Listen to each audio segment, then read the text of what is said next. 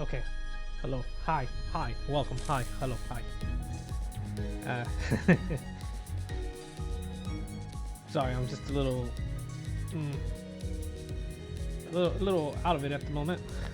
Just remember the last stream I did where I just completely forgot to turn on the sound for the whole session. But anyway, let's get down to this, shall we? I've been dealing with some stuff on the side, but overall, things have been good. How's everyone else been? Hopefully everyone else has been good. And I've been trying to avoid the spoilers for this whole thing this whole time. 크리틱이 취소되어서 시간이 남아버리게 되었. I've done some grinding on the side, but let's just get to it. Plus, I already love how the music sounds for this at the start, just off the menu. Funeral.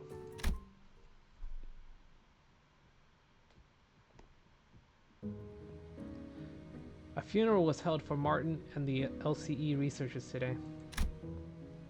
I thought I'd seen more than my fair share of deaths through my journey with the sinners.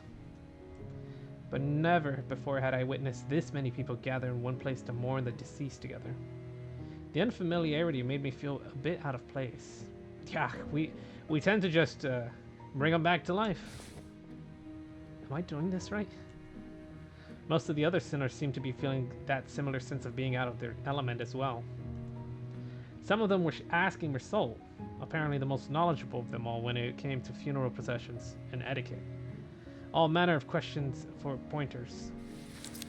Expressing respect is the primary purpose. Hand placement and gesture are unimportant if that object can be accomplished. Hey, where do I put this? Beneath the third pillar to the right.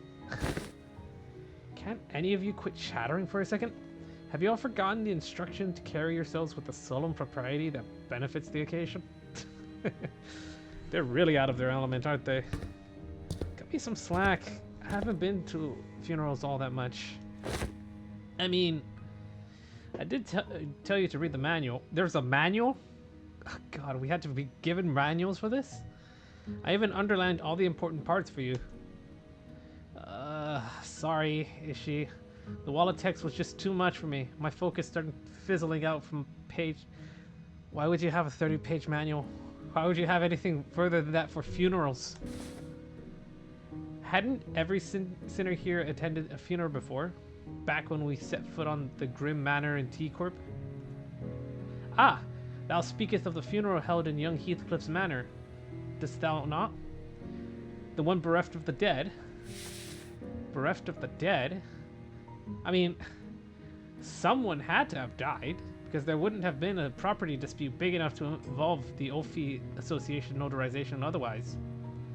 I'd say this time again and again, but it was just an intentional anonymity to prevent family strife. Intentional anonymity, is it?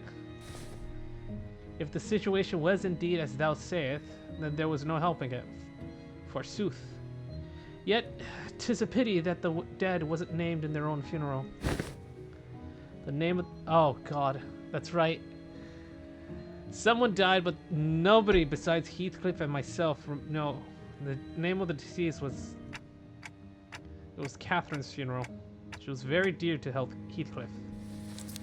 I have thoroughly reviewed the past 5 years' worth of local newspapers pertaining to the matter, yet no such name relevant to the case was identified, manager. No!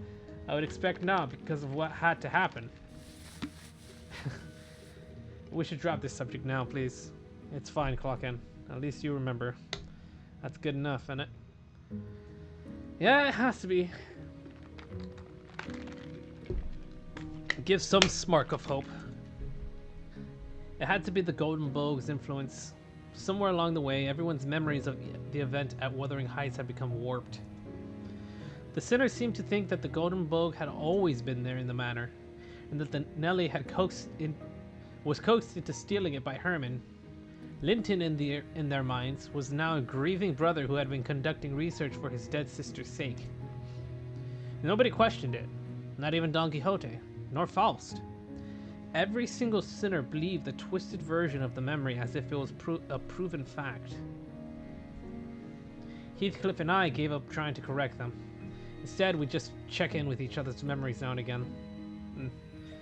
If you can't prove it to everyone else, just make sure to keep proving it to yourselves. Because if there's something that he and I realized, it was that anything tied to Catherine had already been painted over. Every detail gilded and glossed over with the glow of the Vogue. The point is, how should I put this? The circumstances of that funeral didn't exactly leave us much room to properly express our condolences back then. Between Heathcliff running off on a rampage and that Hindley guy bent on interfering with the execution of the will, I assume that sort of impediment. Okay, I assume that sort of impediment was pretty common stuff for funerals, but apparently not, huh? No, well, I think it's actually rare to see a place that follows proper funeral procedures. I've traveled around quite a bit myself, but I can't confidently say that there's ever been a legitimate funeral. The one at Wuthering Heights was one of the more proper funerals, if only for pretending to have a process. They at least prepared a coffin and even had a formal reading of the will. It seems funerals are far from being an everyday custom in the city. Funerals are considered a rather extravagant practice here as well. Corporations are not eager to grant time offs just because an irrelevant someone has died, and the price of real estate seldom makes it viable to buy land and erect memorial houses on it. Then, what other options do people usually have? We used to just leave them where they died, and after one night's sleep, the bodies were gone. Just like that. Sweepers. Better than paying loads of money to bury them somewhere just to have that stir up a load of daft rumors, huh? Rumors? You know, rumors about there being valuables buried in the bodies, or an arm being some fancy prosthesis. All that rot. So, better to let the bodies rot where they are so that they're taken away, or run the risk of grave robbers coming around. Yeah. Exactly, Heathcliff. Better to let the dead go in peace than to bury them in a grave just for some sods to later desecrate it. I got that pretty on point. In Hangguan, people tend to set up graves if they have enough room to spare. Of course, there wasn't a guarantee they wouldn't lose the burial room by the next restructuring day. Hohenheim scoffed and hung his head. Otios foolishness, all of it. Comforting the souls of the departed? Another medacity.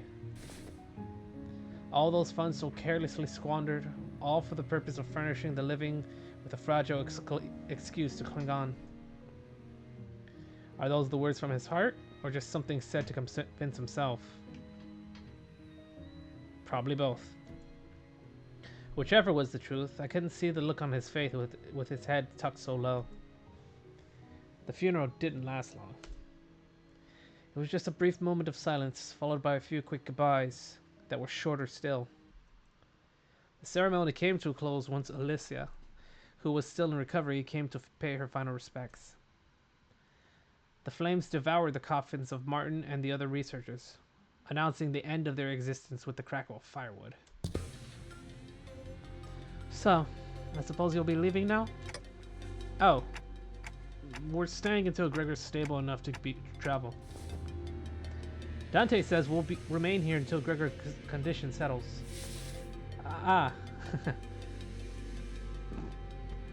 Gregor came to his senses a few days after his unforeseen metamorphosis in the battle against the Thumb Nurse Father.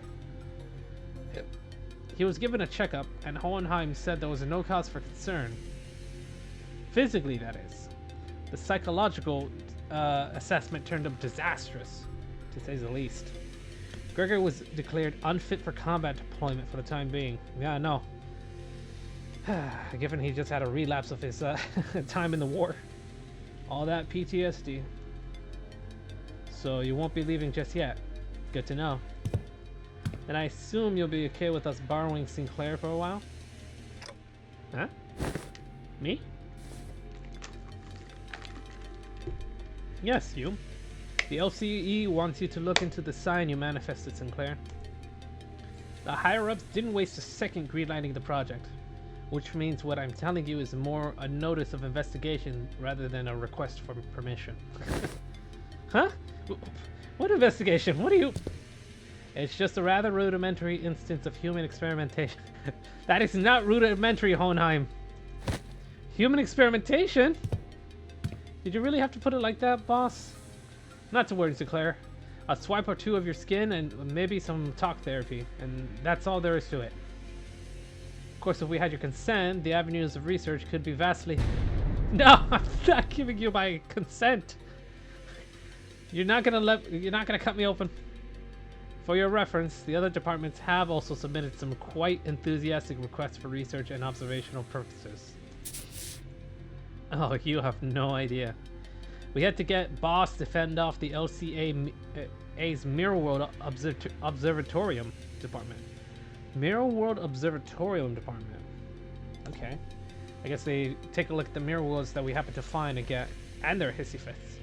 They wanted to be the first ones to get their hands on you and spearhead the research, you see. And had we allowed them, they'd have kept you for a good few months before letting you go. So at least you could the least you could do is thank us, is be a good boy and cooperate. Ah, just in time. Our researchers are here. Alyssa waved at the researchers who were filing out of the funeral hall after paying their respects. It wasn't long before Sinclair found himself surrounded on all sides. Wait, I'm perfectly capable of walking on my own. So just don't run any painful tests on me. Of course. Stay strong, Sinclair. Your sacrifice will not be forgotten.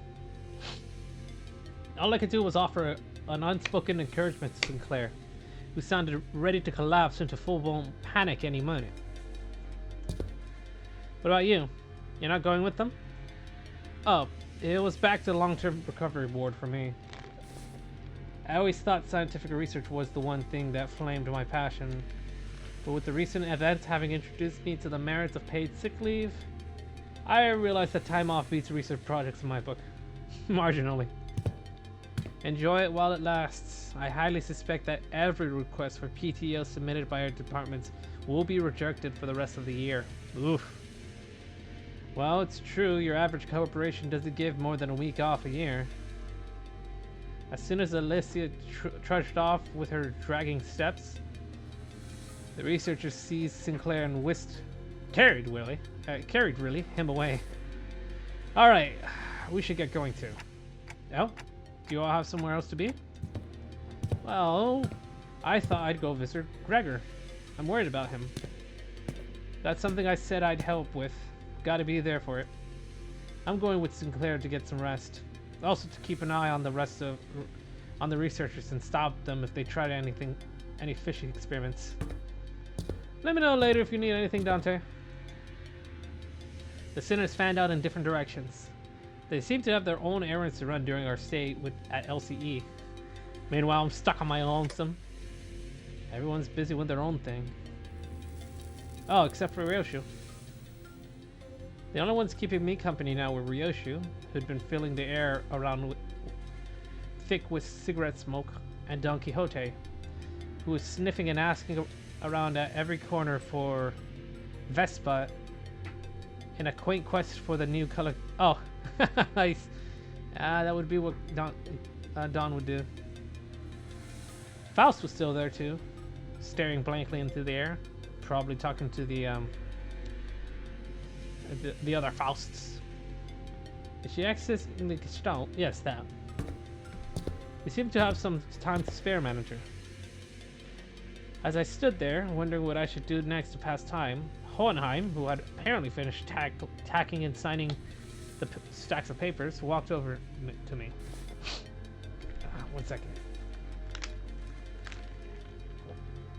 Ah. Yeah, boy. Need that water.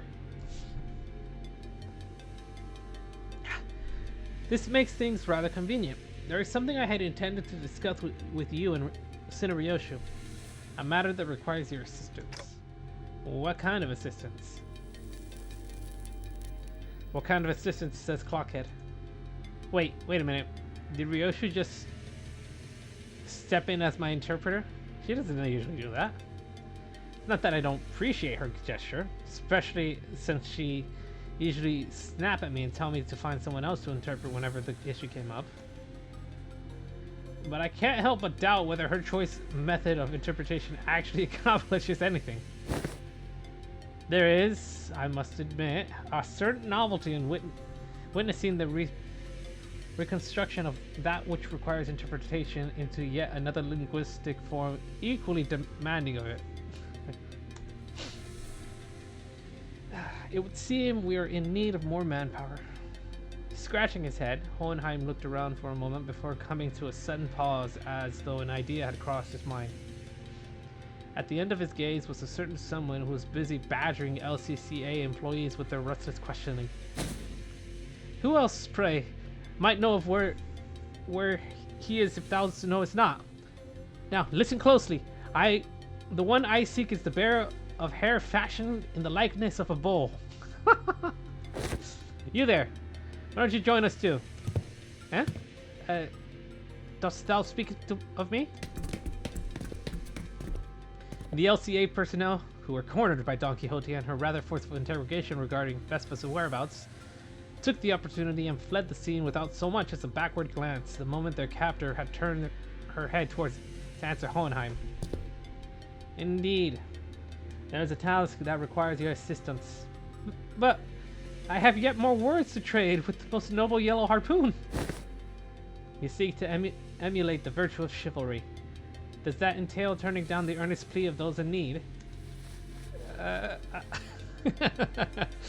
Make the choice, Don Quixote.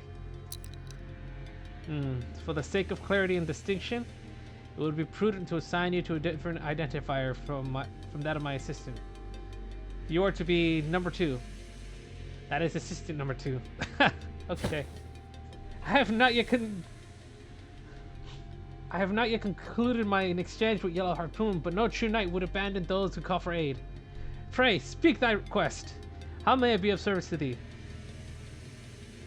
Delegating the interpretation of the manager's speech to cylinder number 4 has proven to be counterproductive. As such, your task will be to report to me what the manager says. Oh, this is indeed a simple task. However, this WKOA, it eludeth mine understanding as well. Prithee allow me to a little time to uncover its mystery. Relay the manager's words, not the sinner's Ryoshu. I could have just turned into a massive, hot fuzz situation. Need an interpreter for the interpreter. They are asking you what kind of assistance you need. The request for interpretation was not directed at you, but I cannot deny that your meddling in the present circumstance is a welcome one. Even now, they're at odds with each other, apparently. It was simply that the irrationality and inefficiency of your suboptimal staffing choice and workflow has become sufficiently unbearable. Faust hopes this was not some guileful scheme devised to elicit Faust's cooperation. In any case, manager, this request of mine concerns an investigation into the back doors located in the House of Spiders. I deem that the two of you should be the ones most familiar with the structure and layout of the house. After all, you were the ones monitoring the entirety of the 5-pronged assault operation, and Sinner number 4's familiarity does not bear repeating. Do we go to the House of Spiders right away? Ryoshu, come on. House of Spiders right away. You have assisted enough. Perhaps you could help Faust. Perhaps you can help Faust. Sure. Although not word for word, Faust relayed my intention to Hohenheim, who responded by shaking his head. Not immediately, no. There's one more member you should bring along. One more member? Seeing me tilt my head, Hohenheim pushed up his glasses. The apprentice who was captured alive in the House of Spiders. Ah, Kira. She has regained consciousness. Ah! She will join us, hopefully. Oh wait, isn't she also part of the announcer pack? Survivor. Just gonna take one of these now. Let that build up while I'm going through all this text. The place Hohenheim led us to look less like a recovery ward and more like an interrogation chamber. Though every single medical equipment installed around it seemed to be state-of-the-art, this place looks well equipped. Probably a direct order from upper management. Although technologies to restore lost body parts are common enough in the city, a facility of this kind required to preserve the original form of her lower body in the reconstruction process while keeping the costs reasonable. Reasonable, huh? Do I want to ask how expensive the other operations are if this counts as reasonable? A windowless room with thick, sharp scents of medicine and chemicals. Kira was sitting on the bed at the center of the room, kicking her feet as she regarded us. For someone recovering from bisection, she didn't look much different to how she'd appeared when we'd seen her through the sinner's shared vision.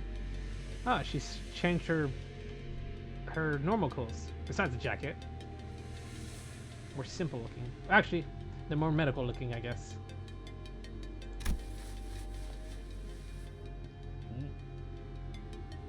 Were those scars from our fighting, or were those scars inflicted? Because I don't think her tattoos were that scarred up. Reminds me of Kanto, what was it? 4? 5? Probably 4. Where Ishmael's friend was trying to cut away at the marks. She was captured alive for the extraction of information, yes? How far along is the progress of the extraction? Ah, it hasn't begun, actually. We are waiting until the lines of information that warrant questioning can be isolated. So far, all available personnel have been fully engaged in analyzing the documents and items discovered in the House of Spiders. And what you even doing here? There was work to be done contingent upon information obtainable only from the recent inhabitant of the House of Spiders. And following a discussion with upper management, I have decided to put you to use as the company had originally intended. No TV, no comic books, just a super prickly glare and a cold shoulder whenever I ask for something to pass the time. And now you suddenly need my help, huh? Give me one reason I should cooperate. Hohenheim didn't so much as twitch an eyebrow at Kira's biting tone. He merely gave her a nod with a steely, imperturbable. That's a new word for me. Imperturbable. Imperturbable. I'm gonna. That's what I'm gonna take it as. Imperturbable expression. I didn't ask for your help. Put you to use, I believe, is what I said. What? Your survival is not incidental. It is a result of a calculation. The company anticipates a potential profit by keeping you alive. Expected gain, as the term goes. Without such a forecast on the company's part, you would have already been disposed of. The upper management consists of people who would be disinclined to tolerate the daily maintenance and depreciation costs of this room, even at half the current numbers. Which brings us to our next point.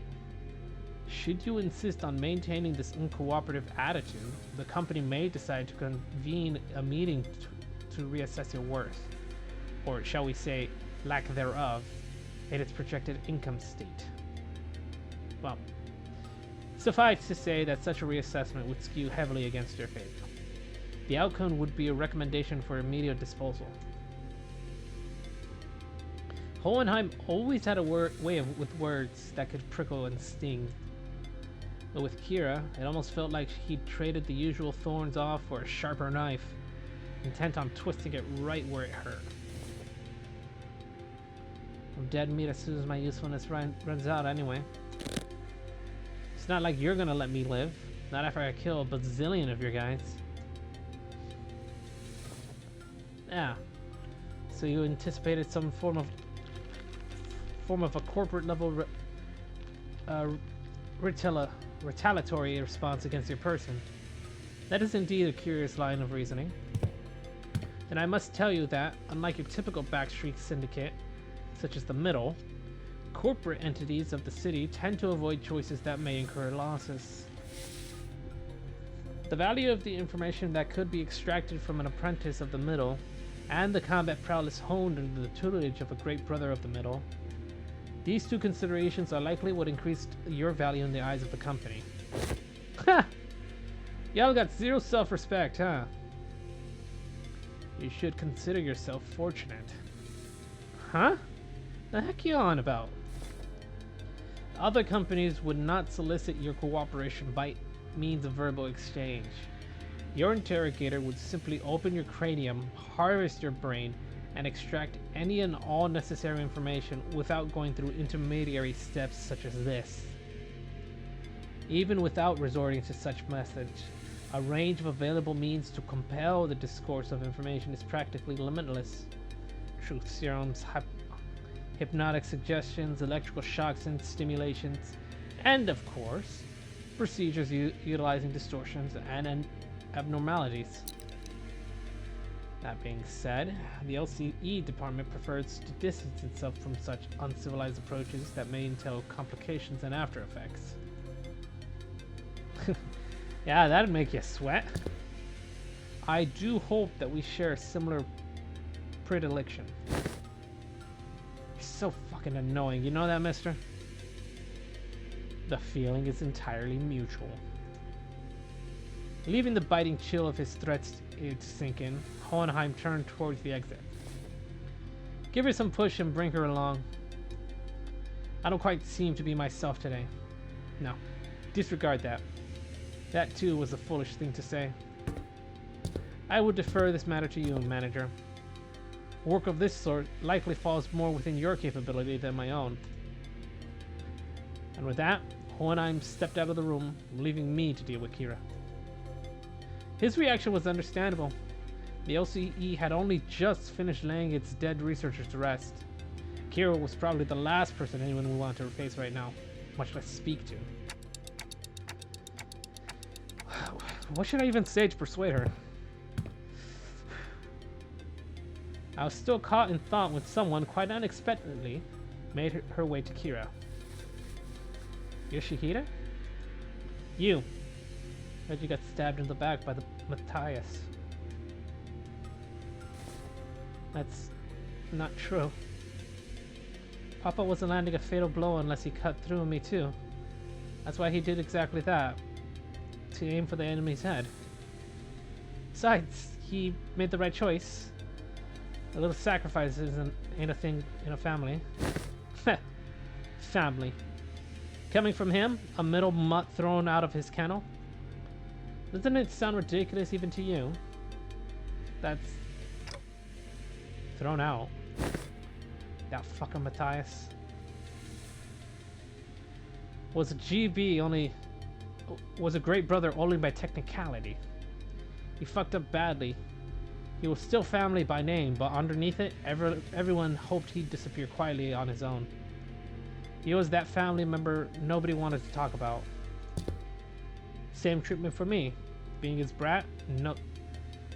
Not surprising, it's ST for the bowl cut too. The same thing? Same tastes? Oh, young Ryoshu, could it be that thou also dost harbor a passionate zeal for I quickly clapped a hand over Don Quixote's mouth as she smoothly chimed into the conversation. Smoothly. Sure. That's what you want to call it, Dante. So, what exactly is your point? The point is, you're taking too long. If you can't decide whether you want to live or die, I can shorten the hesitation. CQ, or I'll sink right this instant.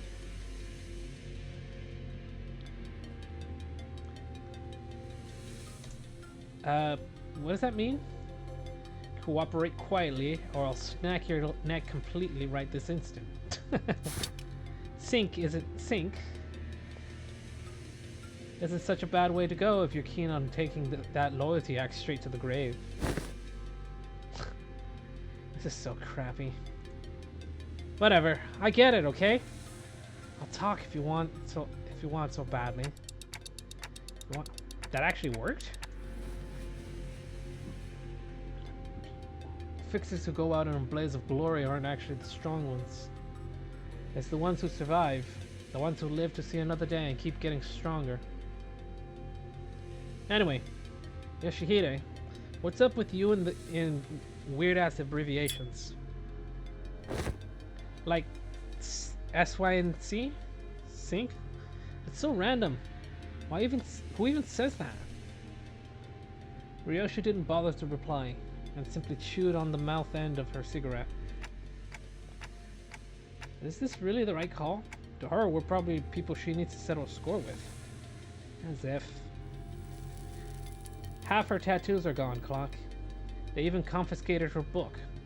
You think the middle sorry excuse for loyalty means so much for this stray that she'd bite us? Besides,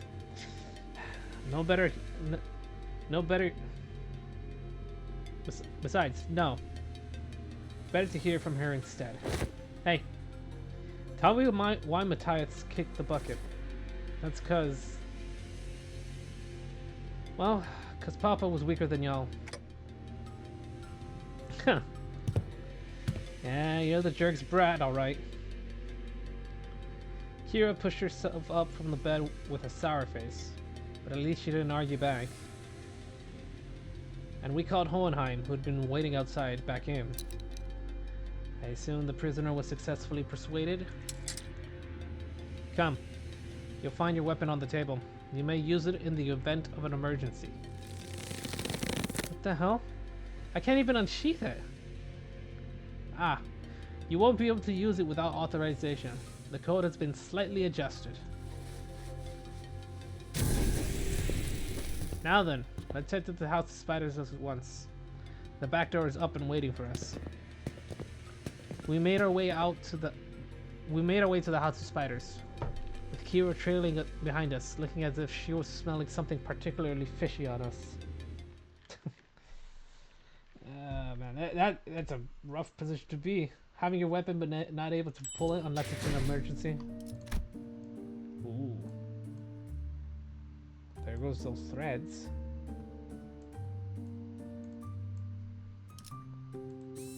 Wayfarer, huh?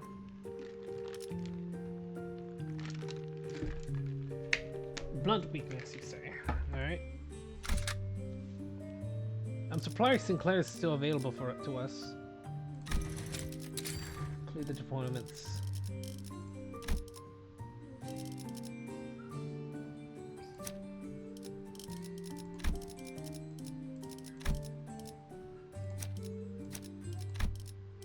That's fine, I guess. There, that's good. Sure. That's more... Whatever. Even though it's got more slash than blunt, it's still more powerful than anything else I have.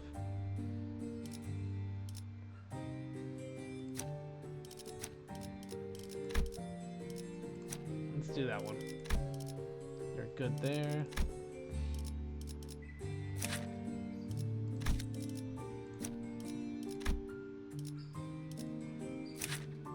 No, I don't have any more tickets right now. Whatever. Voila. Alright.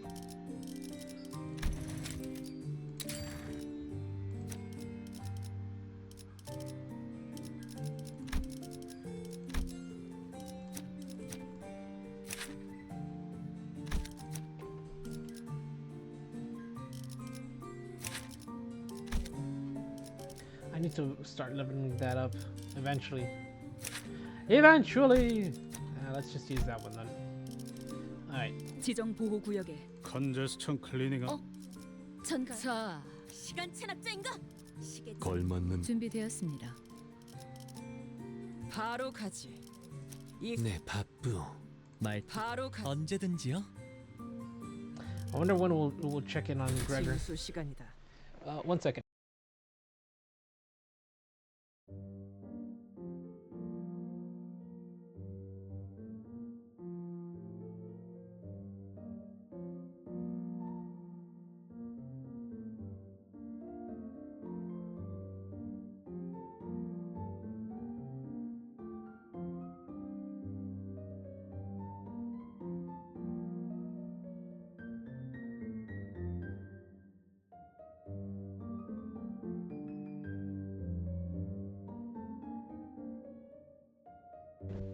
Sorry. Remembered I had food on the side. I wanted to get it real quick.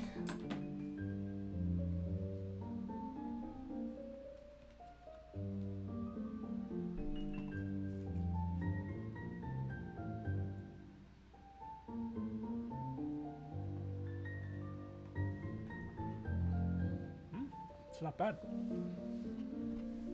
Not too bad. Okay. Alright.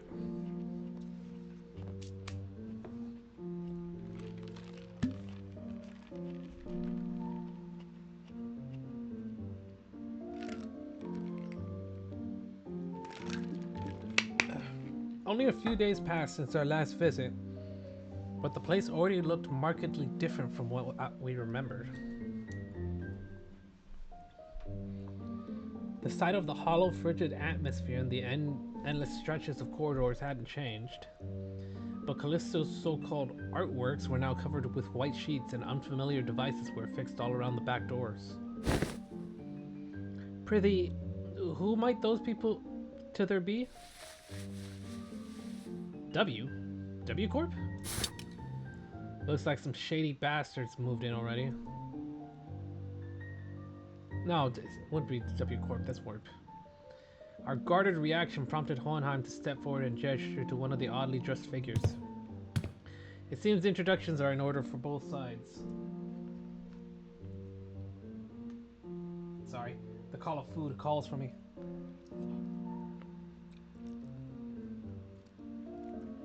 This is team leader Alan from Wayfarer Company, who will be working with us on the investigation into the house's back doors. Wayfarer Company? A corporate entity that partnered with Limbus Company, responsible for providing portal technology. It has, on prior occasion, been referred to as a new or aspirant W Corp, though the name is not the name is an unofficial one. I see. Are we looking at another wing war, or something similar, where this ends up taking over W Corp? If so, that's gonna be rough.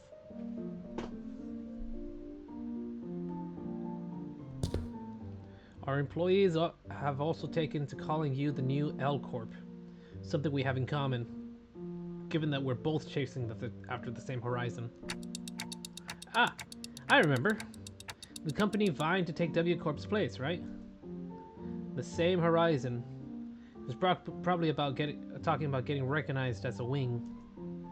After all, the old L Corp has already fallen, while W Corp, from what I've heard, is free falling at this point. Yeah. Wonder how that'll turn out. And these are the managers and sinners of LCB department, or Field Operations Unit. Frequently deployed to deal with on-site matters firsthand. They have more personnel, but the rest are tied up with other duties elsewhere. Only a handful will be joining the investigation efforts. I understand. Field operations units are almost always understaffed anyway. The support you've provided is more than sufficient. Oh!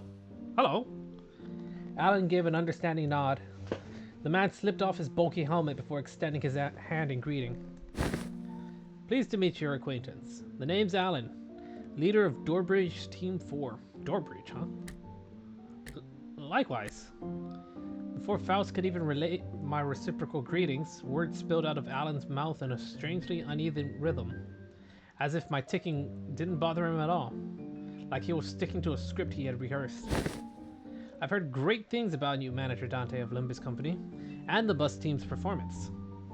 You capitalized on the suppression of distortions at T-Corp as leverage to push your products, and the profits were nothing sort of staggering, I heard.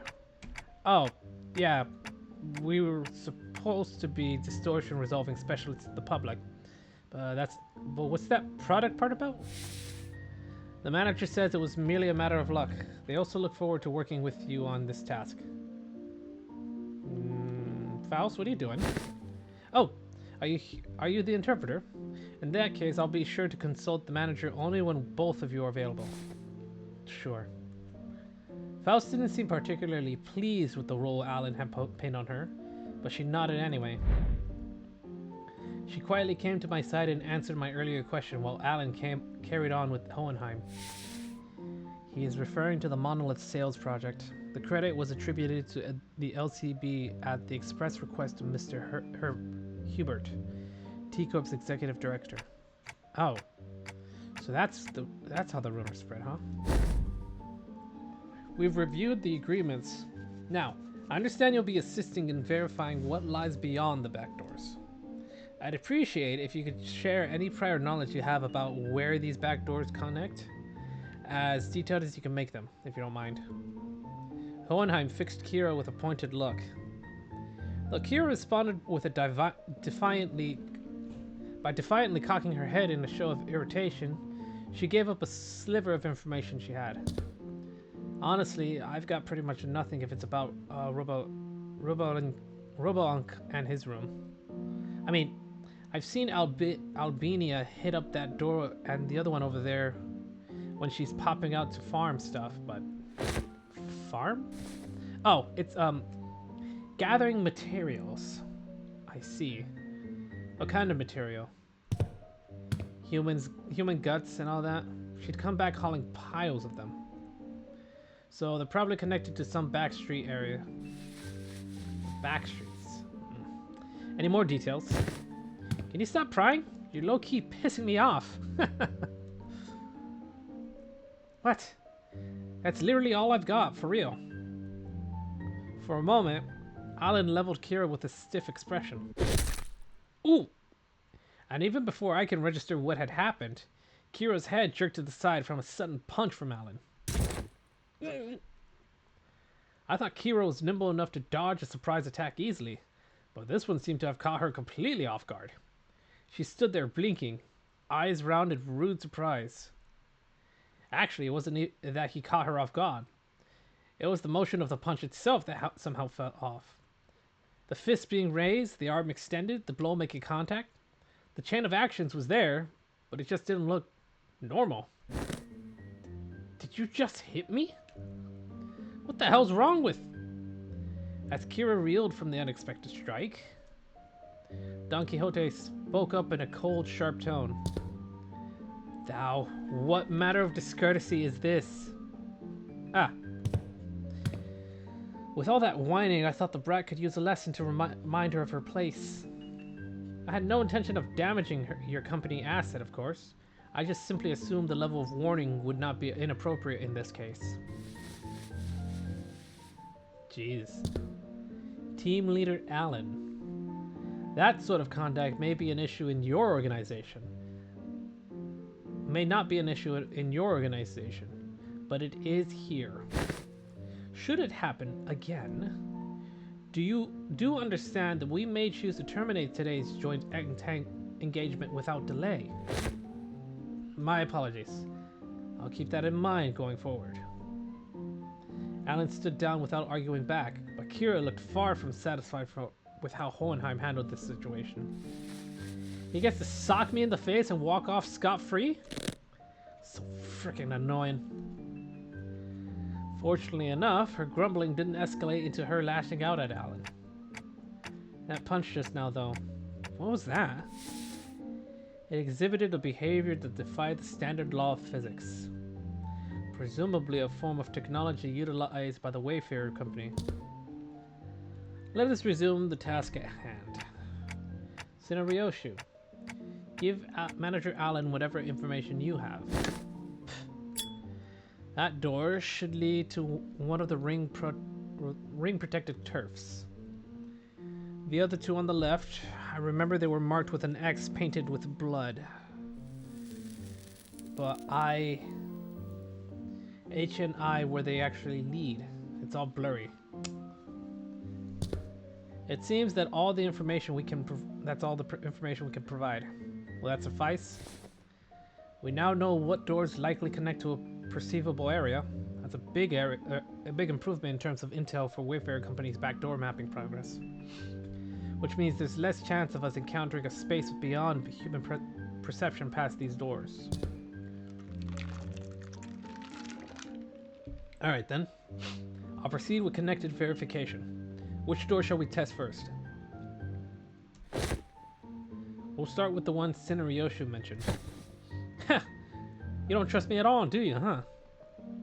Then why even bring me along? Ignoring Kira's jab, Alan began setting up various devices on the door, and soon, an elegant white door opened before us. Shall we? Art thou joining us as well, young Hohenheim? Just this once. There are procedures for handing over field operations. Alright, let's see what's in there. What the hell? Oh! Right, he did say that this is connected to a ring-controlled area. What the? Is this some kind of wildlife exhibit? The moment we stepped in, the light hit us. The moment we stepped in, the light hit us all at once, drawing squints and frowns from the sinners. Thanks to my lack of physical eyes, I could make out a room filled with statue or perhaps taxidermy animals. It felt like a gallery of sorts, but it was so quiet that the air itself seemed to carry a strange, somber weight. After a moment, someone shattered the silence. But it wasn't Don Quixote, our usual suspect. Holy shit. The scale is just insane. That's the whale from the 8th Association Great Lakes special issue. Kira, who'd seemed beaten down all along, exclaimed with a bit more energy in her voice. Man, seeing it in real life sure hits different. And the Indigo Elder one-shots these monsters with that harpoon of his, huh? It's a Great Lake whale. Doesn't look like the one we've encountered, though. Organisms of various sources can be identified here. Singularity modified, outskirts born. They look almost alive. They're not, right? No, they're not. Duh. Though Robo-Unk did say that the ring has these zoos where they put monsters on display alive. Man, this would have been way more fun if we could see the moving ones. Everything here is dead. Still looks crazy sick though. The vibe really hits. Even though she was trying to play it cool, Kira kept sneaking glances at the massive horn display off to the side, clearly surprised in a way she couldn't hide. That said, I felt a distinct shortage of hyperactivity, given the presence of a certain someone in our party.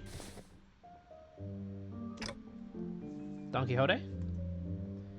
The eye of a second kindred, of House Tepes. What's it doing here? What? The eye?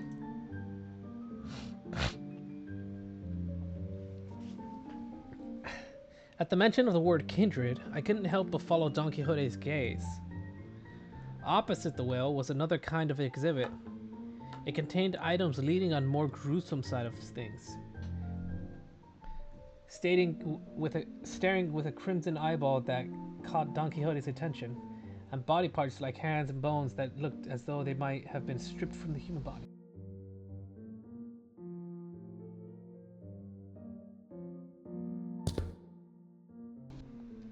It's a gallery of the School of Fauvism. Probably a main studio at that, which comes with a maestro's ulterior and an auction house. Alan, we will be making our exit shortly. Prepare to initiate lockdown sequence. Before Hohenheim could even finish his urgent transmission, numerous footsteps closed in from somewhere else nearby. Oh! Hi! Turning towards the sound of shoes clacking on the floor, we found strange figures wearing animal masks staring directly at us. That presence. It's kinda like Papa's. Ain't no way.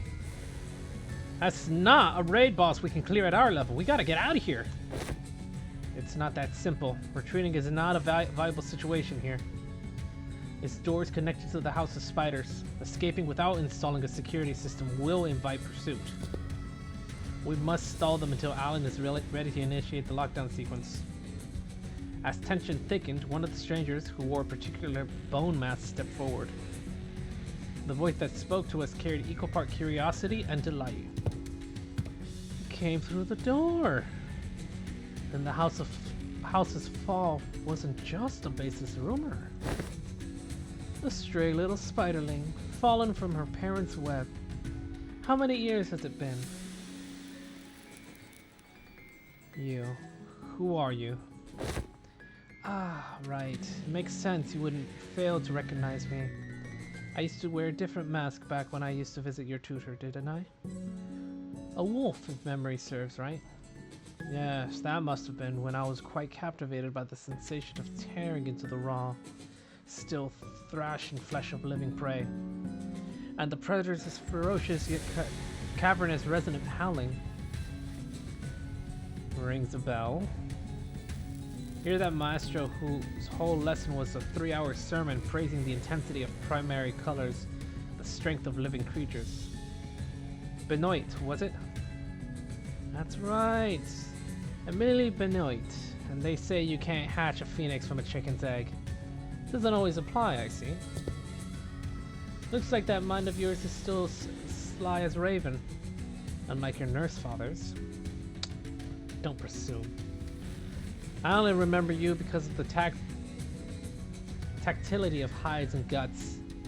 Made for a passable artwork. At first glance, it looked like Ryoshu was casually taking a trip down memory lane with the maestro. But I had a feeling she was in fact dragging this out on purpose to buy his time. That lockdown sequence, how much longer is it till it's ready? Young Hohenheim! Don Quixote, why do you gotta shout? Don Quixote, who had been shouting the ring members with an incessant glare sparked by the discovery of a kindred's eye, swiftly relayed my words to Hohenheim without even a hint in her earlier shenanigans. I'm afraid the progress and speed of the lockdown sequence lies in Alan's hands, not mine. It is by nature a time-consuming work. We cannot expect haste. Perhaps that does make this a suitable juncture for to trial Plan A.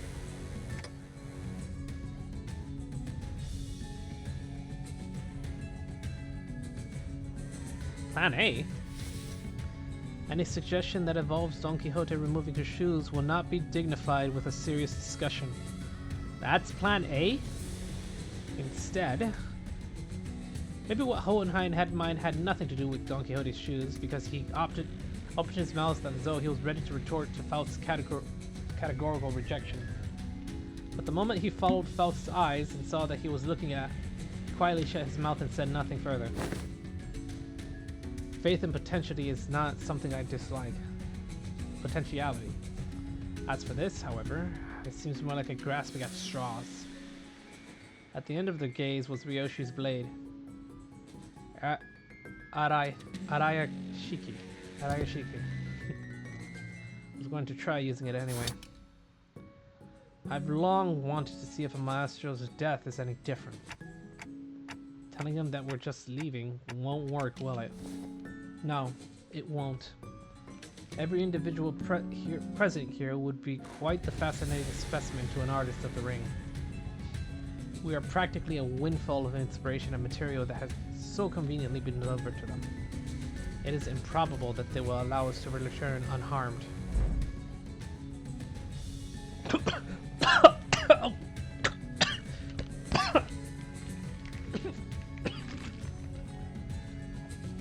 Ah.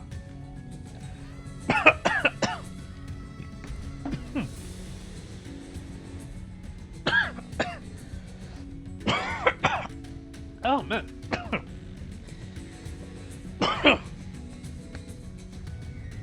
Sorry?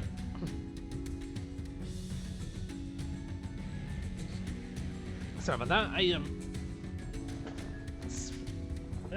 Choked on my own spit there. Jeez.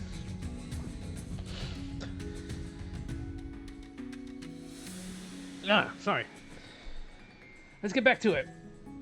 Faust is right. She and Hohenheim are geniuses, and Ryoshu is the weirder Arayashiki. Don Quixote is a kindred of a higher generation, and I happen to be a house of golden bow in my head. I have no idea how much information the ring has on us, but even if they knew nothing, they wouldn't let us go easily. Are you sure about this, Ryoshu? Doesn't matter if I'm SAT or not, Clock. Think of that woman as Lei Heng, and do as you did in HC's mansion, Heathcliff's mansion. I'll take care of the rest. Right, that's probably our best shot. What Ryoshu meant was quite clear. Resonate with a golden bow, secure an advantage to fight on equal footing, then catch them off guard by slowing down the flow of time. A cut from Arayashiki, even if it doesn't give us a real fighting chance, might at least stall the maestro long enough to give us some time to get away. The floor of the exhibit only houses submissions from students and docents. But if you look closely enough, there are some passable ones that show the promise of excellence. And above all, this is the gallery of the School of Fauvism. And mine, the gallery of Emily Beniot. Which is why I would have preferred to take you without an unnecessary fight, if possible. A shame. Those peacock feathers remind me of Nightmare Bird. Still, we're talking about a unique relic here, a masterless one at that. Acquiring the Arayashiki... It's gonna take me a second for that. Acquiring the Arayashiki makes it worth the cost. If you want a taste... she can't pull it. Confusion flickered across Ryoshi's face as she tried to unsheath her blade. What's the matter? How? The lock of the lock the House of Spiders used to bind Arayashiki no longer exists. So why can't I draw the blade? Now that's unexpected. So the rumors of you mastering that relic, were they false?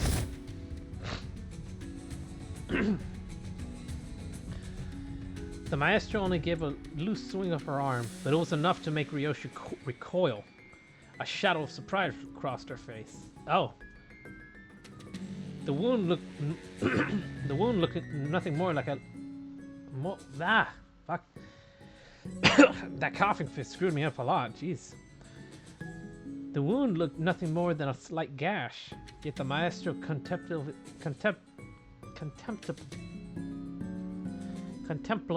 gaze shifted between the blood on Ryoshi's arm and her own, as though the attack had been an experiment to prove a hypothesis. It wasn't hard to guess what she was thinking. Noticed, didn't you? I had my doubts from the moment I saw you today. Was the House of Spiders a success or a failure? Tell me, Yoshihide. What do you think a serpent's defining strength is? What do you want about now? Ask any student and they'll give the same predictable answers. The deadly venom, the sleek scales. Why, it's lamentably disappointing. The maestro advanced towards us with an assured certainty. Then seized a beige thread dangling from the ceiling. No, calling it a mere thread would be wrong. It was something that resembled a thread. It felt much more disturbing. I, for one, have a particular liking for the jaw and the spine. The flexibility of the spine linked like a chain, and the jaw bound not by bone but ligaments that allow the animal to swallow its prey whole. Perhaps I should have said that I admired the structural refinement. The thrice-coiled ring on her finger gave off a cold glint, and the walls and ceiling suddenly began to echo with the sickening squelch and crack of flesh and bones assembling. What the hell is that? Which brings me to ask, what better way to claim this delivery of promising material with a single bite than a work of art fashioned from a snake? The maestro plunged her arm into the long serpentine body of a monster. Her sheer presence radiated a pressure as oppressive as that of the Nurse Fathers, only more primal and untempered. Consider it a privilege. This is the first time this piece has ever been exhibited to an outsider. Hohenheim, is the lockdown sequence not ready? 1 minute to go. Step aside. The attack from the ego Hohenheim hastily brandished didn't even last a moment.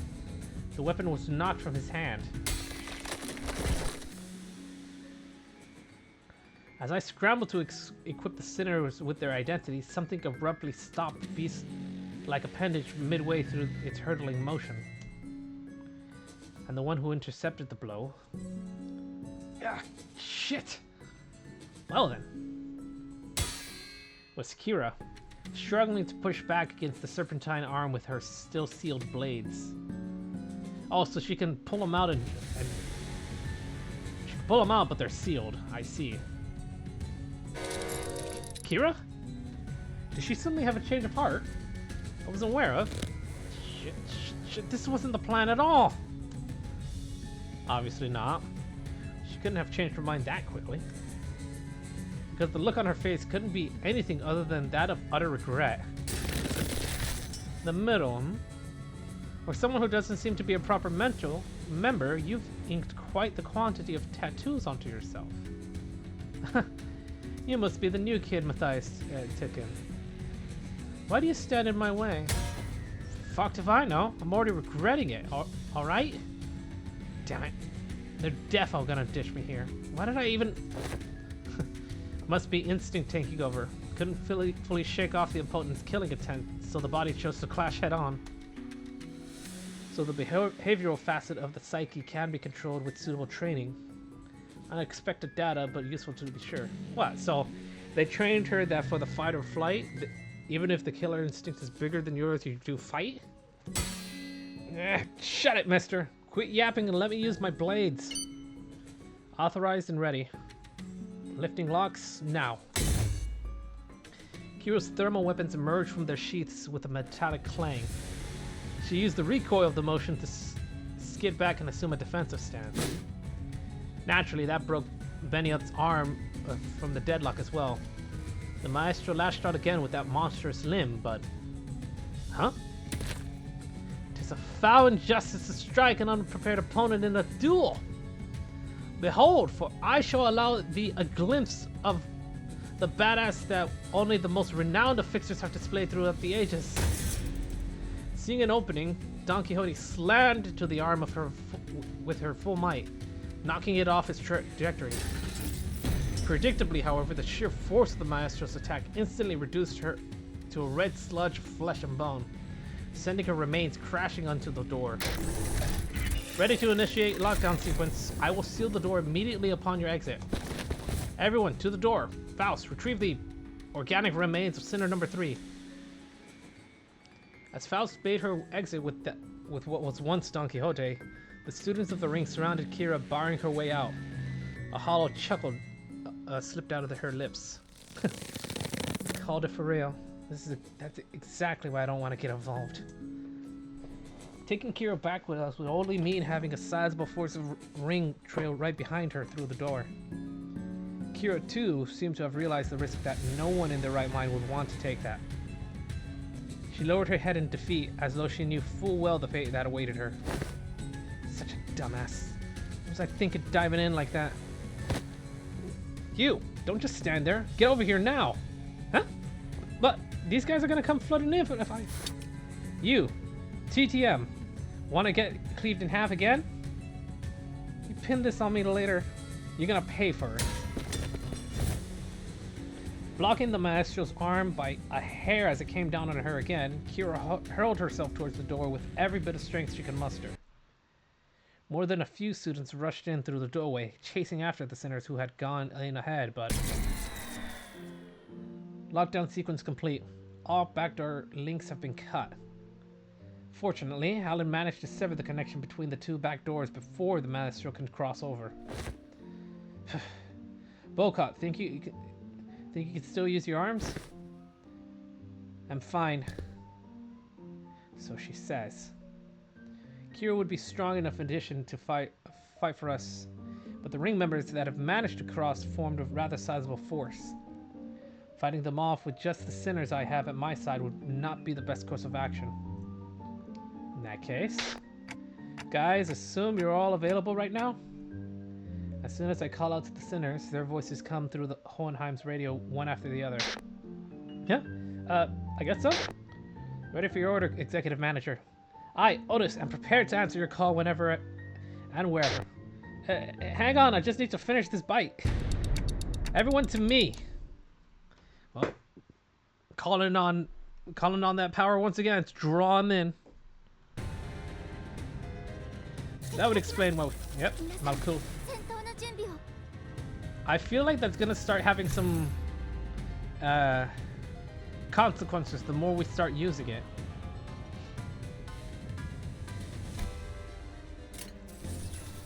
Wow. All right, defensive immediately then.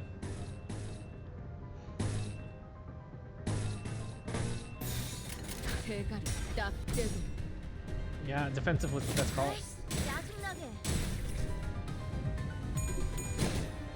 Oh, Kira, you're here too.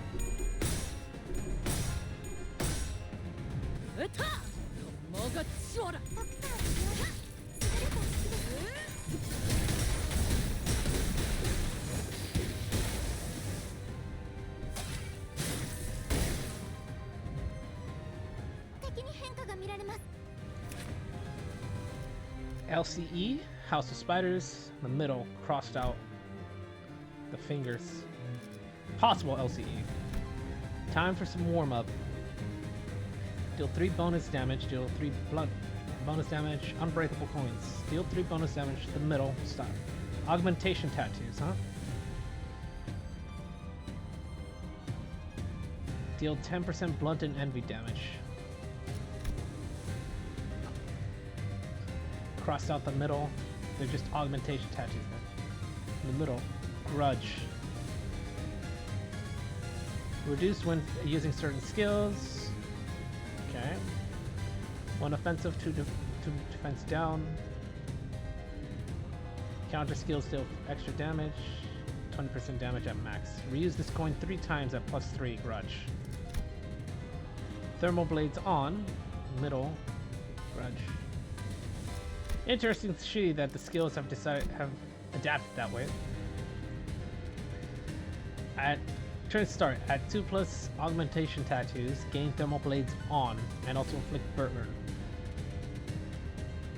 If this unit hit with more than 2 skills, gain 1 augmentation tattoos for every extra skill that hit. Resentment. When hit by a skill, gain 2 grudge. When an ally is hit, gain 1 grudge. And max grudge stack is a powerful attack. Less than 80, 60, 40. Max out grudge. Okay. Ooh, hello. Violet, breaking slam. Bleed, paralysis.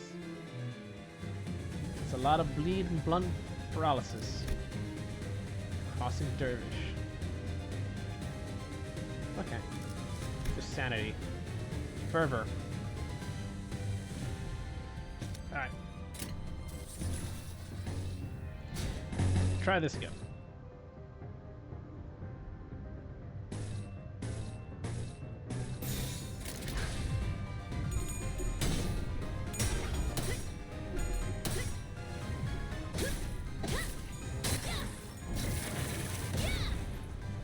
You know what? I suppose blunt damage would be apt if it's one finger going against another finger. Because I think the thumb was also weak to blunt. Or the middle is also weak to blunt.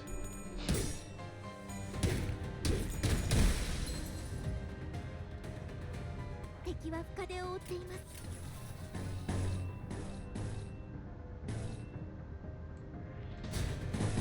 Keep defending.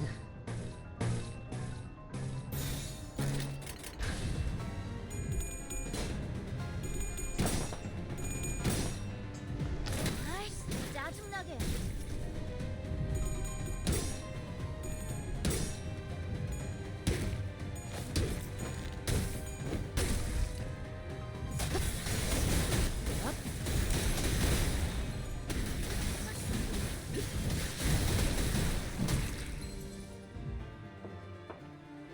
敵は深手を負っています。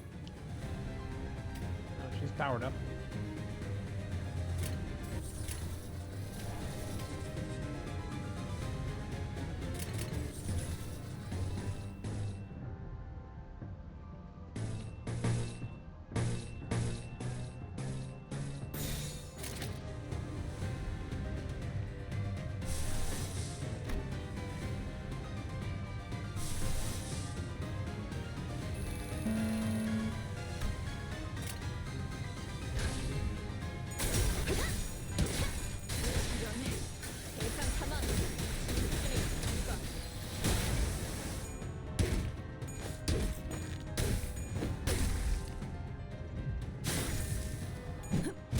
Sorry, I'm trying to have a bit of a meal on this end. 제압 완료.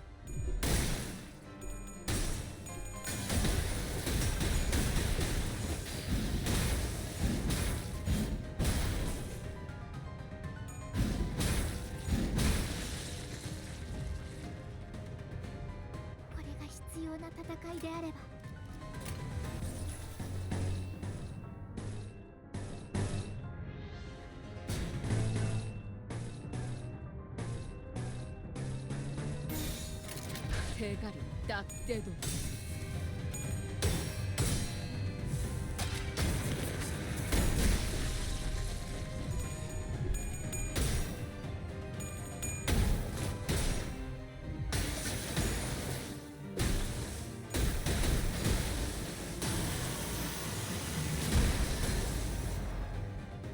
Oh damn, that's flashy.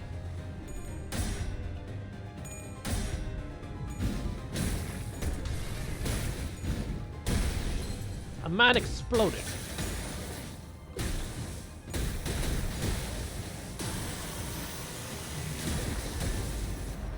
Oh.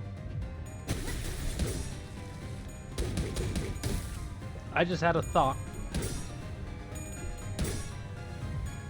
that we'll start seeing identities of the new W Corp that's about to come up, or that we're working with. 아이씨, 짜증나게. Ow.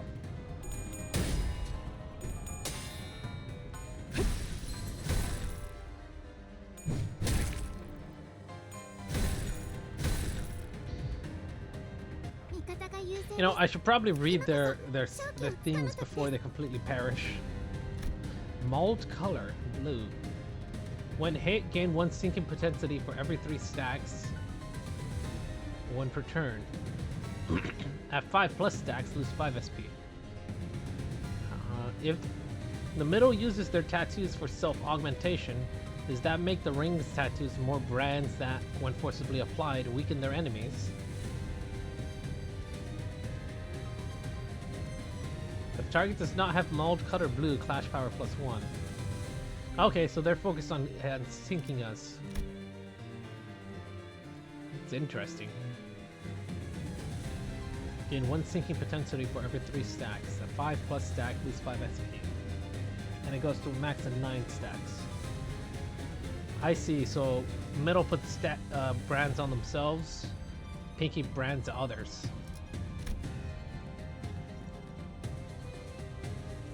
Ah, see, that's dangerous.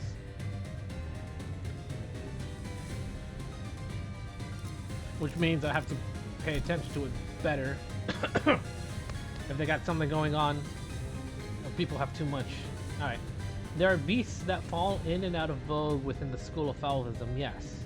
But a true artist must make a fierce pride in that single animal as the underdrawing which best represents their unique self. Despite this wisdom, however, there are some who flip from beast to beast, as though the self is nothing more than a costume to be worn and discarded. Who's making these notes? Oh! Oh! Excuse. Ow! That would hurt. Alright. Kill the men!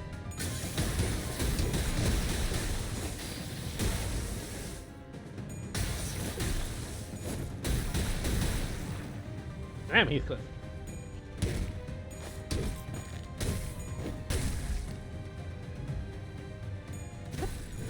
내 죄는 내가 알아서 처리. 내 죄는 내가 알아서 처리한다. とても効果的でした。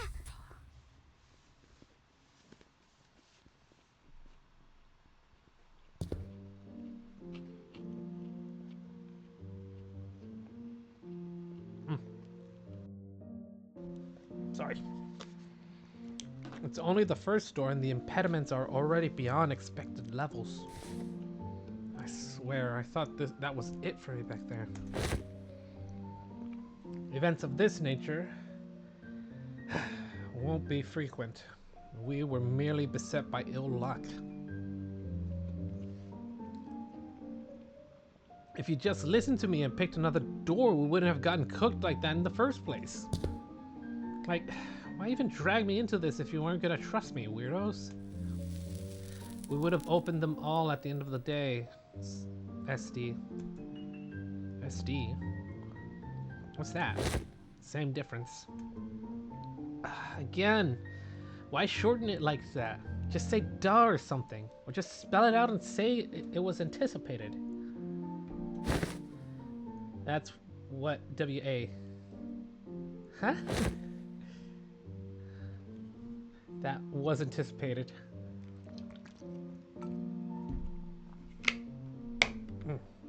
Okay. Good work, everyone. Wayfarer does have a team dedicated to this sort of task, but the mortality rate is quite high. Honestly, I was bracing myself for the worst. The odds of completing the first door of an expedition without any casualties are under 50%. This, by all measure, counts as a flawless expedition. Tapping away at his device, Alan addresses us with an amicable smile. He seemed totally different from the man who had manhandled Kira with his fist to her face. Those Falvis won't be able to cross over anymore with the door completely locked down, right? That cannot be asserted with certainty. Are you saying more might come?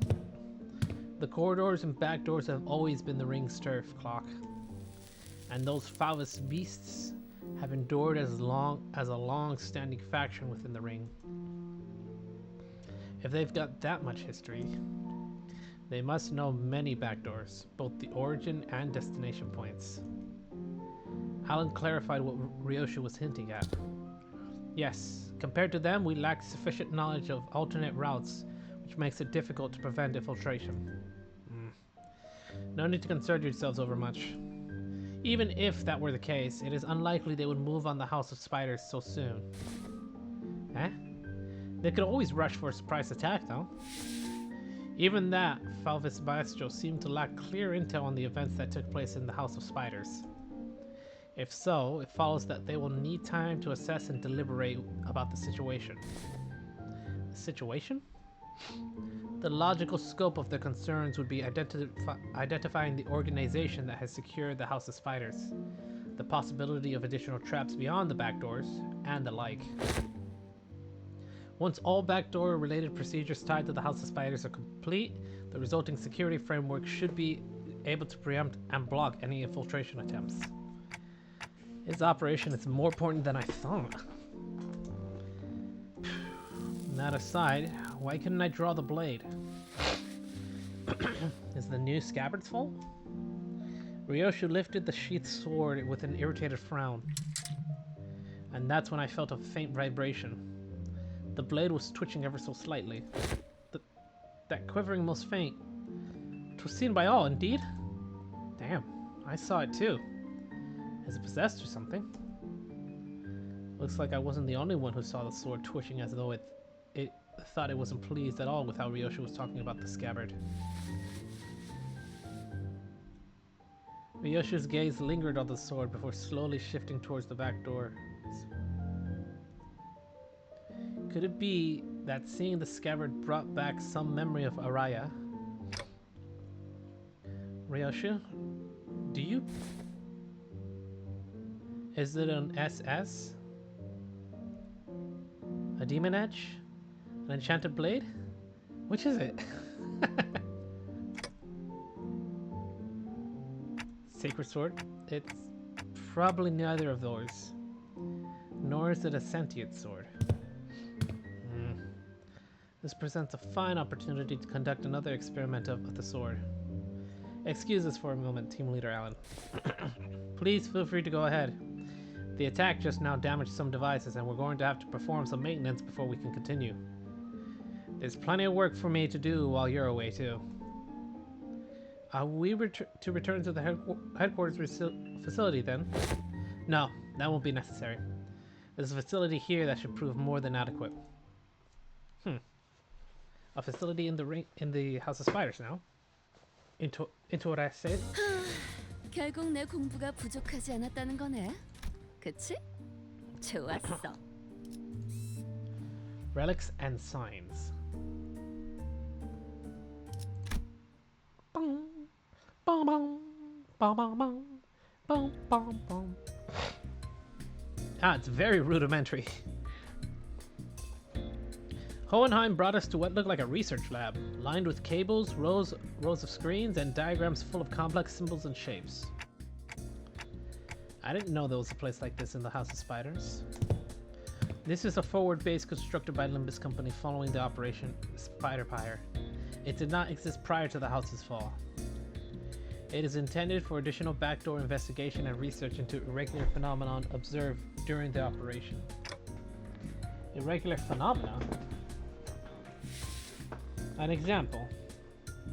Research subjects such as a spatial analysis of the correlation between the emergence of a Sinner 11th sign and the manifestation of the plausible future. Oh. Looking around, I spotted Sinclair and a group of researchers surrounding him. The same people who had dragged him off earlier. They were accompanied by a gaggle of sinners who had tagged along to either watch the show or kill some time while they took a breather after work. Hohenheim, how long would the examination take? With Sinclair's biometric assessment concluded, the analyzer device should be available for the relic now. Which means that it should be finished in an hour or so at least. The scabbard rattled again at the mention of an hour. I don't know why or how, but the way it swayed almost felt like a child trembling. It moved again. Come along, Ryoshu. I expect you will want to witness the procedure.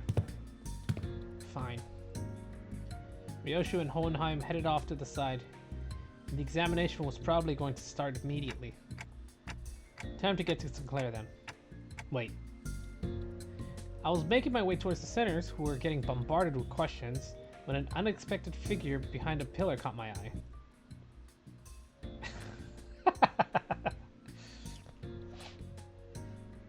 It was Vespa Crabro, with a big piece of paper covered in crooked handwriting taped on his back. Snack thief?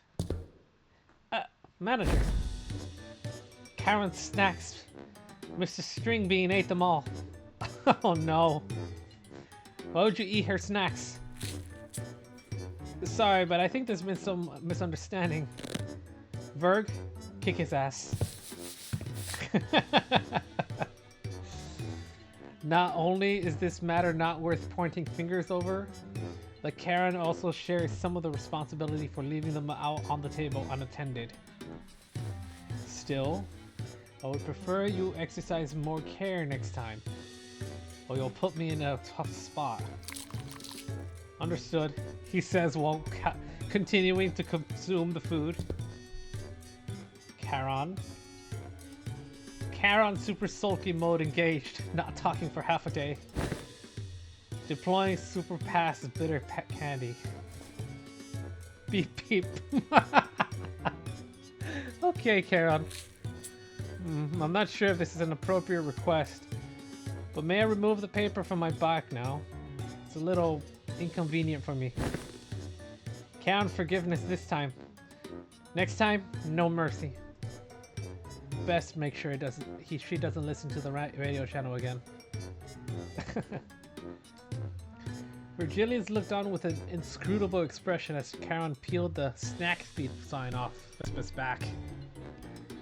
Make sure to remember this, so I don't have to think I'm burning through what little candy chance I have left on such trivial nonsense.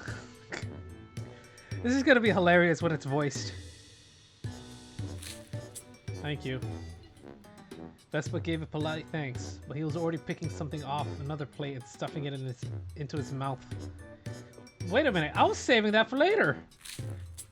I assumed you were being picky. Well, now you know! Yet I still see you gobbling up my share! He took my snack too. Verge, kick his ass! Rodion Romanovich.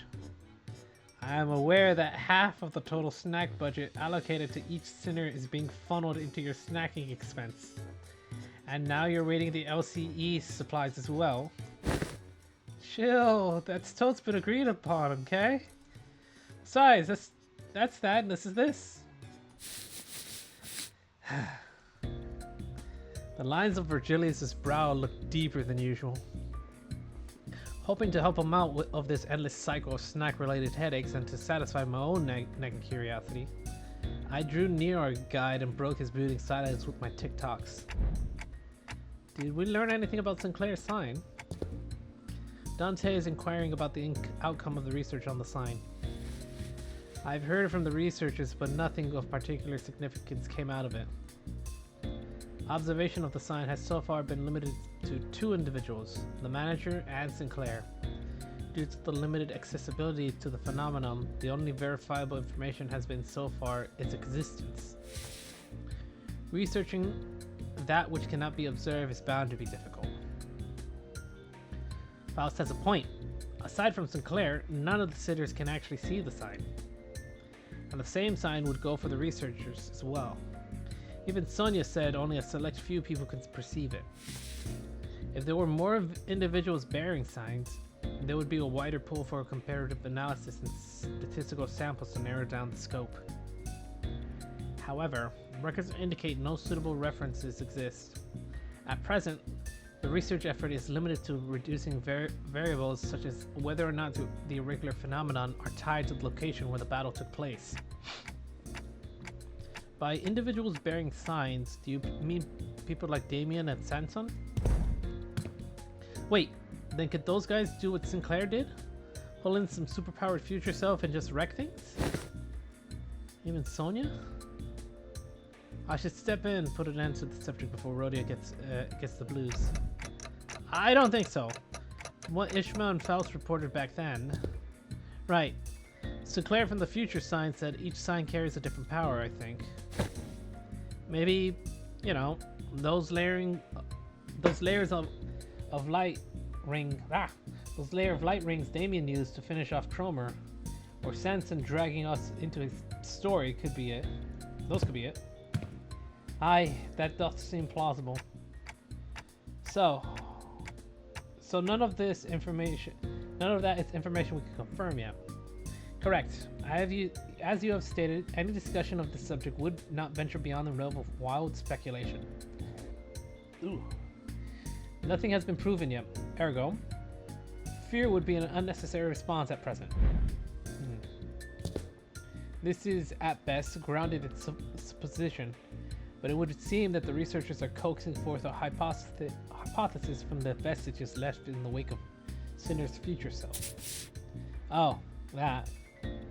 That bit about the sign maybe being some singularity or whatever. Yeah. The precise position of the hypothesis was that the fundamental principles of the sign's working may be equivalent to those of singularities or relics. But as no accountable evidence has been obtained from Sinclair, there is presently no means by which this hypothesis may be validated. I see. But nothing came out of them dragging Sinclair off for that research. Oh, so you thought I was being dragged off, but still let it happen anyway? No, I mean, I'm kidding. Just thought I'd try to try going along with the mood. The young Sinclair wouldn't have even thought to joke around like that. He's really changed lately. The better, I think. So, did anything happen that we should worry about? I stuck close to him just in case. Nothing serious came up. Just took some blood, skin sample. Oh, and they were also checking if the sign reacts to electrical stimulation. Yeah, and I had to fill out some questionnaires too. Things like, please describe what you remember from the battle exactly as it happened, or list the sensations you felt when you regained consciousness. And your memories of that moment have yet to return? No, I don't think they'll ever come back, actually. Faust said they only existed with my future self, so... Wait, but for my future self to even have those memories, shouldn't I carry them in the first place? Which comes first? A paradox, it would seem. In such a case... That Sinclair is merely one branch among many possible futures. If the future unfurls into boundless branches by means of ceaseless bifurcation, then the body of information that constitutes a certain future would scatter into grains more fleeting than dust, too diminished to ever reverse their course and trace their path back to the self that now exists. Is that the theory suggested? Not a certainty, but a plausible interpretation. Here you go again. More of that nonsense only you lot understand. I mean, I kind of understood it. Oh, wait. Remember or not, the future guy still came out of him, didn't he? Then some part of him's got to be left in there somewhere, yeah? Like a muscle memory or whatever. Perhaps he can still pull off those tricks from back then. Tricks from back then? Heard you kicked off proper out there. You even pulled out that trick you picked up from that plagiarized old geezer, right? Not just that, he was using that Mang technique quite effortlessly too. What? The glowing ring thing too? Yep, the glowing ring thing. Glowing ring thing. He had two of them coiled around his weapon. I used the glowing ring. Why is everyone calling it the glowing ring thing? Then again, I'd probably call it that too if I didn't keep seeing the word Mang. This is the first time I'm hearing anything about it. Alright, so what exactly is the glowing ring thing? Anyone? Maybe some technique that enhances physical capability? I mean, I guess that flashy aura that makes you real tough's one part of it, but there's gotta be more, right? Dunno, could be a secret finger thing they pass down to the members. Technique, gear, something like that. Look at it. That black Coney leader, that Ling Hang prick, and the nurse fathers we fought. Whole lot of them fingers, aren't they? The notion seems to unravel, for even among the LCD there were those who came to wield it. And Virgilius too. So what? Only the proper hard bastards can use it? Some posh up top end trick, is it? Without anyone in particular prompting it, the sinners would slowly turn their gaze towards Virgilius and Vespa. I only learned how to wield it from my team leader too. I have a sensory understanding of Shin, but I can claim nothing too profound. However, what I can spare are some rumors, though they are all without proper sources. Rumors? They circulate among elite fixers and association leaderships. That there exists a power called Shin, capable of enhancing the body without having to pay expensive upkeep costs. A rumor among fixers, sayest thou? Yes. Even the technique to manifest it, how-to tips really, spread through hearsay. Oh yeah, that tracks. That super rookie column in the latest mag... Jeez. That super rookie column in the latest mag bonus vig? Bro was really popping off with it. Straight up aura farmed with that shiny mang wrapped around the weapon. It must be that mine eyes are yet to be privy to seeing such a marvel in a video. Wait, you serious? It's in the latest issue. Literally on the videotape on the back. Maybe you missed it? Videotape? Alas, for many a week I have been stranded from Mephi, relieving me of a chance to read not only the prior chronicle, but the latest one as well. Ugh, woe is me. When I return, I shall feast through the night upon those noble exploits of the adventuring fixers. As Don Quixote dramatically spiraled to a state of utter dejection, Otis cut through the conversation, her eyes narrowing its suspicion. From what I recall, the mantle Shin grants its user a high degree of physical enhancement. There is no such thing as reinforcement without supplies. No power of that magnitude comes without an equivalent cost to wield it. That power relies on emotion and will for manifestation. Its output is not consistent like prosthesis and augmentation. And depending on how it's used, the consequences it demands can reach levels comparable to the ego you use. So distortions. You mean to say that it exacts a toll on the mind? I could walk you through the fundamentals if you'd like. From what I observed, it appears to be a technique reserved for those of considerable strength. At our current level, it is not unreasonable to assume we could make use of it. Regarding that, our team leader has been conducting intensive research, and according to her, physical strength itself has little bearing on one's ability to learn and wield Shin. As the Yellow Harpoon says, it is, in essence, a power that can be learned by almost anyone, provided they know the proper method of training. Okay, so this is a lot of dumping on how Shin works. What about Mang? Wait, Mang's probably described in Ruinia. I have to go play that one day.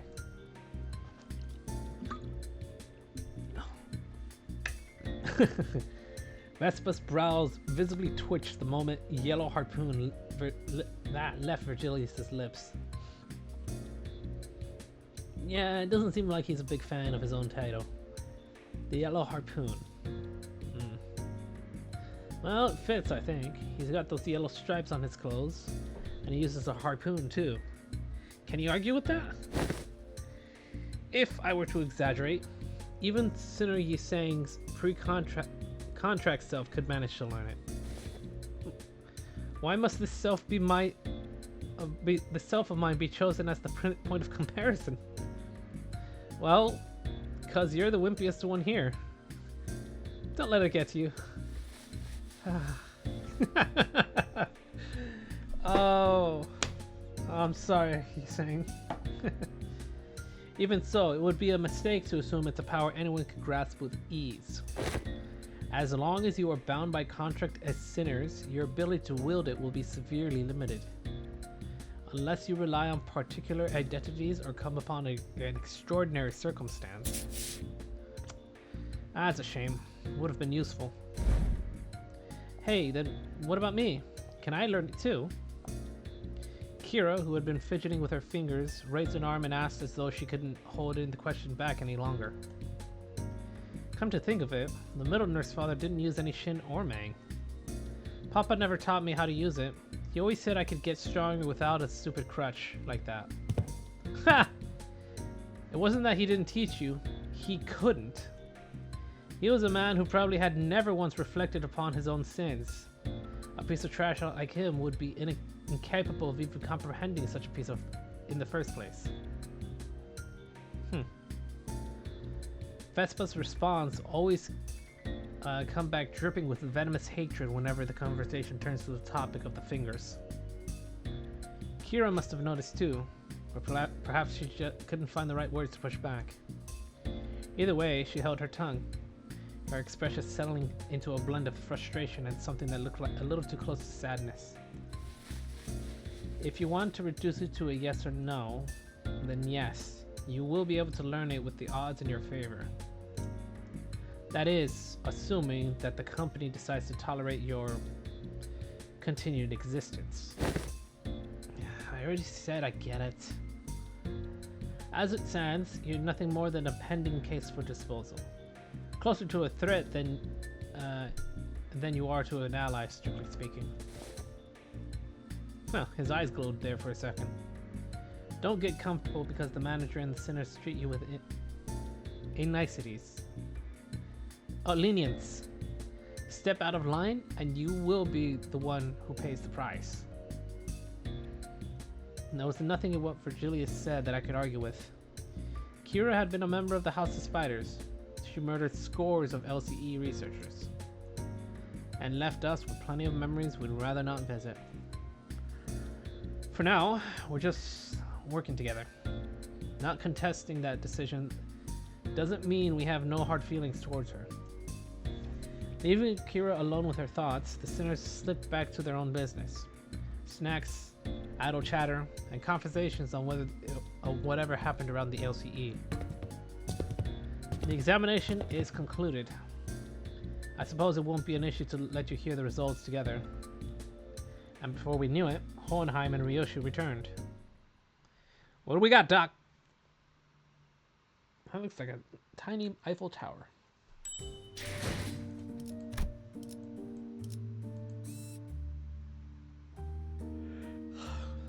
Redkension.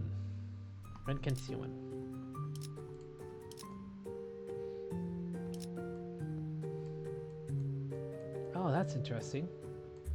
It only circles around that one section for the time being. There's the door. Oh, I guess we're gonna be going to a separate area or something.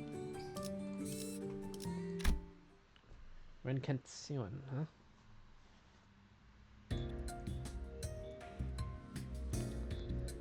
To present the conclusions first. No, the notion of the sword being a sentient one is incorrect. The locus of the will is not the blade, but the scabbard. An ego forged in a rather paradoxical nature. Yes, that would be most appropriate description. Not a sentient sword, huh? Ryoshu's grumpy dismissal made the scabbard quiver almost as if it had taken offense. Somehow, I felt I could understand what Hohenheim meant by will now. It was a reunion of sorts, one that gave both a tinge of sadness and hope. If the scabbard has its own will, does that mean the owner of that will can be resurrected? It is too premature to deliberate on that matter. The state of existence under question is not one that may be defined as death at the moment. I assume they asked whether it could be revived or brought back to life, so to speak. Even supposing that survival is a fixed variable, and that the reconstitution of the original corporeal body falls within the theoretical possibility, the probability approaches zero given the limits of today's technologies and conditions. We researchers are inclined to entertain even the infinitesimal chances, but in the terminology of the lay people like yourself, such a prospect would be labeled impossible, wouldn't it? There is no need to fixate on the impossibilities of the present, Manager Dante. Such matters are reserved for us scientists to hold on to. Right. But we may have uncovered a thread, something that could lead to restoring Ryoshi's memories. Though, again, that too is merely a possibility. A far more practical avenue for you to pursue at the moment, nevertheless. And to that end, yes, further analysis on the scabbard itself would be necessary. Coordinate with Alan for your next duty. You should still be in the ring nurse father's quarters. That will be all. Hohenheim cut himself off there, clamping his mouth shut as if any further exchange might scatter and mess up the theories he constructed on our conversation. Alright then, before we go, anyone want to tag along? Munching on food, averting their gazes, the sinners were pretending they weren't interested at all. but going by the way their forks had long since stopped moving, it was pretty clear to me that they'd been intently listening in on our conversations. Where are we to go? Alright, right. Sorry, forgot the rest of you weren't there with us earlier. Faust, Don Quixote, Ryoshu, and I have been checking out where each back door leads. Oh, and Kira too. The prisoner of war executive manager. We talking about me? Yeah, I guess. I'm working with them too, yeah. Best remember to tread carefully should you cause even the slightest harm to the executive manager. You will be held accountable without exception. Yeah, sure, whatevs. Kira needled at Otis Kira needled at Otis with a mocking pout, but oddly enough, she didn't appear particularly irritated. Anyway, I think it'd be better if we had a few more people, just to be safe. One of the doors we went into earlier led straight to the rings corridor. That was a close call. Otis and Heathcliff's hands shut up the moment I finished speaking. I'd very much like to accompany you, Executive Manager. I knew I could rely on you, Otis. I knew I can rely on you, Otis. Your recognition of my loyalty honors me, Executive Manager. I, Otis, understand better than anyone your concern about the peril of working with a prisoner of war so liable to betray. To have your indispensable self proceed with only a handful of soldiers under your command? This cannot stand. I'm afraid I won't be able to focus on other duties without personally seeing to your safety. I get it, Otis. You've made your point clear enough. Not keen on how I'll just keel over the moment you summon me. Feels a bit dodgy, that. Better I stick by your side and scrap it out myself. You probably don't need me to come along then. I guess you could just summon the rest of us like you did earlier if shit hits the fan. Our research yet unfinished holds my efforts. I shall join you once it has been found closure. I don't think I can be much help wherever you go. I'll pass. I will follow if that is your order, manager. No, it's fine. Just get some rest. It'll probably be okay. I can always summon them again if things get too dangerous. For now, I should go see Alan again. Some of them just don't want to do anything. They're taking the time off. Well, it's technically time off. Saru.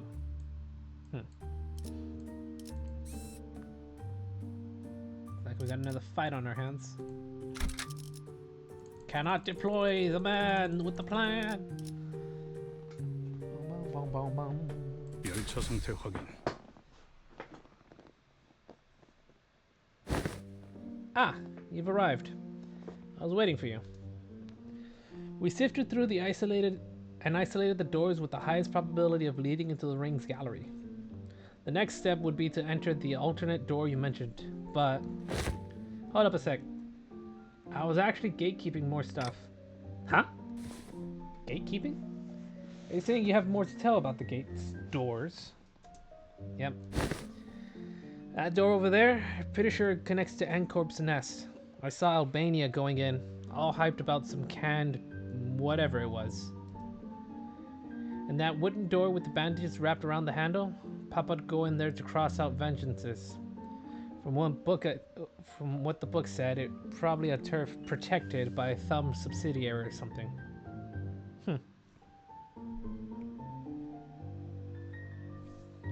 From what the book said, it's probably a turf protected by the thumb subsidiary or something. Unlike earlier, when she offered only a vague snippets, even about just a single door, Kira was now feeding Alan a stream of intel that seemed solid, even to someone as clueless about the back door as me. She's far more cooperative than anticipated. Even after that Alan character roughed her up, from what I hear. Yeah, you'd think she'd climb up out of spite. I wonder if she changed her mind about cooperating with us. Well, we did save her, so maybe she's feeling a bit more generous. Nevertheless, we mustn't let our guard down, Executive Manager. There's no telling when she'll turn on us. Fucking... I can literally hear everything you're saying, you know? Alright, Alright then. Based on the intel, please proceed by investigating the safest doors first. As for the high-risk ones, I'll continue checking and let you know which ones you need to enter. Alan tinkered with the device around him and flashed a couple doors with blue light. Guess that means we start with those. Where do you guys want to go first? Well, they all look about the same. Just start with the closest one. Well, Al did say that these are the safest ones, so it shouldn't matter which one. Just as I reached for the nearest door, as Heathcliff told me, Ryoshu suddenly veered off, stopping in front of another one that had stood a few steps apart. This door. It feels familiar. You recognize that door? I think I passed through it a few times when I was little. Hardly had Ryoshu stopped speaking when a fragmented memory, painted over in parts, slipped into my mind. Sorry. It hurt a lot, didn't it? I should have finished my homework faster. Oh, I know. Let's go for a walk. But I don't recall much about it. That memory just now. Could it be tied to Araya? Let's start with that door. Okay. This one, yeah? Here we go. Patient as ever, Heathcliff shoved the door open and strode in first. The rest of us followed, including Kira and the other sinners. The park? And this place is... Judging by its state, it seems to be a welfare facility located within a nest. Most likely a park. Every sod walking here is dragging some animal along. Means they got money to burn. Proper rich lot, this place. The walk the past Ryoshu mentioned in her memory, and the sight of people fussing over their pets. Pieces clicked together, and I voiced the other memory I saw back at the House of Spiders. Did you ever come here with a puppy named Saru? Yeah, I remember that. Not a puppy, though. Saru was a bit bigger by then. Oh! Sorry, it hurt a lot, didn't it? I should have finished my homework faster. Oh, wow. Bandages? Why isn't she getting any better? I give her lots to eat. Oh, I know. Want to go for walkies? You love walkies, don't you, Saru? There's this workshop Dad always visits. The door's that's connected to a park. You can go right now.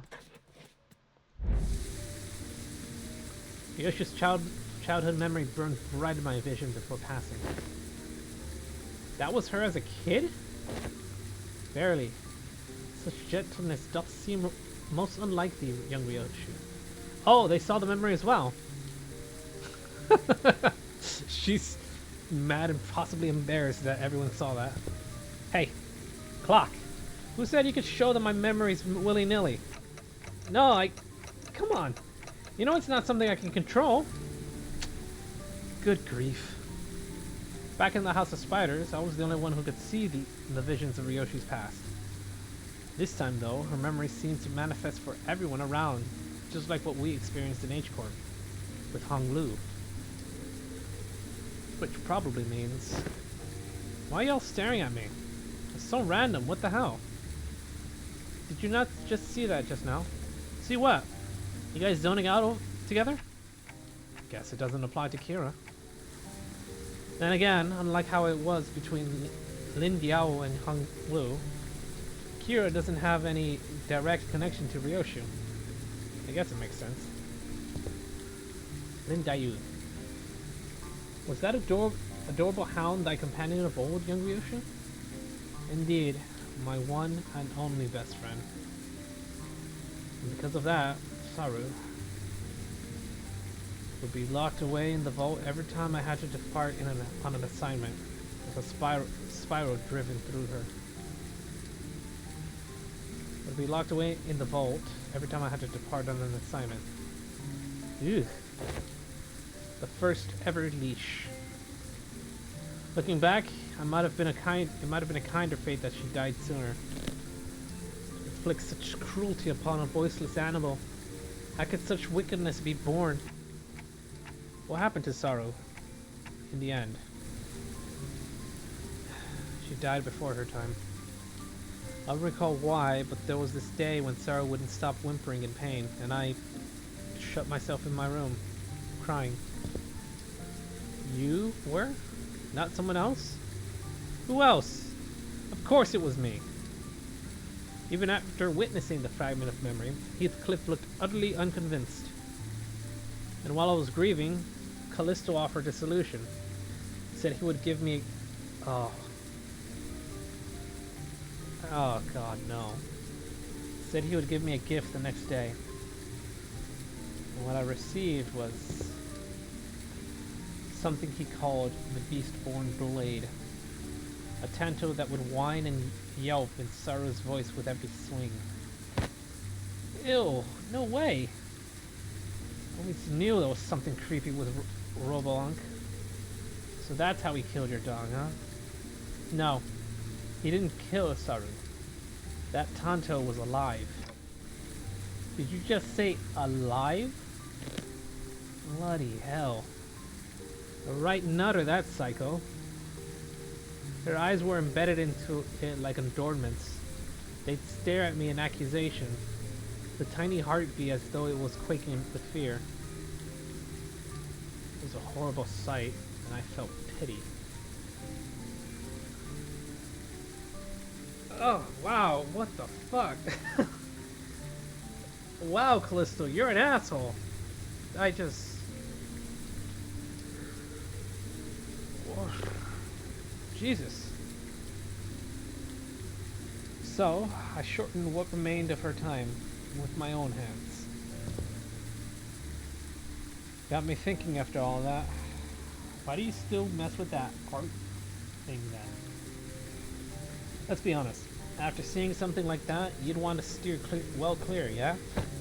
Right? Those things he called artworks were just also cursed. Straight up nightmare fuel. Like, I haven't really checked out other rings artworks outside Albania and her nurse fathers, so maybe I'm just a noob when it comes to all that. But yeah, their stuff never gave me any art vibes for real. I thought the same. Well, I was terrified at first.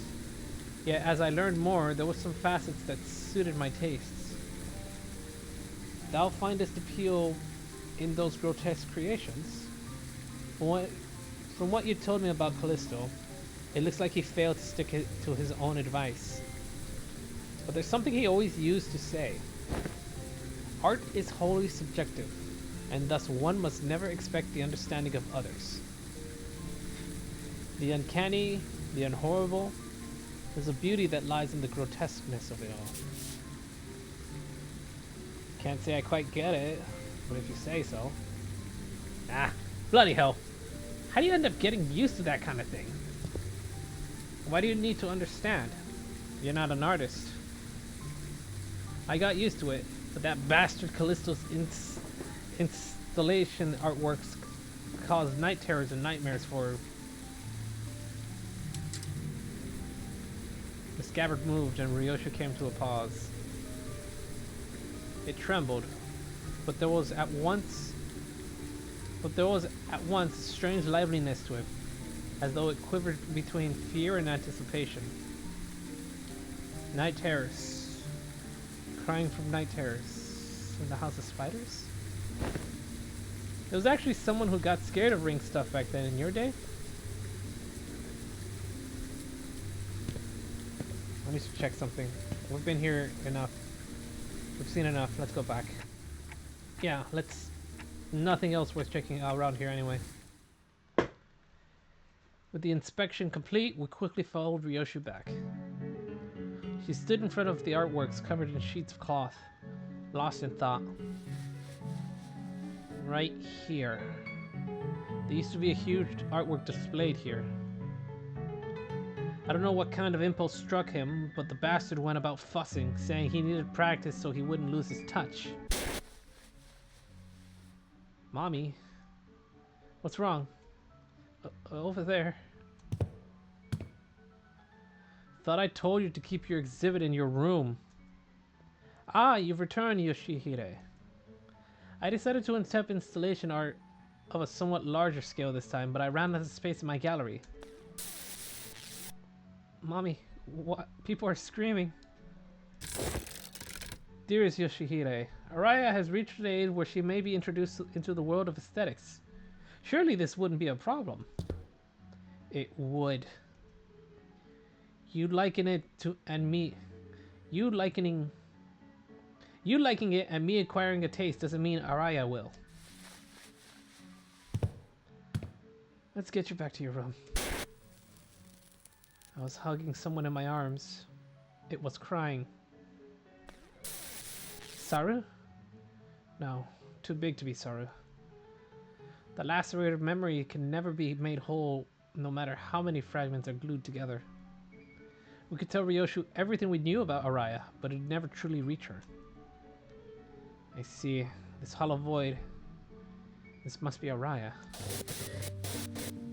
The sensation and emotion for what's been emptied began to entangle with Ryoshu's memory. And that makes it possible for us to reminisce about Araya together.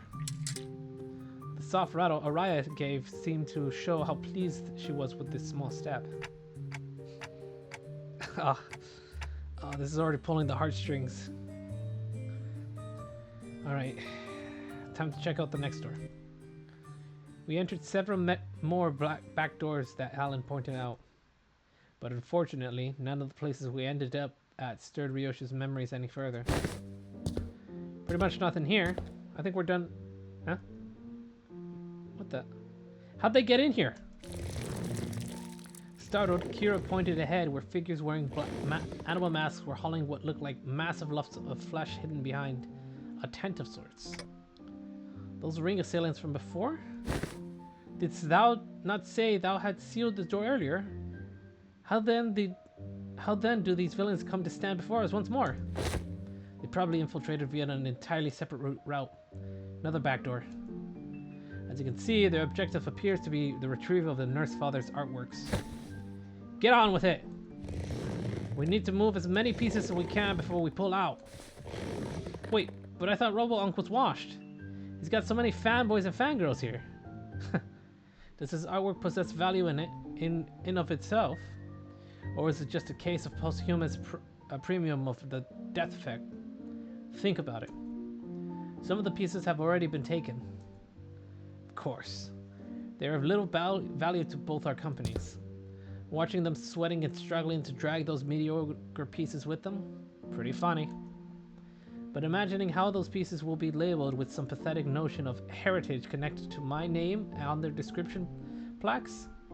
Pretty unsavory. They may be occupied with transporting those objects for now, but they will likely soon find cause to harm the Wayfarer and LCE personnel stationed here, Executive Manager. It'd be prudent to eliminate them without delay, considering the ring's reputation. Otis is right. Better to wipe them out before they try anything stupid. Guys, looks like we got another job to do. Lend me a hand. The radio didn't buzz with the sinner's replies this time, but it should be fine. Like, well, they're probably expecting it. Hopefully. Limbus Company の皆さんとご一緒できて本当に嬉しいです。 Immediate to block it then. 탈출 개체 확인. Come on, roll better. There we go. Ah, this ain't looking good. 아이씨, 짜증나게. Ow.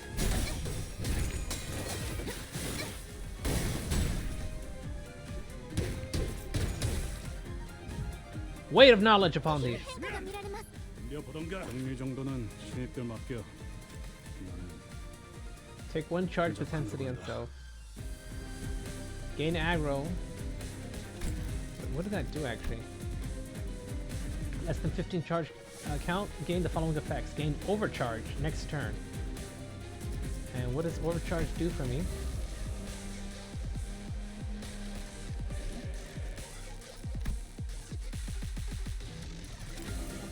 Become immobilized. Take 10 plus charge potentially on self. times 5% less damage. 10 plus charge intensity on self. Less damage. Gain charge barrier based on potentially charge on self. Turn end. Gain 10 charge count and 2 attack power up next turn and lose this effect. Okay, so it's an early charge gain and attack power. That's neat. If this unit is in panic or an ego corrosion at turn start, or if this loses effect. Okay. So he's effectively staggered, but it's charging staggered, I guess.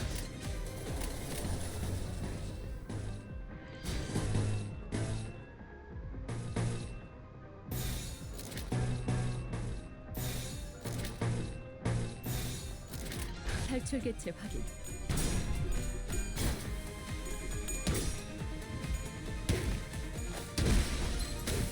Stagger him!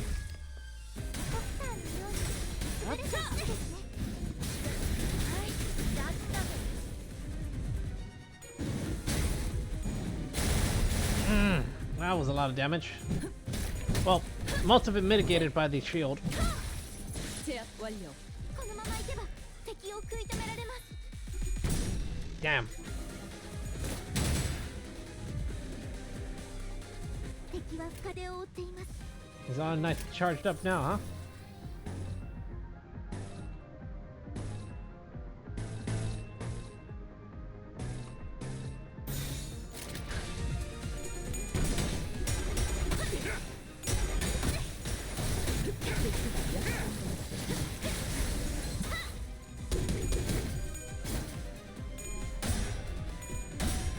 Explode this man.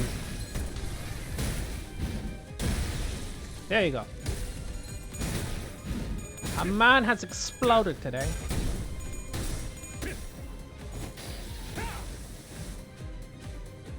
Elbow Blade. Gotta admit, that's a pretty cool sounding name.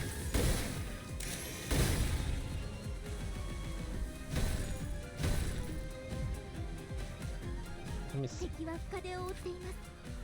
Student of the Ring. Mauled Color Rogue. Gain bleed intensity for every count. Some say that the ring's paint's made from the same base material. Okay. Same thing.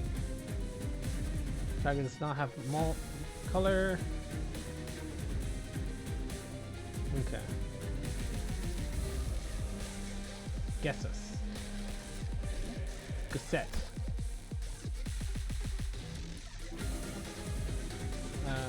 The first step is always but a single animal.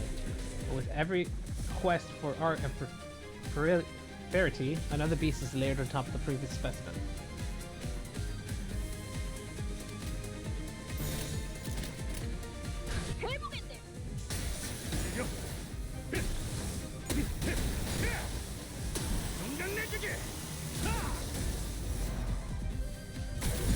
Could have done better.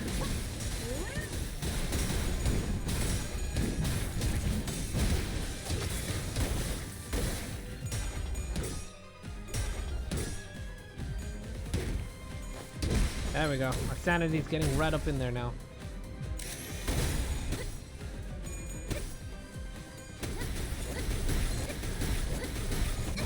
Damn, Kira. 내 죄는 내가 알아서 처리한다.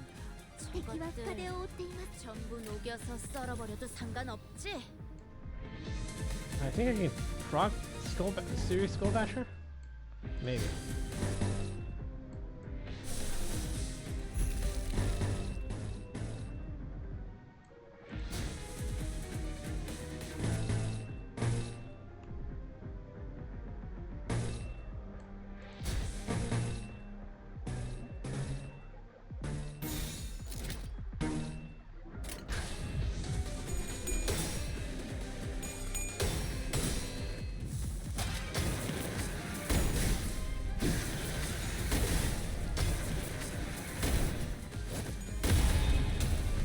A man has been tremor bursted.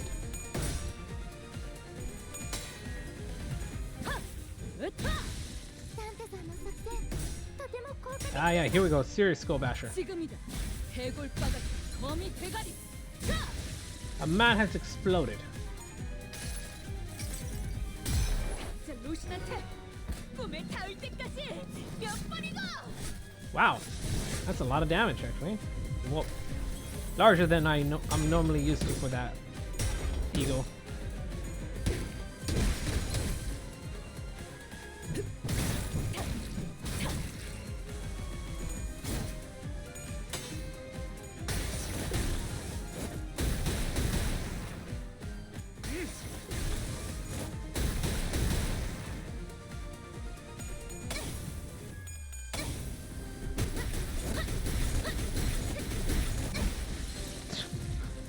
Just completely obliterates them. 状態を確認する必要がありそうです。管理人。 I think we just win rate this now. 끝났으니까. 내 There we go. 죄는 내가 알아서 처리한다.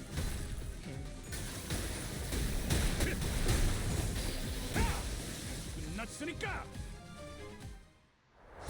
And voila, we are done.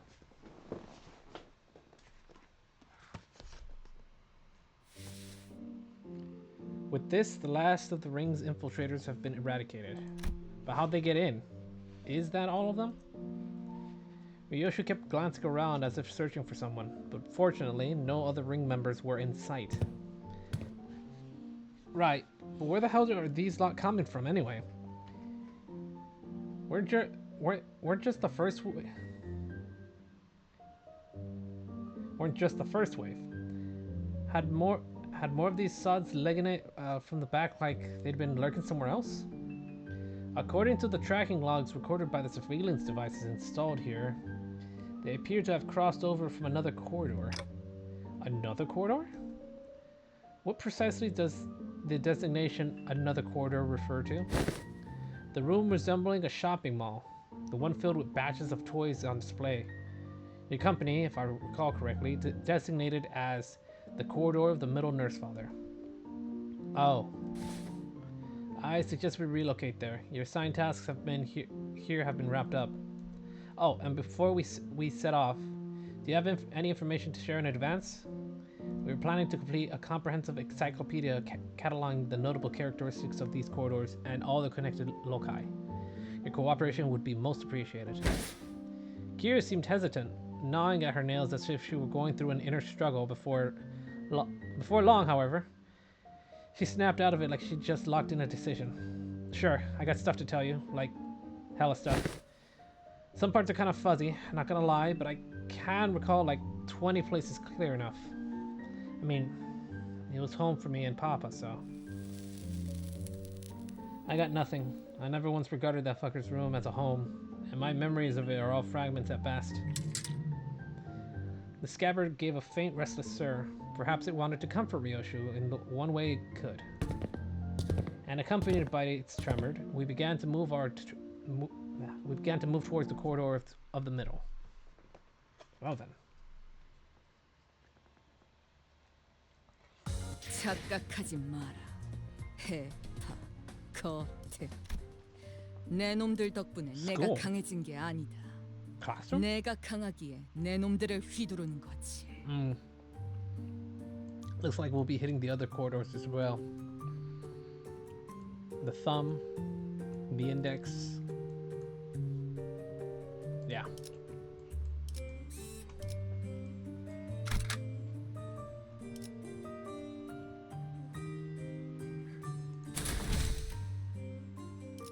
That's fine.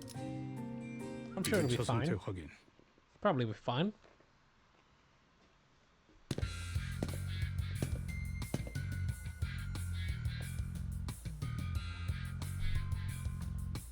The heck? They swiped everything that wasn't nailed down, huh? Fret not. I shall aspire to their half of thy worldly possessions. Articulated fixer figurines, video game cartridges. I'm not talking about my toy box, okay? I had hella many of them anyway. My TV's gone. Couch too. Oh. As Kira said, only a conspicuous empty space was left with the television and family couch used to sit. Oh, those?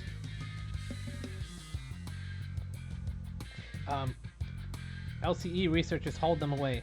From the sounds of it, they're going to set them up in their staff lounge. As for the leather and ornaments, they said they'll be selling them off. Yeah? Otis seemed to notice something the moment she caught Kiro's wistful look. The corners of her lips curled into a faint smile as she spoke with feigned nonchalance.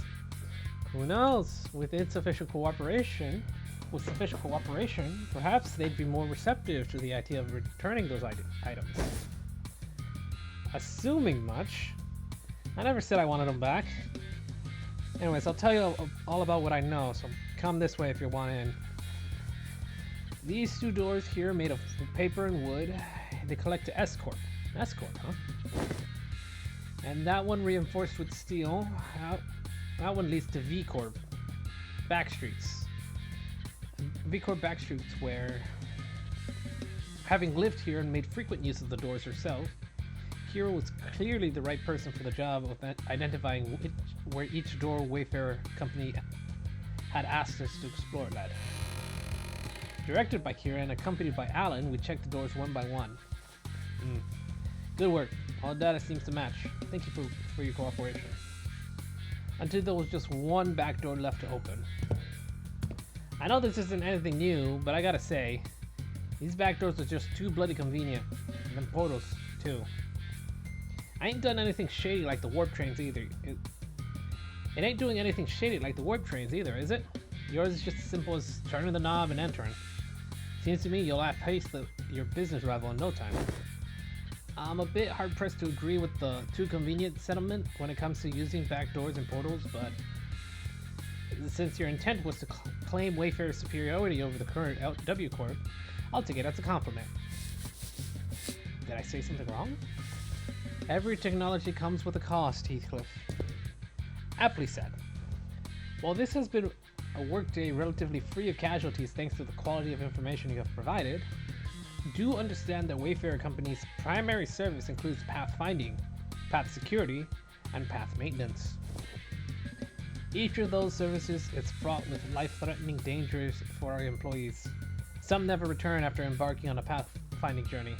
Some are killed while battling monstrous entities. Those exact natures haven't been confirmed yet. Whose exact natures haven't been confirmed yet? That appear in the liminal space between paths. It also costs a pretty penny to keep the secured path. Well, secure. Secure path, well, secure. I'd say our operating cost is on the rather steep side, especially considering that we are also trying to prevent our rivals from taking this corner of the market. Thinking back, I don't think I've ever seen Alan enter a door to a new location with his helmet off. Must be one of his precautions. Just in case. Maybe his dry smile and unsettling lack of reaction to anything are hints that he's simply seen too much to be fazed by most horrors. Still, our work's gotten considerably easier for this job thanks to the help from everyone here. Honestly, this partnership is working much better than I expected. Very well then, let's take a look at this last door. It's a door to... it's the door Papa used to walk through all the time. I followed Kira into the door, and the second I crossed over the threshold, a breeze carrying an oddly familiar salty smell tickled the tip of my nose. One of my clock hands. Giant Stingray port ship. Pirate room. Oh no! This one connects to somewhere in the Great Lake area, it seems. Welcome to U Corp's Giant Stingray port ship. Stingray, huh? Does that ring a bell? Hang on a minute. It's that place, isn't it? The port ship that has... Oh no! We're not gonna meet him, are we? The private hair salon? Heathcliff chimed in with a shudder, as if the sheer weight of his words terrified him. Oh! Doth it signify then that we shall finally be made audience to young Heathcliff and his hairdo most luscious? Quit it with that luscious nonsense, lass. Why encourage me now when you're so cavalier about my blasting my villainous arse back at the lake? Alas, it's true that punishment wrought upon our merry band has severely outweighed the crime. Wouldst thou not agree, young Heathcliff, that to put the coupons to use would remedy the pain a smidge? Ah, bugger it. I ain't even got anyone to spruce up for anyone. Sweet, can I use them? We were regulars at that Moloch's place, Papa and me. Papa would ask the middle fam for a favor and he'd bring loads of coupons back home. They'd give away hair coupons every 10 visits, you see, so... what am I even yapping all excited? Kira, who seemed ready to launch into a cheerful rant, came to an abrupt pause like a bike tripping over a ledge. Her face fell as she lowered her gaze and scuffed a pebble away. Looking back, I guess Papa did hella care for me, so why? It's also true that these guys went out of the way to get me out of here, even though they didn't know me so well. Why's this gotta be so complicated? Matthias gave you that unatheistic BC bullcrap? The heck's a BC? Bullcup.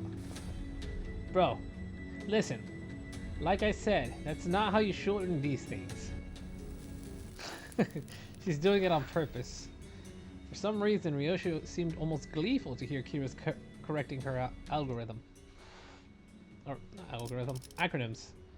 It was reminiscent of that self-satisfied look she'd get after confusing us with these acronyms, especially during early days of our bus journey. Thinking back, ever since Sinclair's translations became reliable enough, the sinners had less reason to voice their frustrations with Ryoshi's acronyms, which in turn gave her fewer causes to snicker about. I'm not sure why, but something tells me that she might be making her acronyms ridiculously incomprehensible on purpose. If your conjecture is correct, Executive Manager, she has one tasteless sense of humor. From what I recall, the toys and games he was into were pretty retro. Must have been annoying to play along. At first, but the more I played along, the more I got into it. Still corny and juvenile as shit, though. I know aught of that conflict with the trifling and apocryphal they may be, yet we all are compelled to peer hinderwards at the interests of the family. Yeah, I wanted to know what Papa was into to really get what he was talking about. Besides, I needed to know these things if I wanted to chat him up and talk about a mutual subject, so... He told me about you all the time, Yoshihide. Proud shit. Not a day went by without him saying stuff like, Yoshihide learned this in 2 days, or yo, this was Yoshihide's fave, you know?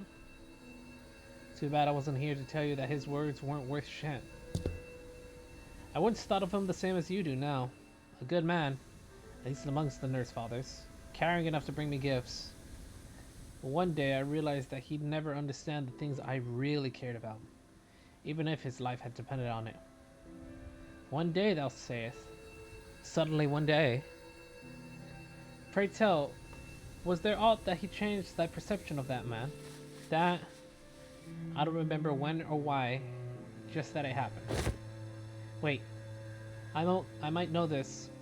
Wasn't it something that happened at school? Papa told me that things started getting awkward between you and him ever since you quit school. Bullshit, I've never been to school. I never even thought of wanting to go to school. Matthias must have been talking out of his ass again. Huh? No, wait, no, bro, I even saw a clip of it. What? Papa showed me that video when he was teaching me how to use these doors. I even saw baby you going, I'm off to school, Dad, in that video. Pretty dang sure. But I don't... As Kira went on, Ryoshi's confidence from her initial retort seemed to slip away. I couldn't blame her. So much of her memory had been mutilated. Ryosu shouldn't sound like she was denying it out of hand, though. She seemed to mean it when she said she'd never been to school and never even wanted to. And I wanted to glimpse that fragment of memory that made her say that. The moment I willed it, a scene from her past suddenly flashed across my eyes. Very well, Yoshihide. I'll register you in an institution that is not entirely dissimilar from school. There is a subsidiary of the Ring. Academy. You sure it wasn't? You sure it was the school? Not an art academy or something like that? Wait, that kind of makes more sense. Yeah, must have been an academy, not a school. Academy of Art. Ha! Ryosha muttered a few words as though they were pieces of a puzzle she was assembling. Then, after a brief moment, she turned towards me with an astounded scoff and a look of mild irritation. Clock? You deserve a smack. Ah! Then lightly smacked me upside the head with her scabbard. What was that for? This memory sucks, Clock. I would have been just fine without it. At least I got to remember the incident that changed my perspective on Matthias. Dad, how do I go to a school? School, Yoshihide? Well, I don't see why you would wish, let alone need, to go to such an institution where the nurse fathers are here to provide you with all the education you require. You would later find our unique style of homeschooling to have been much more enlightening than trudging through any of the Nest's formulaic education systems. But Dad, I saw him in a picture book, and I don't have any friends here. Oh, Rian and his pointless. But it is true that there are qualities that can be learned only through group erudication that engenders competition. Yes. Very well, Yoshihide. I will register it in an institution that is not entirely dissimilar from school. Really? I intend to send Yoshihide to an academy as a part of my educational curriculum. There's an Academy of Art, a subsidiary of the Ring. Companionship with the other talented children of approximately her age will nourish the spirit of inspiration that will guide Yoshihide's growth. The prescript approves. But Callisto, I'll tell you now that you might be making a mistake. And are you certain of that? Do elaborate if you can, hand puppet of the prescripts by whom every aspect of its existence is articulated. What do you even know of choice, of what is right or wrong? And off they went. Perhaps a little more situational awareness would have prevented what's to come. Callisto had found me a rather decent academy. The artworks that used to scare me when I was alone weren't so bad when I was with other kids. No, that's not quite it. It'd be more accurate to say that I started to understand people's perspective on beauty. Of course I would. When all we ever did was nod along to the lectures and spout purple prose, all while making pin cushions out of people's bodies like it was nothing. Our lesson today will focus on corporis techniques. Now, take a good look at the diagram here. Then the mannequins before you. Weave the blood vessels in the same patterns as the diagram, and I don't know why we're even learning about corporis stuff in this day and age. Right? I don't get what the point of this slog is. Trying and shaping blood vessels to make color that a drop of ink can do better? I read that in a book. I'm more excited to learn about Cubist technique than this crap. Cubist? Honestly, why is this washed up movie even part of the curriculum? It's just boring, shallow gore stuff. No, it's gory, but it's boring and shallow only because you guys are bad at it. What? Oh, you mad because your daddy is a lame corporist? Oh, is he? No wonder her stuff is just... Ow! I was taught that people who say bad things about my family deserve to get their butt kicked. Them bad-mouthing Callisto wasn't actually what set me off. I didn't have any special reverence or attachment to family like Matthias did either. It's just what I was taught to dislike. That's all. Just one of those tantrums kids of that age have. Kids will be kids and all that. Home, Dad. Hey, buddy, you're home early. Oh man, must have been playing rough today, huh? Got dust all over. Got into a fight. A fight? Yeah, they kept saying dumb things about class stuff, so I smacked them. What about you? They didn't hit you anywhere, did they, buddy? On my cheek, but it's okay, because I punched them this many more times. Did I do good? That's my girl. Dad? Where are you going? You know, he's got some business to take care of. Why don't you sit tight and work on the coloring book? Daddy will be home before you know it. Okay. Is it bro business? No, it's family business. I ain't seeing what's so bad about taking care of your own. And snotty kids don't learn respect unless you beat it into them. If only he'd been a simple-minded fool like you. Then the story would have ended right there with a pat on my head. What? Papa, I mean, the metal doesn't stop there. It never does. You hurt a member of the family? That automatically gets you written up in the book. Yeah. And he did what he did in the end. Holy. Huh? There you are, Yoshihide. Is class starting already? My diligent daughter. Wonder who she takes after. Dad? I know, I said I'd be back before you know it, but I got a little lost trying to find my way through the ring bastards' tricky mazes. You know how they are. Oh yeah, and there are so many sniveling brats here. Well, as for their crimes, they slapped my buddy's face hard enough to leave a mark. That's an arm for you. As for the instructors, well, anyone would agree that they did one sorry job of keeping these tykes under control. In that case, pursuant to Title 2, Section 52 of the book, execution by beheading. That clearly don't got much use for what sits on your shoulders, eh? Damn, Matthias. How do you like it, buddy? Papa's the best, ain't he? How dare he? Such senseless, barbaric violence! Uncultured, uncivilized animal! Do not be discouraged, dear Yoshihide. I've eyed out yet another academy worth your talents. It is much more significant and prestigious institution as this time. I assure you, even an impaired berserker like Matthias won't dare force his way into such a place as he did the previous academy. Don't wanna... Yoshihide? I don't want to go to an academy. I don't want to go. I don't need friends anyway. For all his posturing, nothing that was ever important to me held any significance to Matthias. He took a lot away from me just to feel good about himself.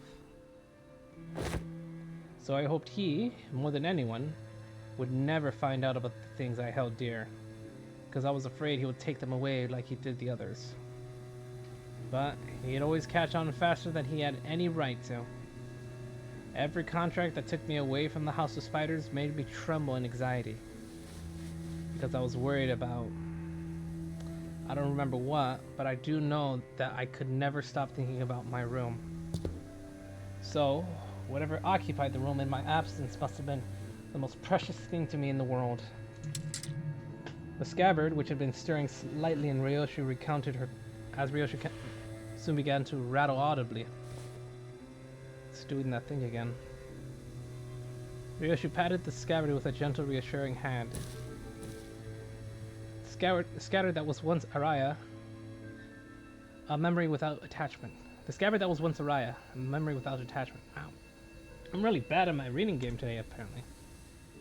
It appeared to me almost as though she was pacifying a crying child. Seeing that gesture, Heathcliff briefly cast a sullen yet faintly expectant gaze between Ryoshi's scabbard and my device. He must be thinking back to his last conversation with Catherine. But Catherine's existence, unlike Araya's, was erased by the golden bowl itself. I doubt this device could do anything for Heathcliff at this point. From everything we know, the nurse father seems to have been the least awful parental figure in your childhood. Huh, yeah. Didn't you know Robo-Unc was such a radical guy? He sent you to an academy like you wanted, and he even got angry on your behalf. Oh. Hazy memories. Almost forgot to mention. A few years after that, Callisto left a snowman by my pillow as a gift. It was made of heads. Heads? Yes. Decapitated heads from the incident at the academy, threaded together into a sculpture. Thinking back, it was one sorry excuse for an art. He's sorely mistaken if he thought some low-effort bullshit like that can make me feel better. That makes Otis's words sound a little sour now. Could have spared us the details, lass. Well, with that covered, do you guys want to head back? Hang on. What's up? Gonna get that luscious treatment before heading back? Shut it, you! This ain't it. Look there. Those blokes walking out the salon. What the hell? Falvets, aren't they? They found us. It would not be an odd to find a field branch of the Ring's art movement in different districts of the city, especially that of the Falvets scale. However, various evidence, such as their masks and the fact that our group has immediately drawn their attention, suggests that they are in the same pack as the one making regular incursions into the House of Spiders. This is LTB speaking to Team Leader Alan, requesting immediate commencement of lockdown sequence. Copy that. Then why don't we... Holy shit, guys, stop! Bloody hell, what? Don't you know where we are? You smack dab in the middle of protected turf. Cause a scene, bros and sisters of the middle will be here any second. Oh yeah, that's gonna be a problem. We've already drawn the Ring's unwanted attention. We certainly don't want the middle coming after us into the House of Spiders too. Sound like you've got a GI. Talk. Ever played whack-a-mole? Like, why give ourselves a countdown? Just head back through the door and beat up whoever thinks it's a good idea to walk through it. She puts forth a sound strategy, Executive Manager. As long as there's no high-ranking officer among them, it would be to our benefit. Well then, let's do as Kira says. That quick? Alan blinked, shooting us a puzzled look as our entire squad came pouring through the door long before he finished the lockdown sequence. Due to newly emerging complications past the door, we concluded that this location is the optimal point to intercept and engage the infiltrators from the Ring. This location, you say? Ah, wait. That door leads to a zone under syndicate or wing protection, doesn't it? Better idea to fight here then. Happy to work with someone quick on the uptake. It wasn't long before the Falvets began rushing through the open door. I didn't want to summon them while they were relaxing, but, well, can't be helped. And I summoned the sinners back to the work. I'm sure they're going to start getting annoyed, like they don't have any time off or something like that. Limbus Company の皆さんとご一緒できて本当に嬉しいです。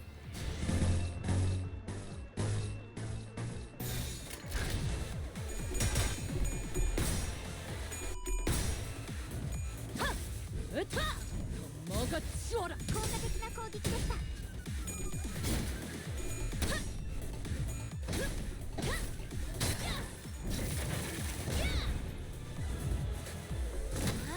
짜증나게. How dare.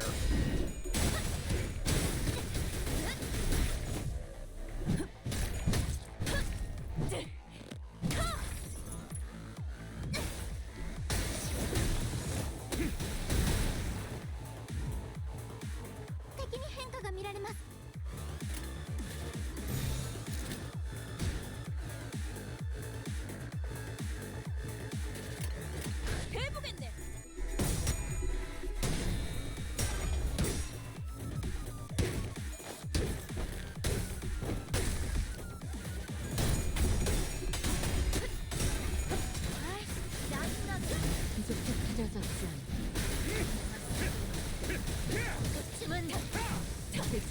되는 것 같습니다. 向こうにも事情があるのでしょう。ですが私たちは止まれません。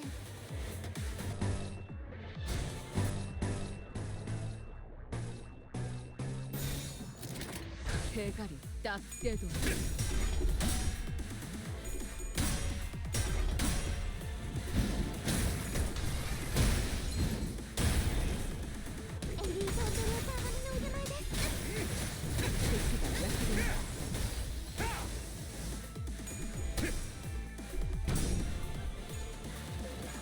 아이씨, 짜증나게.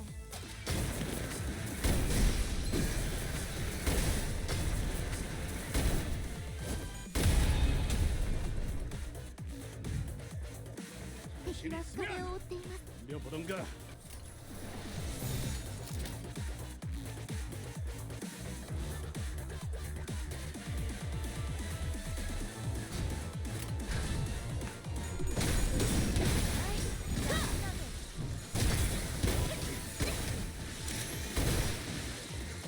Explode these people. There we go. 전부 녹여서 썰어버려도 상관없지? Hmm.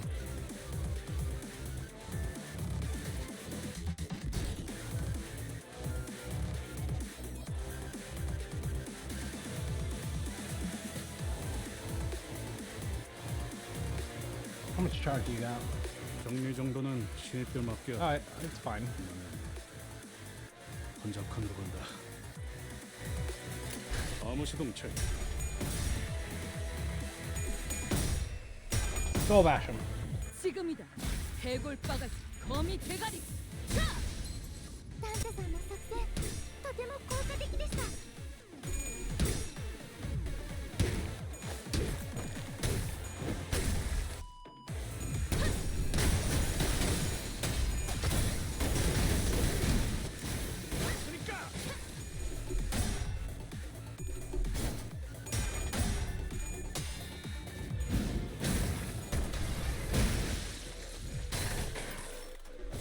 아이씨, 짜증나게.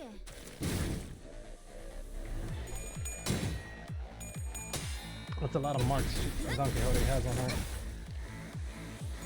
You gotta be careful with that. 囚人の皆さんの状態を確認する必要がありそうです。管理人。 해보겠네.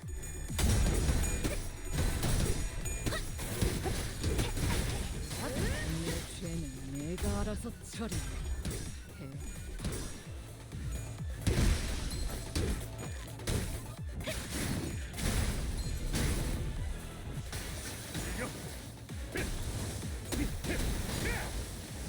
동강 내주기.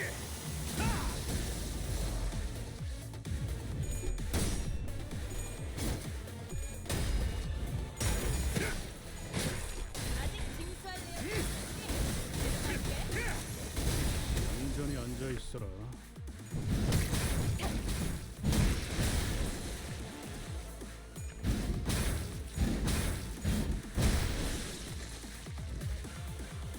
敵は深手を負っています。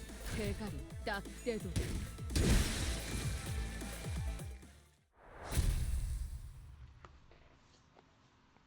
Well, that was simple enough. 착각하지 마라. 해파 거태.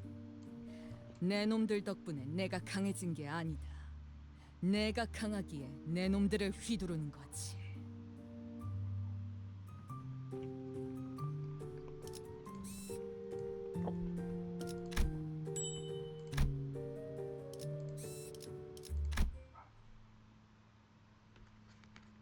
Miseries. Okay, and that about wraps up the middle corridor. Thanks to you folks, we managed to cut the door cataloging workload by 80%. Really appreciate everyone going the extra mile to check each and every door too. It made my life a whole lot easier. It's all thanks to the manager's excellent strategization. Next up, the thumbs corridor. Well, we actually found a lot of intel lying around there, so we need you to check some of the doors in its basement. Intel. The manager expresses interest in the aforementioned intel. Ah, that. In the Thumbs corridor, we came across a bundle of papers detailing the comings and goings of the Thumbs members and the orders they were carrying out. Whoever wrote the logs has been diligently keeping them updated. The last entry was written not so long ago. While the contents of the notes weren't all that interesting, they helped us get an idea of where each door in the corridor leads to. Valencia's shitty scrap papers. She'd been keeping up with that useless shit this whole time? Useless shit? Remnants of her desperate search for a thread to cling to. You found one of her backup ticket ports. I've marked any doors that need work with a drone. There should be about 3 or 4 of them. While you guys do that, I've got some leftover work to take care of over here, so. I've been noticing this going throughout our interactions. But whenever anything irrelevant to his work came up, Alan seemed to have a way of unhearing and maneuvering right past it as though he didn't even register what was said. Recalling our conversation with Ceres back at P Corp, that deeply uncurious indifference might just be one of the essential personality traits to go on as a corporate employee in the city. Understood. We will explore the areas past the marked door and return here. Thanks a ton. Well then. With Alan returning to where the other Wayfarer employees were huddled around, we decided to follow the corridor to the left. Ow. Hey, there's someone in here. Over the ring, maybe. Going by their silhouettes, they're unlikely to be members of the ring. Come on, lady. Get out of my way so I can see. It's the detective. Some stubby girl I don't know, and that annoying Airy dude. Sounds like Moses, Gregor, and Hung Lu, respectively. The trio's conversations grew clearer the closer I approached them. You okay, fella? You bumped your head earlier? Bumped your head earlier. Fine as a fiddle. It was just a minor fall. This is the 3rd time it's occurred. We ought to discuss this issue with the manager once this consultation is over. I think I'm seeing a bump on the side of Hung Lu's head. Anyway, you know what to do, right?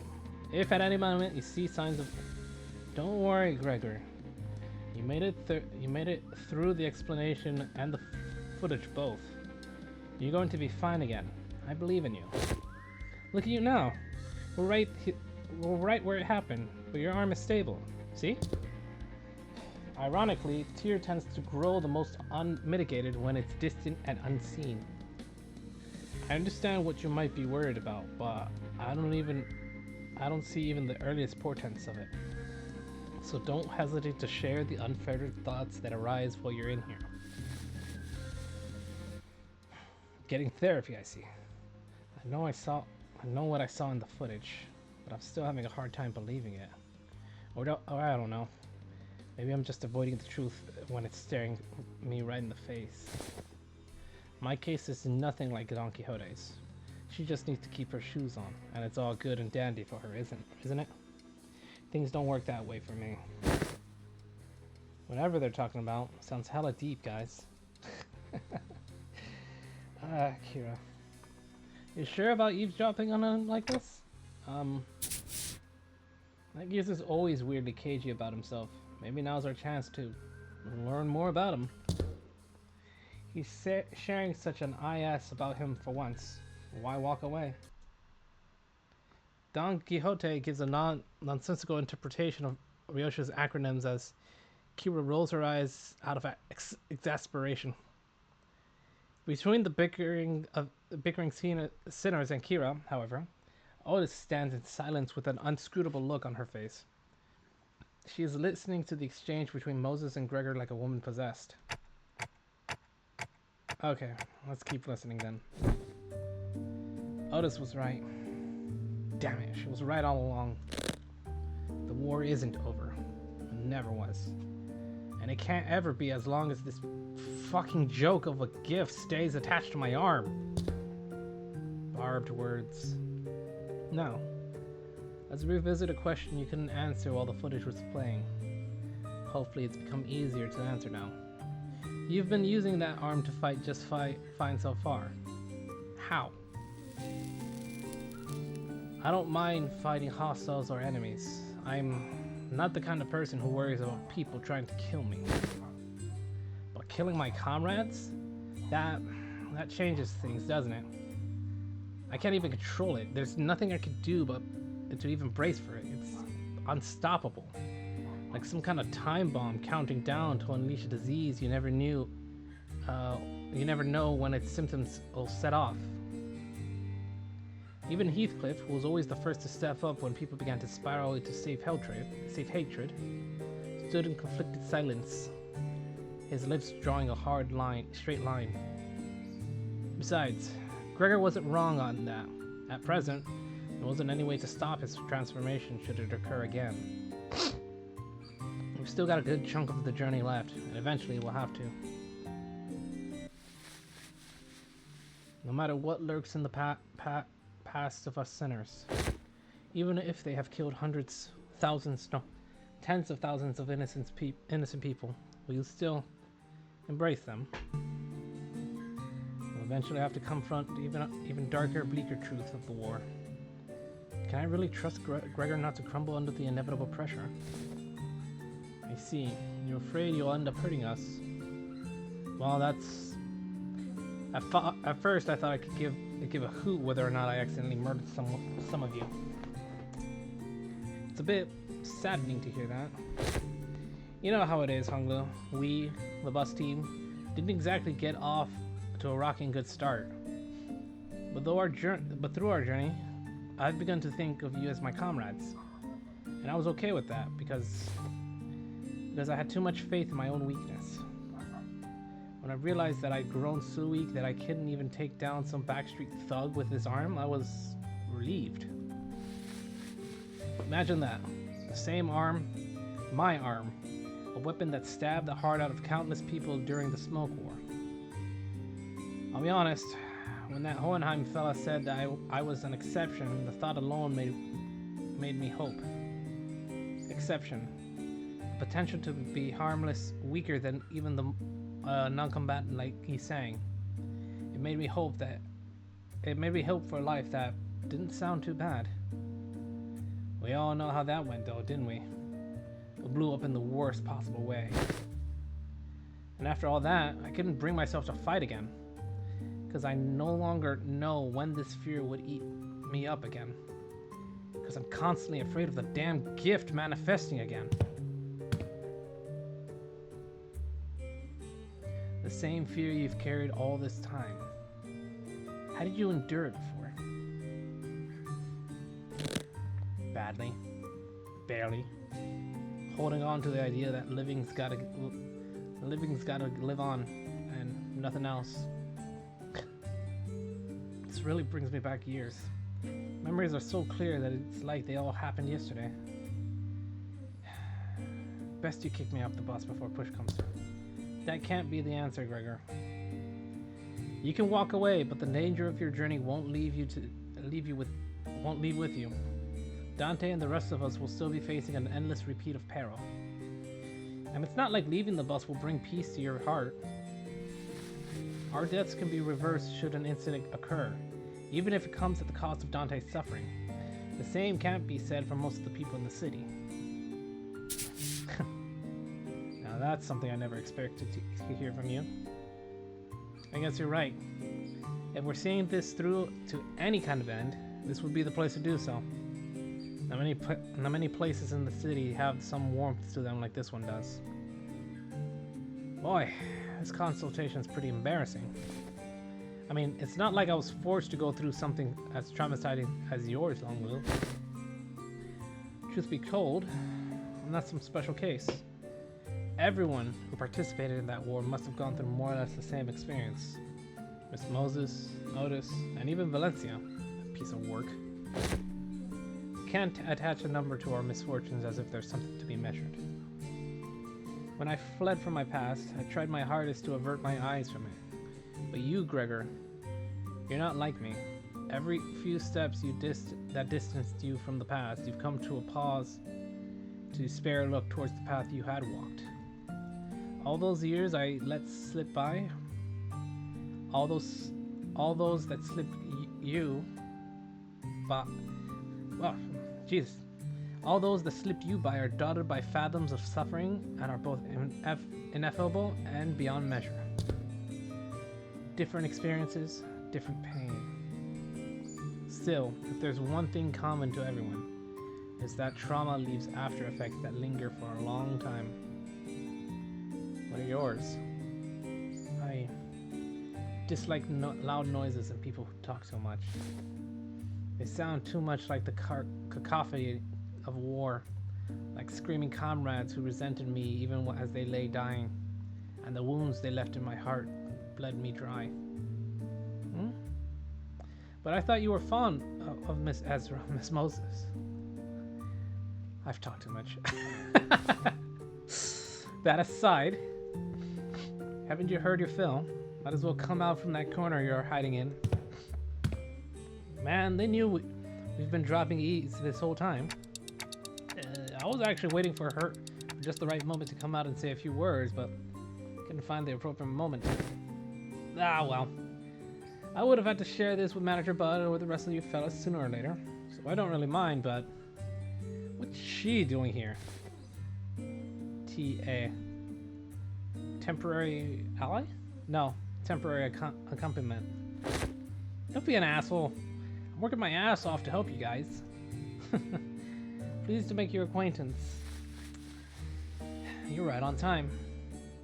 We've been working on a theory, but I don't have all the clues to be absolutely certain. A word from someone in the know may immensely improve my confidence in the theory. Kira, do you know which door the Thumb's nurse father was most attached to? Huh? No. Duh. Duh. That's supposed to be obvious? Didn't you guys all see her? You think I'd just chat up a scary lady like that? Dude, she was beating the ever-loving shit out of Lucio every time I saw them together. Oh yeah, he went out fighting you guys in the end, huh? Yeah, said stuff about her generosity and all that, fought till the end. Till he died. Damn, that's unexpected. Being real for a sec here, I thought he was totally gonna swap sides. Really? That lad? Again, and why is that? You know, the vibes. The guys didn't know, cause you haven't seen them long without the scary lady always looming over him. What's up? Gonna stab her right in the spine? Look, I think you might be training wrong, cause like you're not improving as much as you should from all that grind. Let me show you what I learned about sword fighting from this comic book. That is not how my master has instructed me. The textbook cannot be permitted to have a single deviation if it means to repay the debt it owes her. Why are you so obsessed with that crap anyway? You don't even like the old lady. But you're not so different from me in that regard, are you? Bro, what the heck are you talking about? I love my papa. Seriously though, I thought things were gonna crash and burn before Yoshihide ever came home. Huh. Suppose textbook and I had that in common. If this one doesn't know, let me redirect the question towards you, Sinner Ryoshu. Hopefully this touches upon one of your more intact memories. Do you know which of these doors the Thumb Nurse father showed particular attachment to? Or the door she most used often? Why ask me? Fine, yes, I do remember. Don't even need clocks help to piece it back together. It's that one. I expected as such. The door with metal pieces dangling from it. Holy shit. Almost died out there. Son of a bitch. Fucking fly. Where did those G-Corp fucks even drag those gross pests from? Mom? You okay? Do I look okay to you, Ticket? No, not really. I'm fine. You know I don't break easy. Should have been there to see me tear the head off that G-Corp vermin, Ticket. Mom, your leg's bleeding a lot. Here comes another mission, boy. Here comes another mission. Boy, they really can't do shit without me, huh? So much for a break. The fuck is this? Bandages? For you? Is this kid serious? Got truckloads of expensive treatments on the ready to patch me up the moment I get back in the okay, never mind that. Hey, this works. Mom? Sit tight and don't start any trouble. I'll teach you some sword techniques once I'm back. It must have been her years in the smoke war. Yeah, fighting in the war took a lot out of her and left her perpetually exhausted. She's like, you know what? It's the thought that, I think that's like one of the rare cases where it's the thought that counts. And she's like, you know what? This will work. But she marched to every battle with a smile. Stopped drinking, stopped beating me too. Like a blissful idiot who forgot that she was still neck deep in the inescapable pit called the House of Spiders. Well, the ironic peace didn't last. Sometime after the war ended, someone she called the consigliere of the Thumb visited the House of Spiders as a tutor. And that's when she went right back to drinking herself into a shit-faced stupor day after day. The beatings returned, and so did the edge of her profanities. It's pathetic. Hold on. Why there, though? Sure, I was on the losing side, but wasn't Valencia on the winning side? A war hero at that. Ever heard of the regulation that prevents smoke war participants from moving into I Corp and K Corp nests? The common thread between those post-war rules is that they make the lives of veterans difficult. Dubious rules that don't discriminate between winners and losers. I see. There must have been things going on behind the scenes there too. But doesn't that mean the back door will drop us into a trench they dug during the war? Yes, and Gregor will be the one to open it. Wait, me? Yes. Others can do it for you, but what would be the point? You sure this won't just end up giving him more nightmares? I don't see how this helps him in any way. We do not have any means to treat whatever it is that slumbers in his arm. However, I would surmise that the underlying cause of his sudden transformation wasn't the arm itself. Then what? It's trauma. His arm took control after his psyche was crushed by the weight of the unspeakable memories coming back to haunt him. It's not because the arm went berserk that he started reliving his painful past. It's the other way around, is it not? It's the other way around. Isn't that so?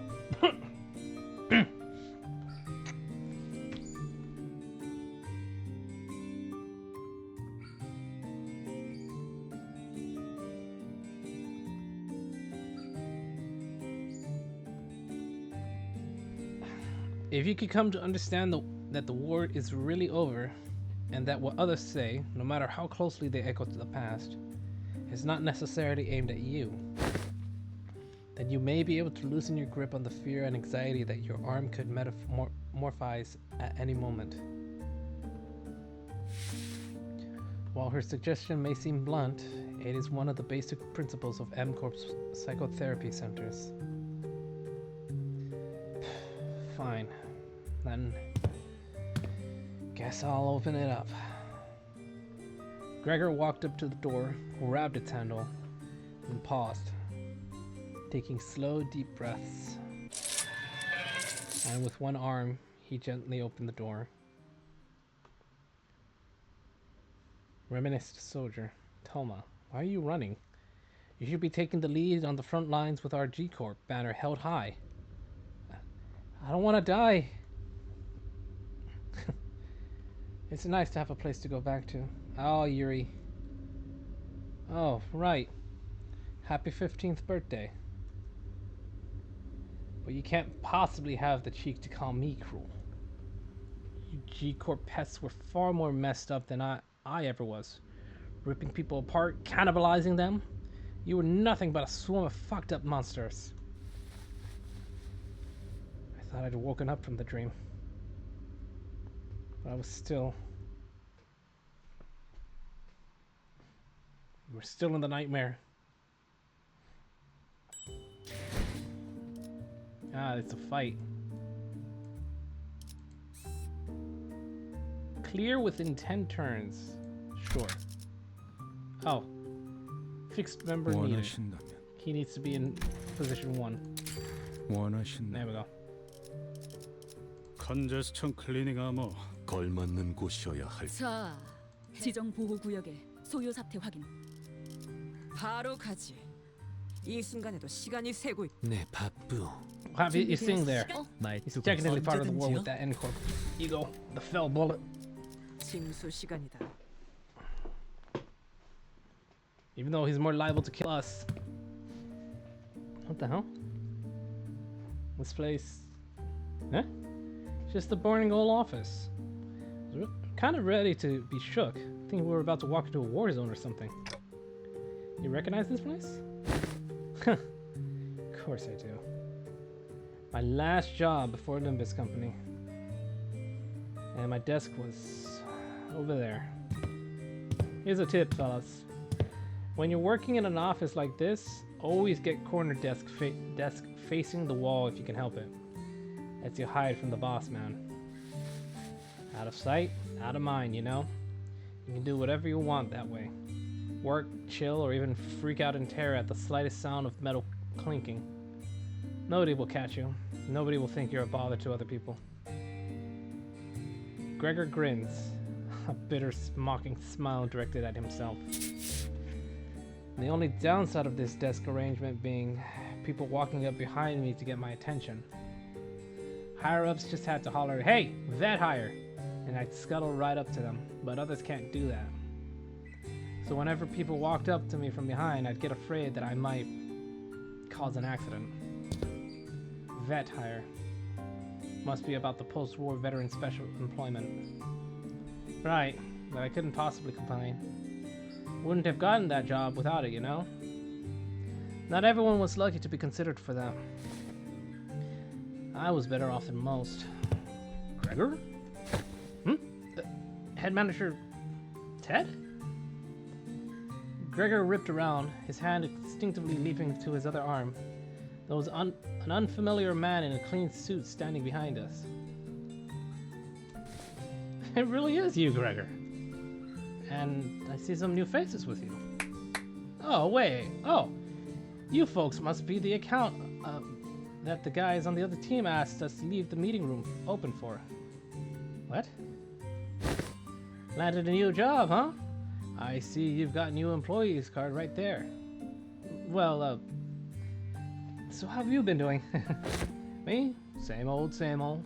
Well enough, it's not like I've got anywhere else to go, right? I'm not surprised you found new work so soon. You're always a dependable guy. Is the pay good? How's life, man? Oh yeah, you were gonna sell that commemorative coin? Some kind of medal, right? Hope you got paid good money for that. Look at me, talking how's life to a fellow citizen. Can't imagine anyone would have anything good to say to that, huh? Moving on. Hope no one's hounding you with the vet hire shit over there. No, not at all. There's none of that here. Hey, that's good to hear, man. Glad you don't have to deal with that dang jackass of an exec VP messing with you like he was a war veteran himself. You know how many years I had to hear that geezer bragging about how he profiteered from the war? Pulling himself up by his bootstraps about how in every peril is an opportunity waiting to be found? Blah, blah, blah. I'm preaching to the choir, aren't I? That guy, huh? Is he still taking his sauna breaks during work hours? What do you think? His seat misses his ass every day. Oh, and get this. Remember how he used to call you special employment fellas Nepo Force? A few days ago, his name showed up in the HR reports. Guess what it said? Turns out he was lining his pockets with kickbacks when we were choosing the fixer office for a partnership project. There's about to be a vacancy in the office real soon. Really? Isn't he, an actual Nepo? I thought he's the president's family. Yeah, man. it's that bad. What anyone else ever talks about, it's what anyone ever talks about by the water cooler. If there was anything I learned from here, it's that people obsessed with back in the days are all kind of like him. They hate how their glory days are behind them. Kind of like a distraction from how pathetic they are now. Ooh, ooh. Oh, that. And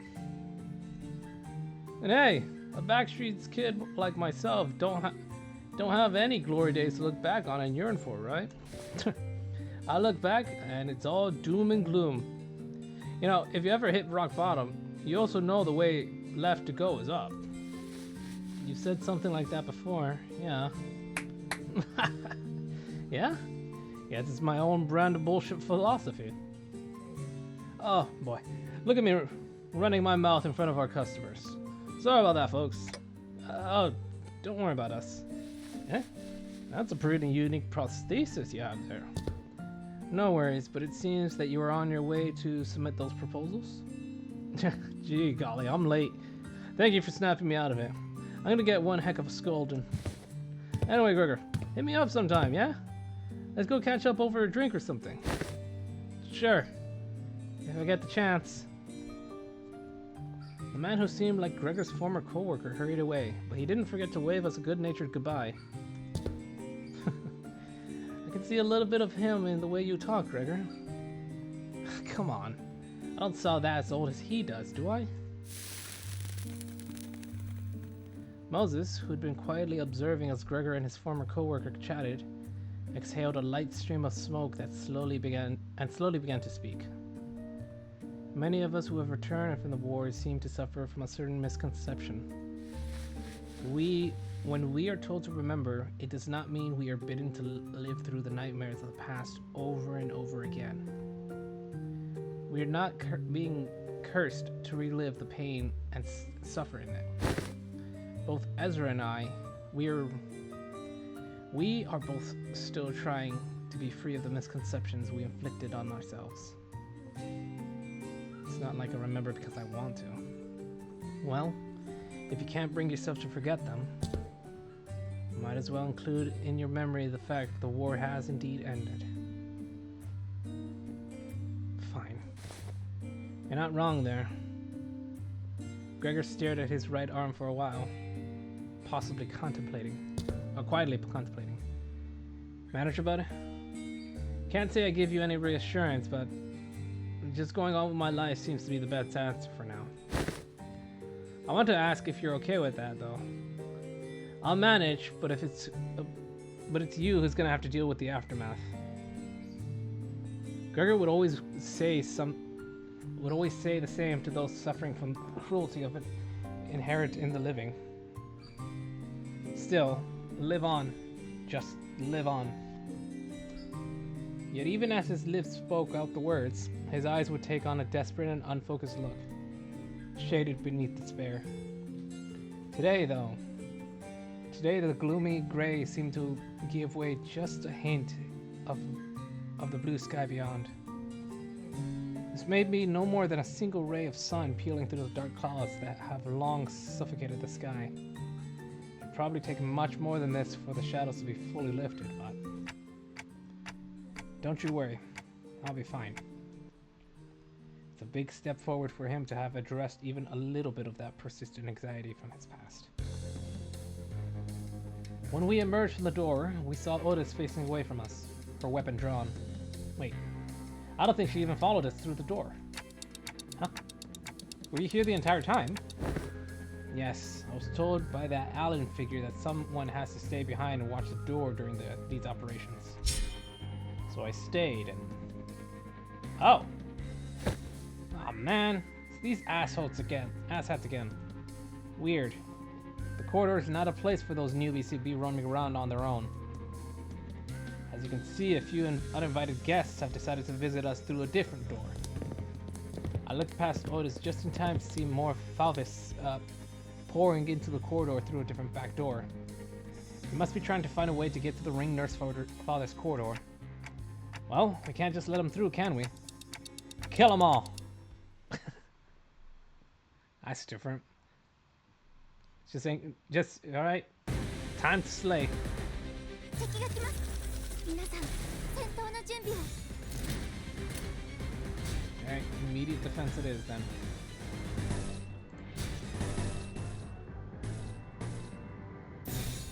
대가리 딱 떼고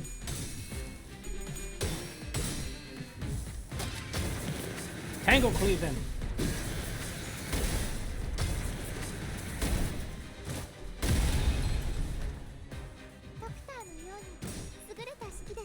Oh, good.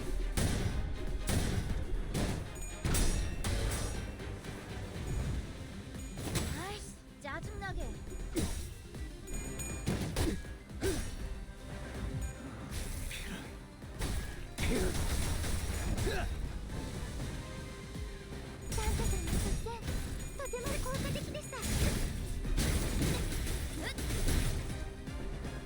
최대선 집행한다. 敵に変化が見られます。 덤벼보던가. All right, Heathcliff's charging.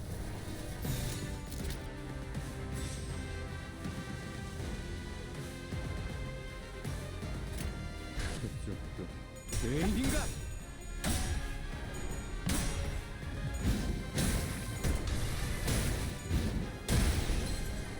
このまま行けば敵を食い止められます。 Ow. Thang's having a little issue.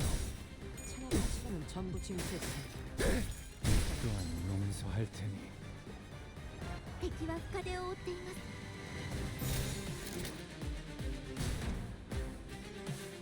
All right, Otis, time to overcharge. 암호 시동 체크. Wow, 25 speed. That was... Who was that on? Me or someone else? Oh no, it's Gregor. Never mind. That makes more sense. Nice.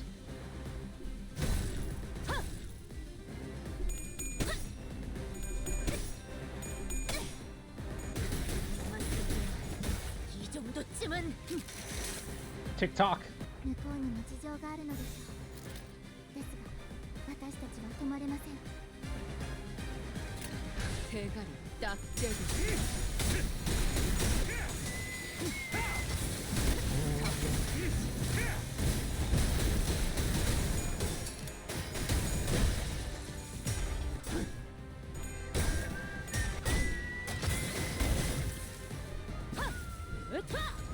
너가 치워라. 아이씨, 짜증나게. Gregor actually might pop from how much bleed he's getting on him.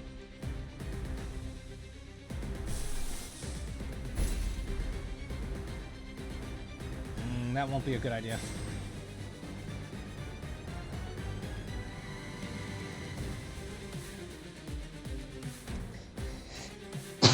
Oh, ow, that one hurt. Oh, I see. She's taking up the first hit. Okay.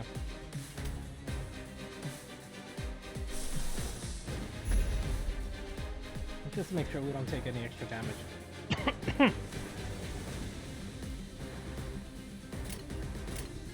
대가리 딱 떼고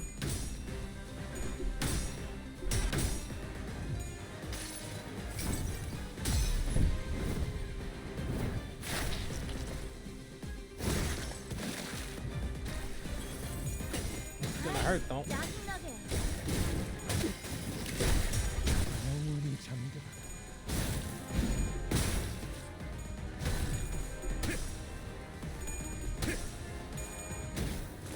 Rip space.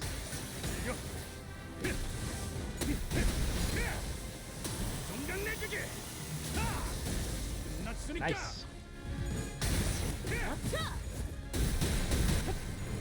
내 죄는 내가 알아서 처리.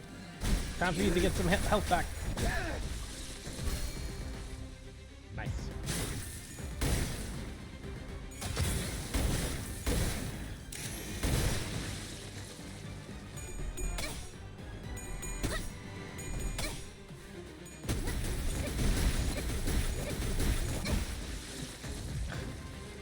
Instant death. 敵は深手を負っています 전부 녹여서 썰어버려도 상관없지.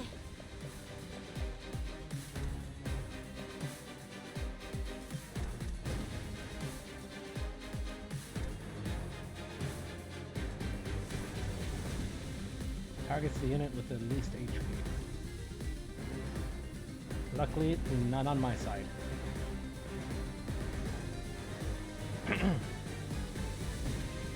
Oh, that's right, because he doesn't have as much. 암호 시동 체크. Doesn't have enough torn memories yet. 대대전. 집행한다. 벌써 버벅이나? Spatially locked.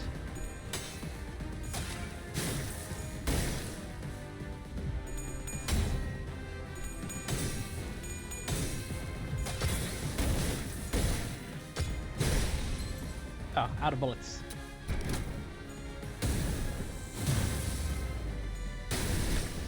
Ooh, nearly 1 HP.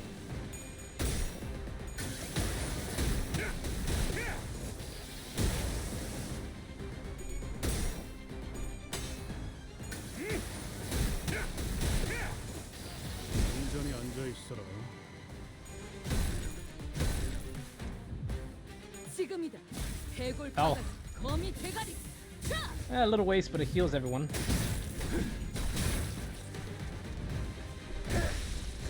Perish. Alright, they're all dead except for the last guy. 敵は深手を負っています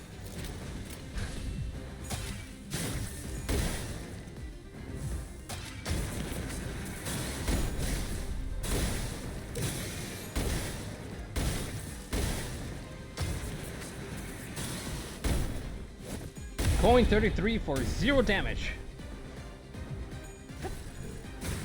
앞.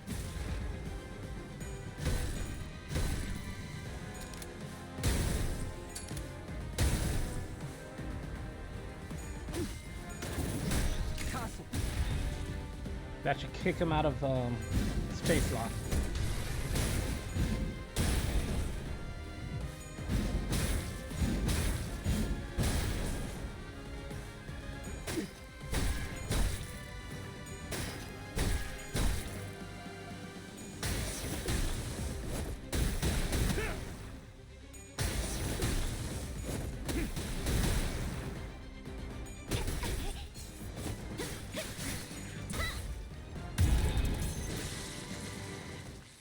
$291, not bad. Nearly a 300. Why is it a black screen for the loadings? 승자는 시간을 관리하며 살고 패자는 시간에 질질 끌려가며 사는 법. Basement. Oh, right, they wanted 오늘 us to go 출근길 주간 신문에 downstairs. 있던 문구다. 참으로 시의적절하지 않나?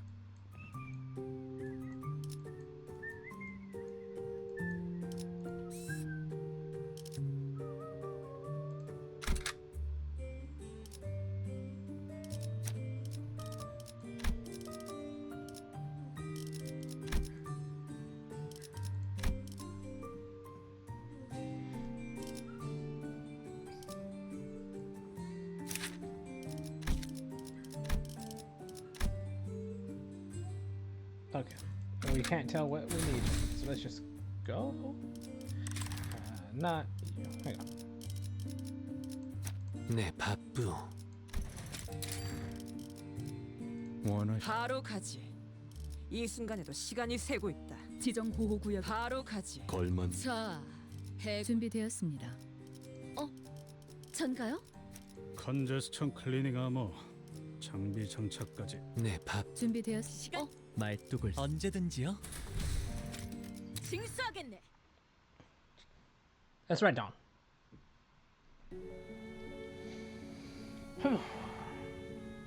Once we dealt with the Falvists who invaded the Thumner's father's destroyed corridor, we left for the Indexes and ran into a few familiar faces waiting for us at our destination.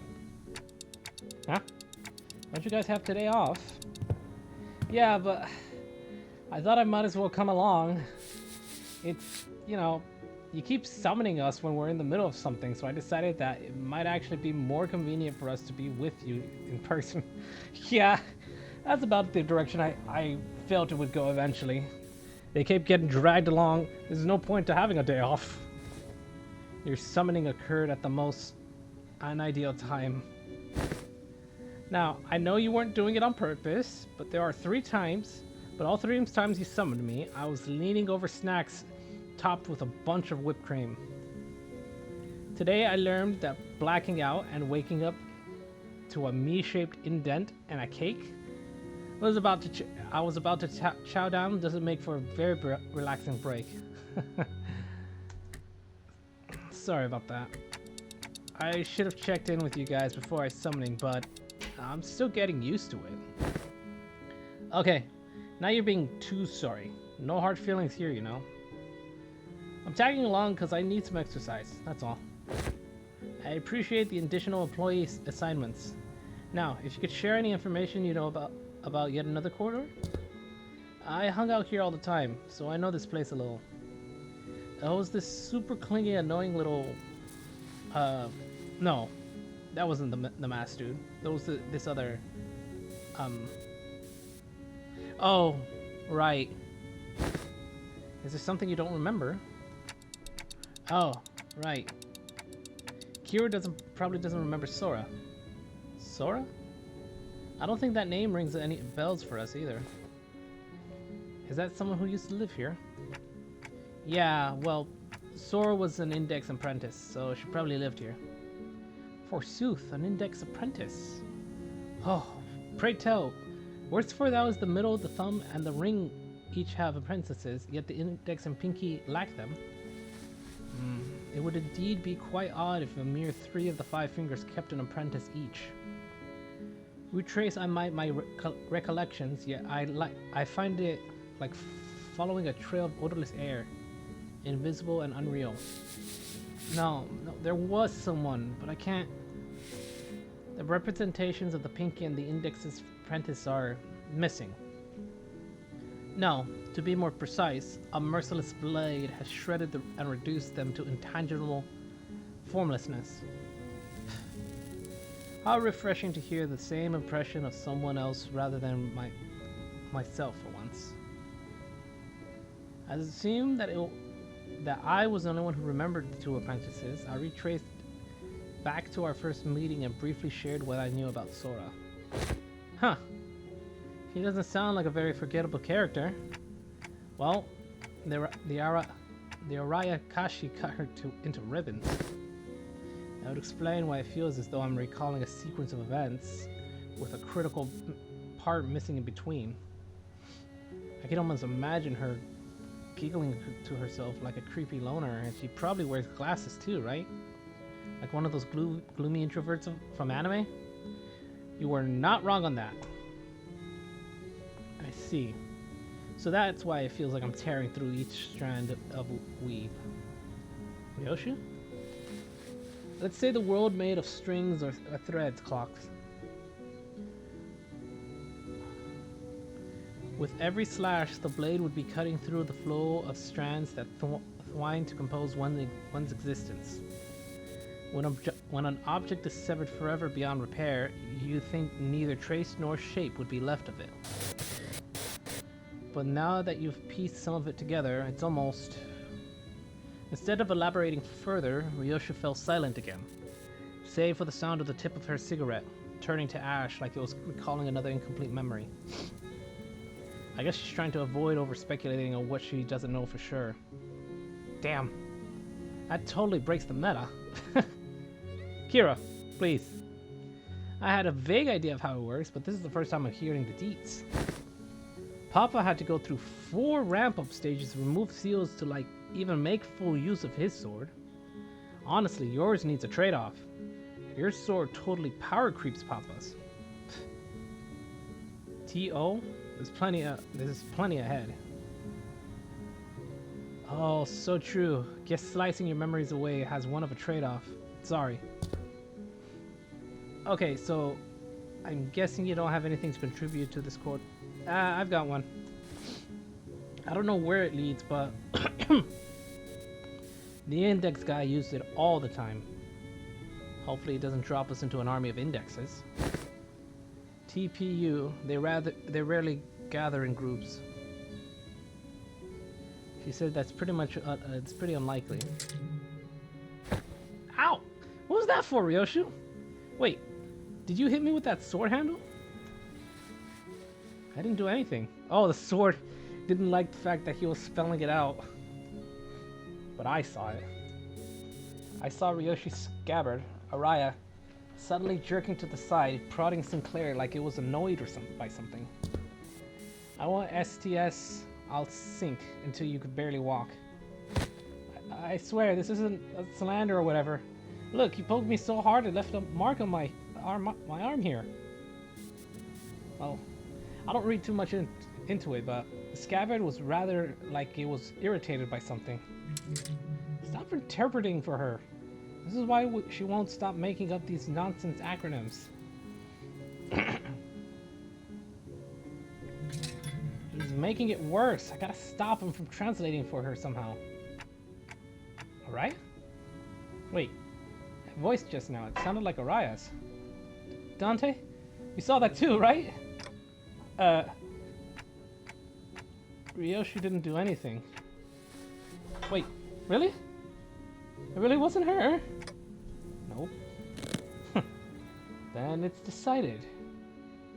To be fair to Sinclair, no one else but I saw in full detail how the scabbard came to be. Which means that he couldn't imagine in his wildest dreams that the scabbard poked him of his own volition.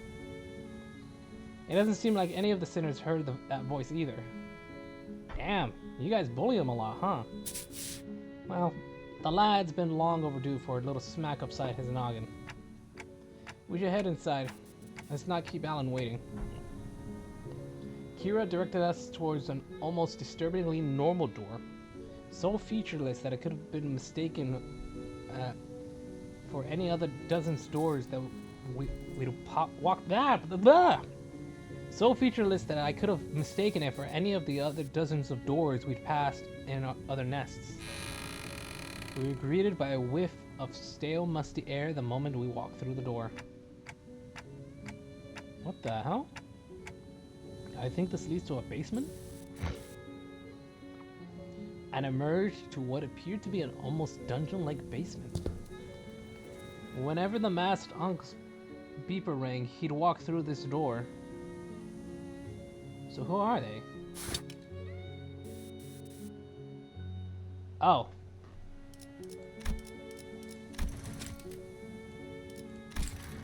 So apparently the index was waiting. The index. Signs of life. There were people living down here up until a few hours ago. Why are you here, paper slips? We were only executing the prescript. I've had it with these prescripts. That at least yours don't make any annoying beeps. Though at least yours don't make any annoying beeps. The basement was stocked up with shelf-stable and non-perishable foods. And the cells were all empty save for what looked like a makeshift bathroom in each of them. It is likely that this dungeon was used to imprison individuals of varying features that may be required to complete a prescript. Seriously? This room seems to have been used for something worse than simple incarceration. Amongst Faust's conjectures is that the captives were conditioned in body and mind in various ways to match the prescript's liking. Ugh. Sounds like that guy was just as crazy as the rest of them. Wait. That staircase right there leads up. Let's check out what's... They don't want us going up. Friggin' annoying, man! The heck are you doing? You cannot enter through this door. Oh, I see. Another griefer blocking the body blocking in the doorway. Move. I need to see something. The will of the prescript forbids you. You cannot enter through this door. What do we do? Is it worth forcing our way out there? They seem pretty adamant about not letting us in. I'd prefer if we stayed as far away from anything that has to do with the gods. I mean, prescripts, but nothing in this basement gives me indication where the door connects to. Otis is right. We're gonna have to get upstairs somehow if we want to get an idea of where this door leads. If Rienne's been using this basement, then I'd like to see what's upstairs. Honestly, learning that this door connects to some basement is more than enough intel to cross it off the list. Still, if this has anything to do with Ryoshu's remarks... Alright then, let's push through. Executing your command, Executive Manager. The will of the prescript is absolute. Is it though?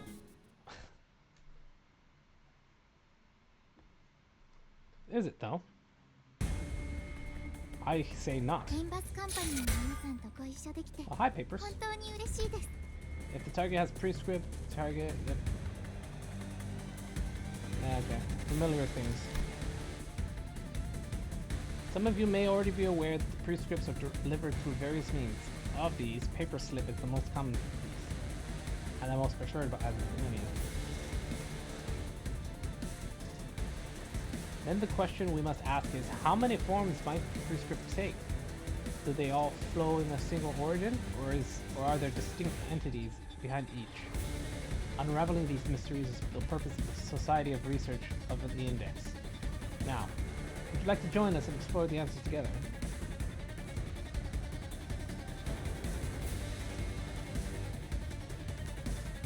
A modest blade, unassuming and unworthy of note. Yet in following the prescript, the fulfilling of its directives, the aid of messengers that emerge from unseen places, the teaching of the proxesis, it is slowly perfected into a weapon imbued with a singular uniqueness. I see.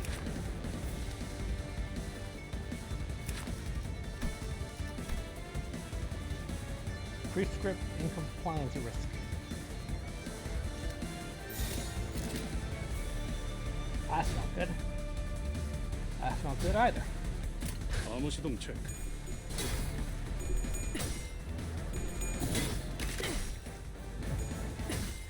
최대선 집행한다.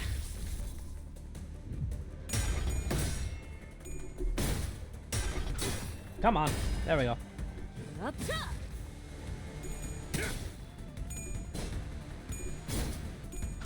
Ah, nearly.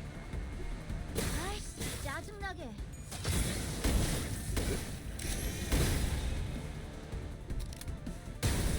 Pow! Oh, they're weak to pierce. It would seem I have misplayed.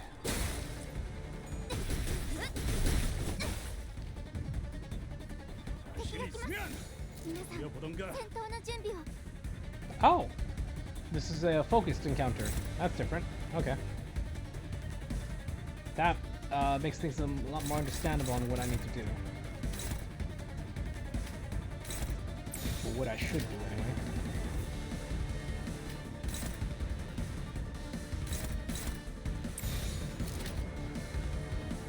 And we'll just have to deal with that. Where are you going? There? Let you handle that then.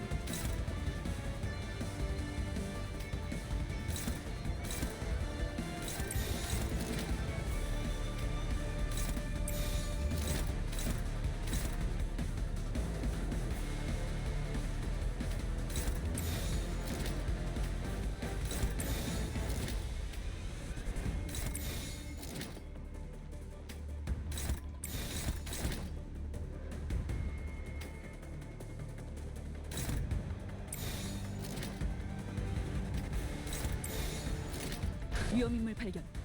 제압할게요. Come on, Marcel. There you go. 이것밖에 못하니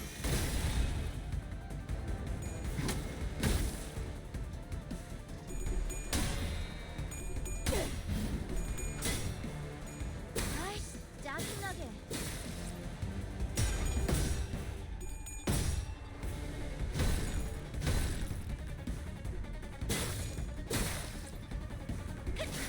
남았어도 이 정도쯤은.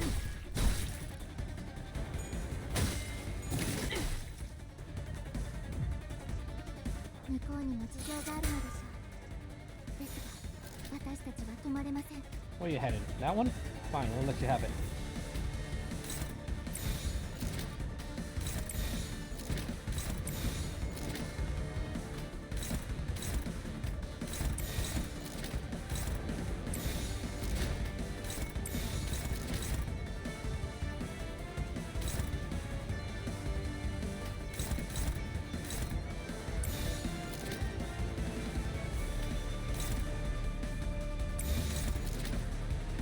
Oh, right. He's going up against that. Like that. There we go.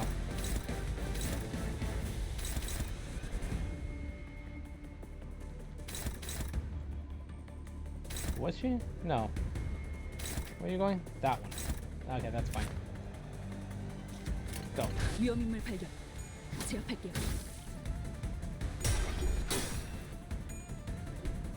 Oh, I have cooling power down, apparently.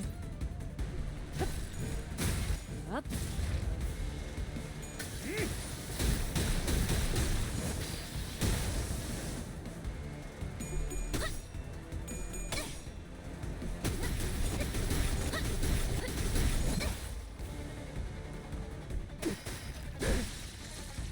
All right. It has perished.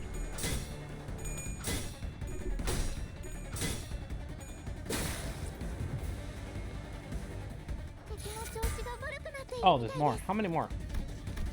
Oh, there's 8 in total. Fair enough. Let's get to this then.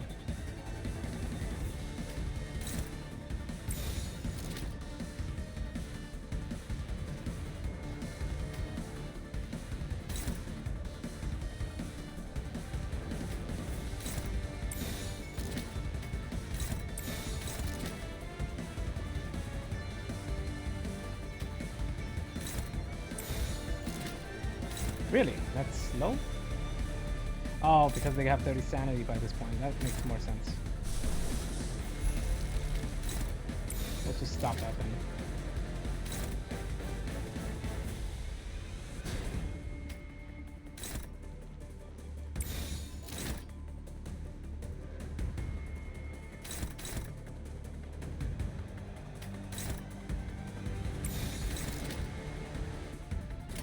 Explode that man. 얘들아, 퍼즐이.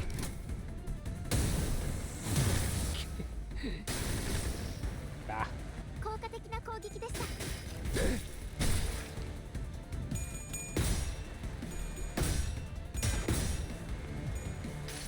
Hopefully this is enough to stagger. 모풀 아 Nope.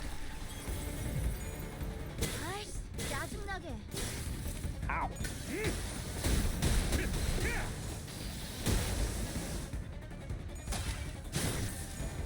그렇게 서 있으니 목 떨어졌어. Perish!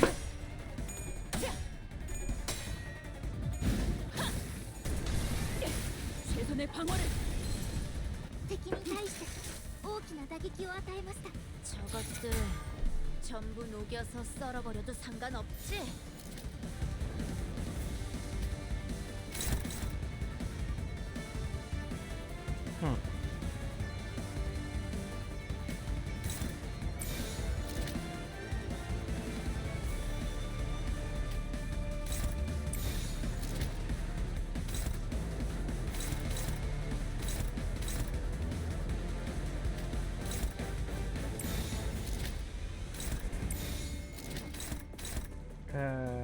Let's have you go over here.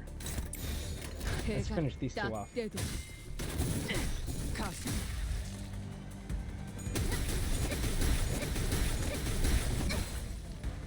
Good, we can finish that off. Nice. That'll get a good sanity boost, hopefully. Probably not. 으타! 더 먹어 쏘라.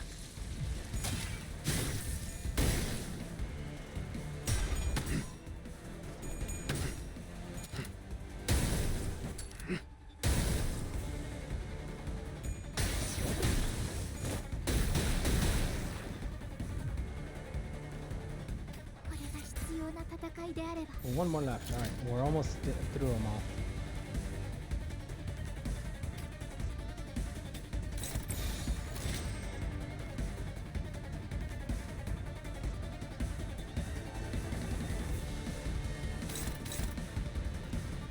don't need that many people on a single target.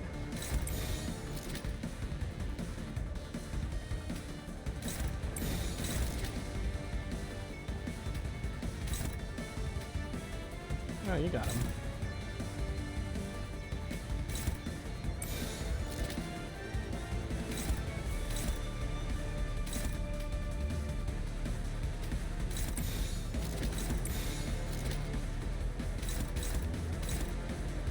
꿰뚫어 퍼지리.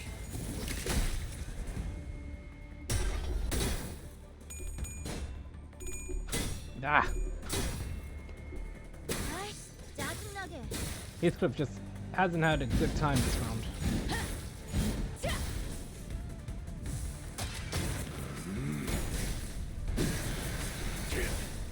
전격발. Punish!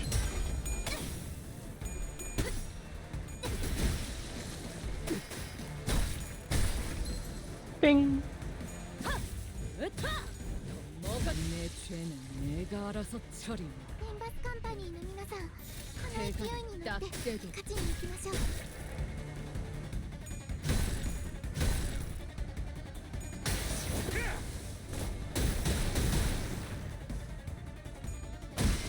There we go. 완전히 Finally. 멈춘다. 체납한 시간은 전부 징수했으니 상관없지.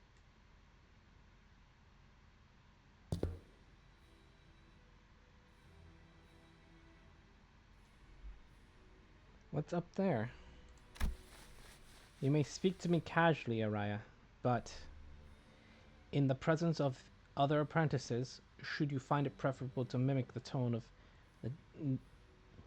Perhaps you should find it preferable to mimic the tone of the Huey Star.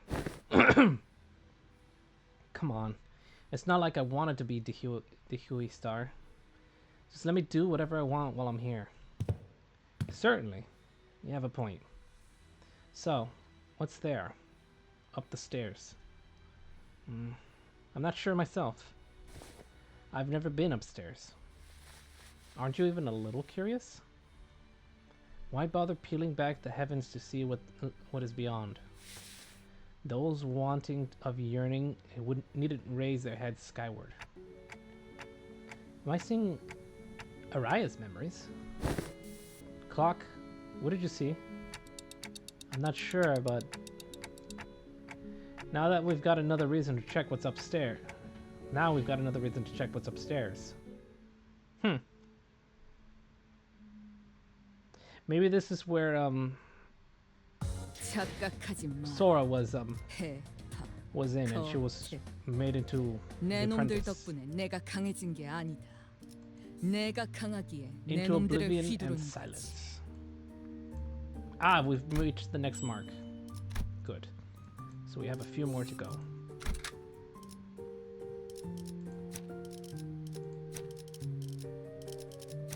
I'm going up against prescripts, so it's better to do... Oh! Cancel. Oh yeah, I want to see. Yeah, weakness to pierce.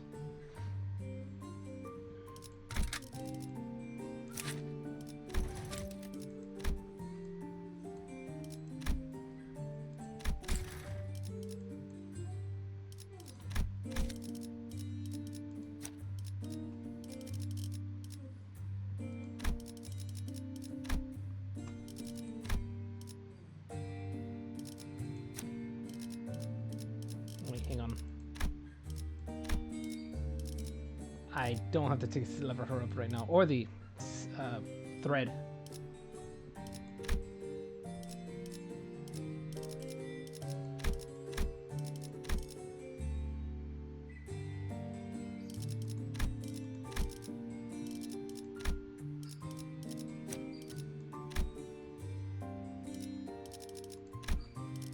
And we'll keep him like that.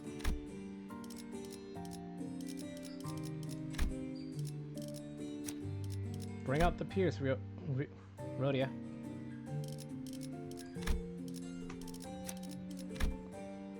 Yeah, that'll work. Still have some blunt in there. Yeah, go ahead. 전율하리라.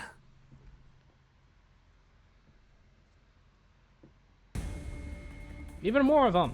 リンバスカンパニーの皆さんとご一緒できて本当に嬉しいです。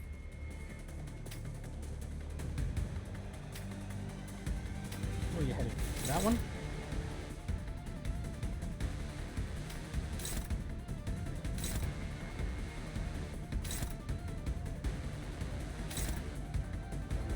Ah, you don't have to speed. Got it.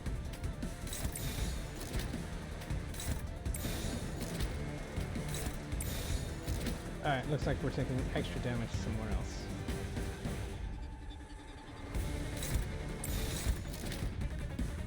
Wow, they're all focused on her apparently. Oh, she's the target, that's why.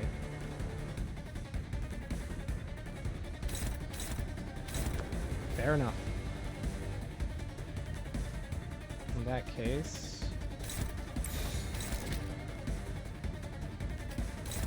There we go. 암호 시동 체크.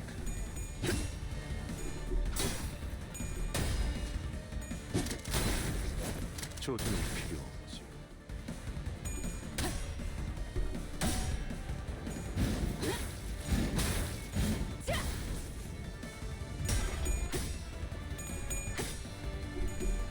억제 성공.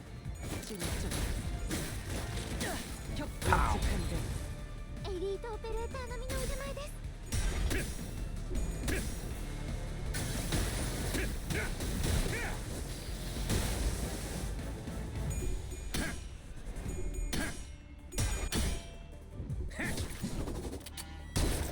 하나 가져간다. ドクターのように優れた式ですね。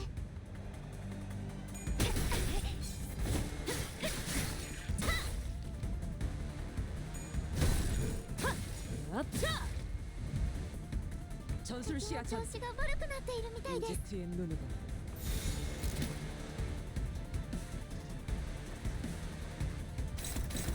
Well, as soon as we got it. More or less. Spread this out a little.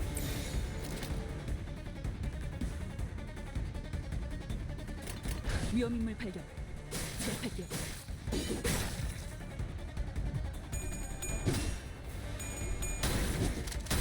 Pow! 대상 확인.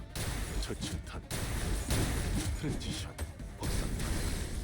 임상시험 성공.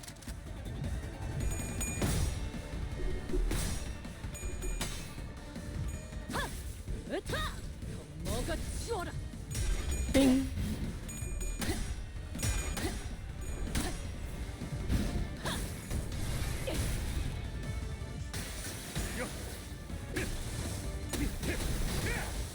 공간 내주기.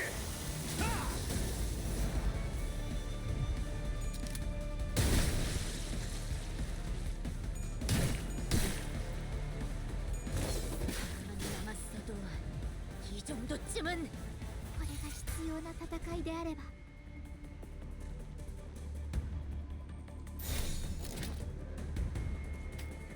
Send you here. Send you here. Oh, everyone's going up there.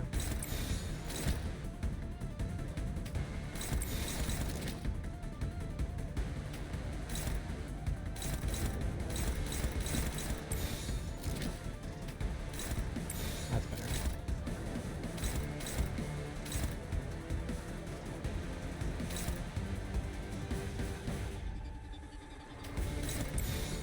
바람구멍을 내주세요.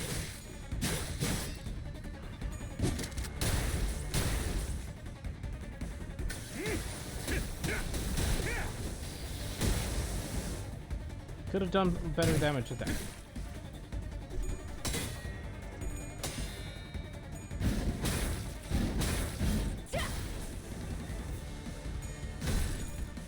내 죄는 내가 알아서 처리한다. 아이씨 짜증나게. 囚人の皆さんの状態に何か変化が。 Which one? That one?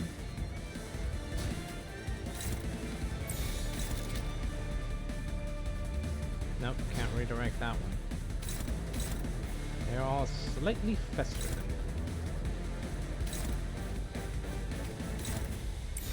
Go there, that has a better chance.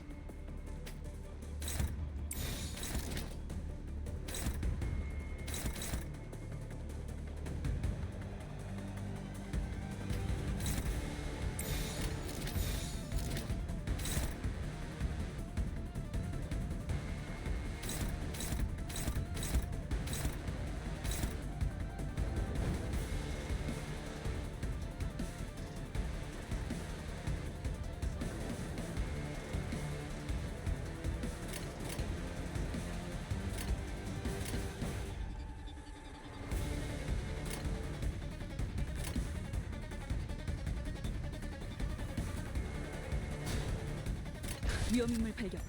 제압할게요.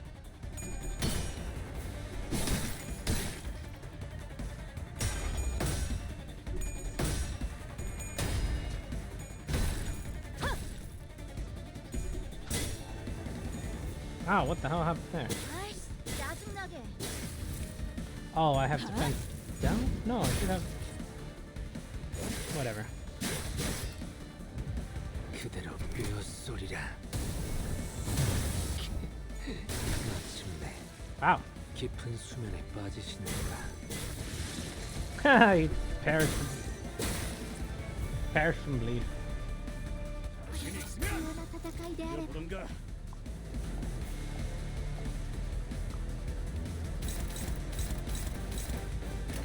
꿰뚫어 퍼지리. 이중격을 말. Click clack. Click clack.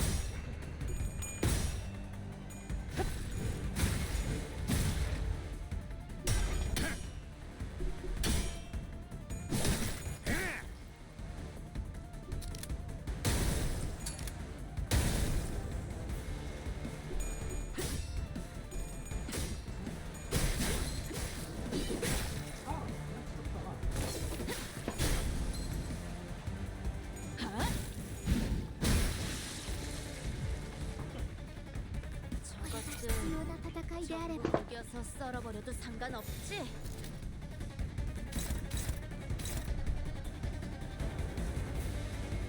You're gonna hit her. Excuse me.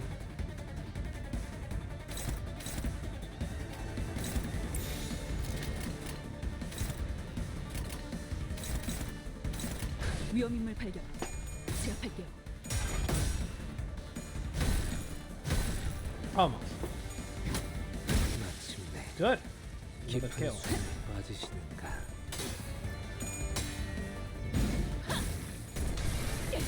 최선의 방어를.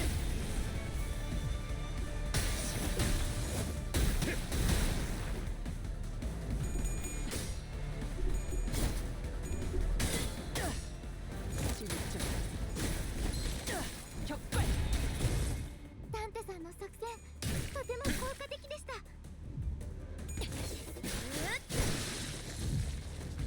전술 味 시야 方が 전. 優勢です。今こそ勝機をつかむ時です。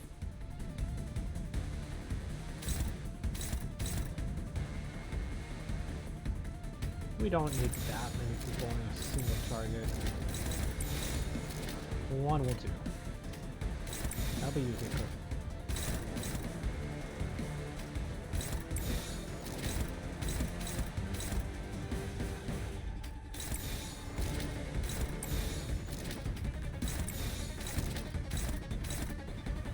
Oh. Well, now she's gonna finish him off early then. 꿰뚫어 퍼지리.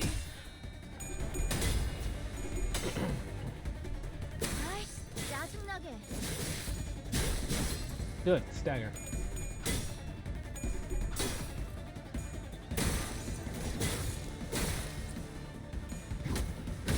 Yeah, apparently they're having a very hard time with these assholes.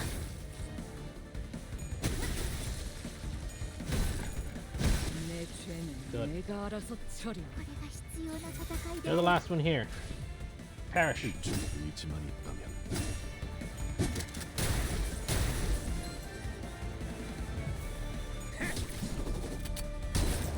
Pow. 하나 가져간다. 적대체 무력화. 확인 사살.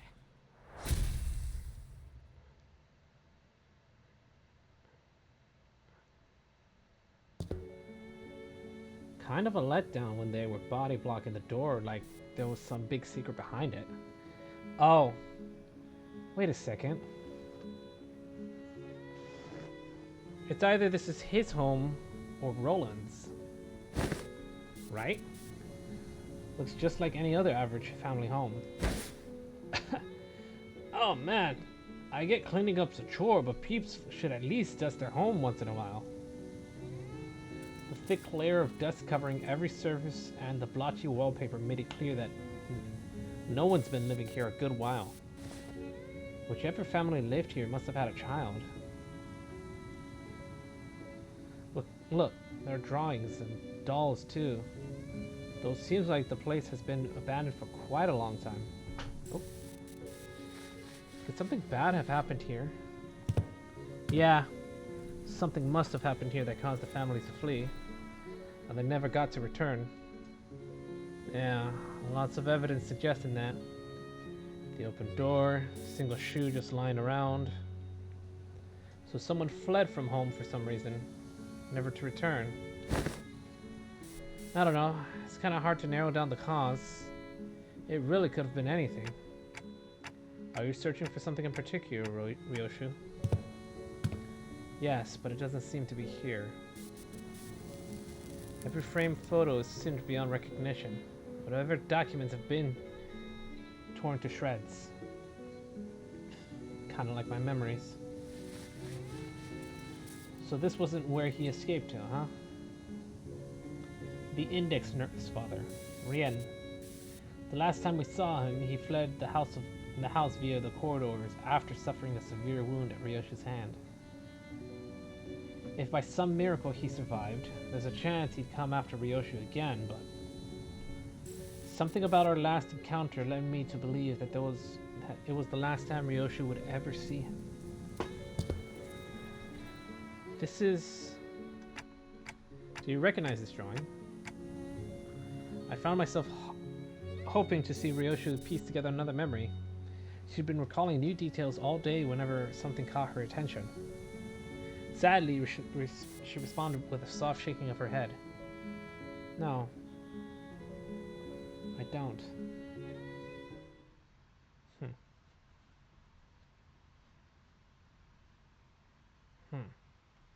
한때 도시의 별에 올랐던 손가락의 간부라 해도 이제 와선 the threads 시기를 have 놓쳐버린 returned. 퇴물일 뿐이군. Sangria. 여기는 LCA 선봉팀 오제트. 작전 목표 달성. 시체는 회수한 뒤 연구 부서에 인계하겠다.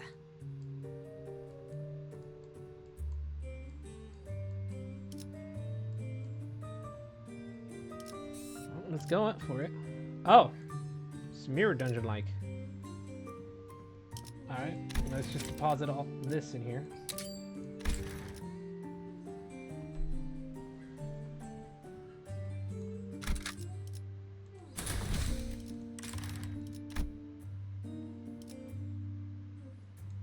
This may be the last one. 열차 상태 확인.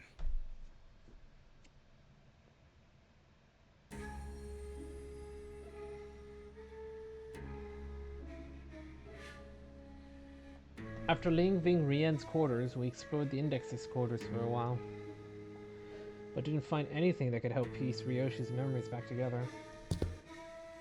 Great work! Now that just leaves the Pinky Nurse Father's corridor. But that room didn't have any back doors for us to explore. There was countless more in adjacent corners, but our guidelines make it a bit difficult to delve into each and every one of them right away. Which means that our work here is done. Thank you for your assistance, Dante. Okay.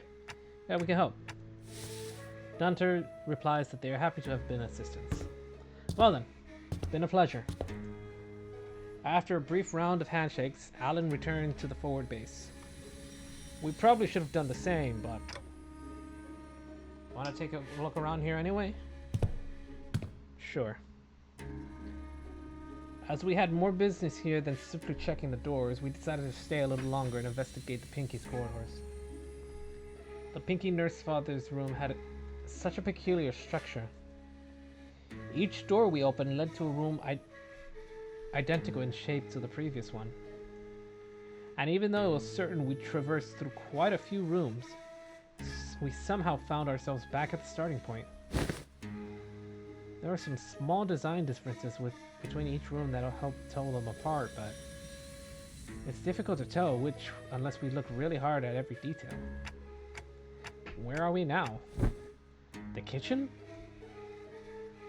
How do you know that? I've been here before.